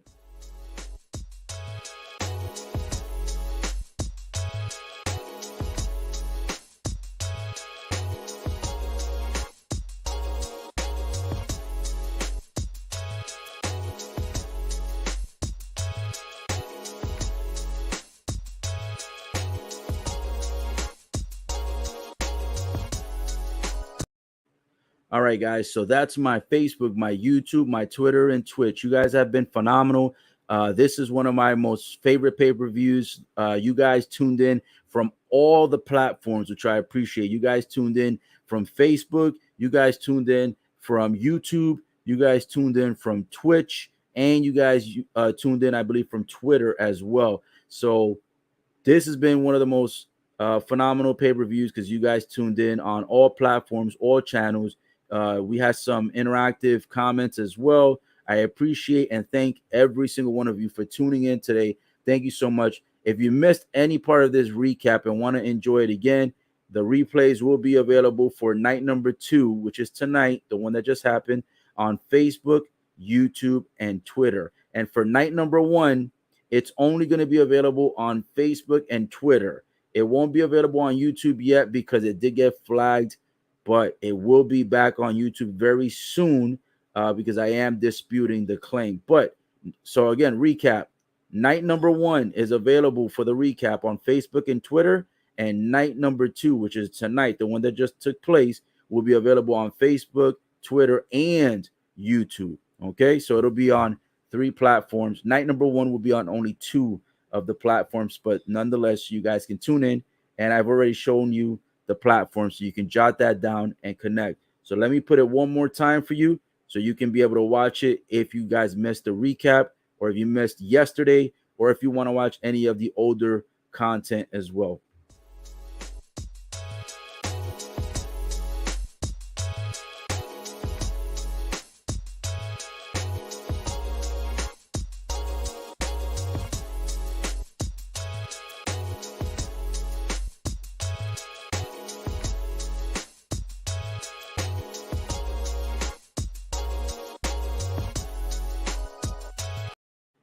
All right, guys, there it is. So closing out tonight, night number 2, WrestleMania 38. Thank you so much. You guys have been phenomenal. Thank you so much for tuning in to Ola TV. This is your boy Ola. I appreciate your time. Don't forget to watch the recaps. Don't forget to watch the older content, and make sure you guys like, comment, subscribe, and share, because it spreads the love and spreads the word and spreads the algorithm. And that way, by spreading the algorithm, we can get even more people to tune in next time. I appreciate you guys. Have a good night. Be safe. Stay blessed. And we will meet up and link up again very, very soon. Stay tuned. Make sure you follow all my platforms and make sure you subscribe to all my platforms. Have a good night, guys. Thank you so much for tuning in. Peace.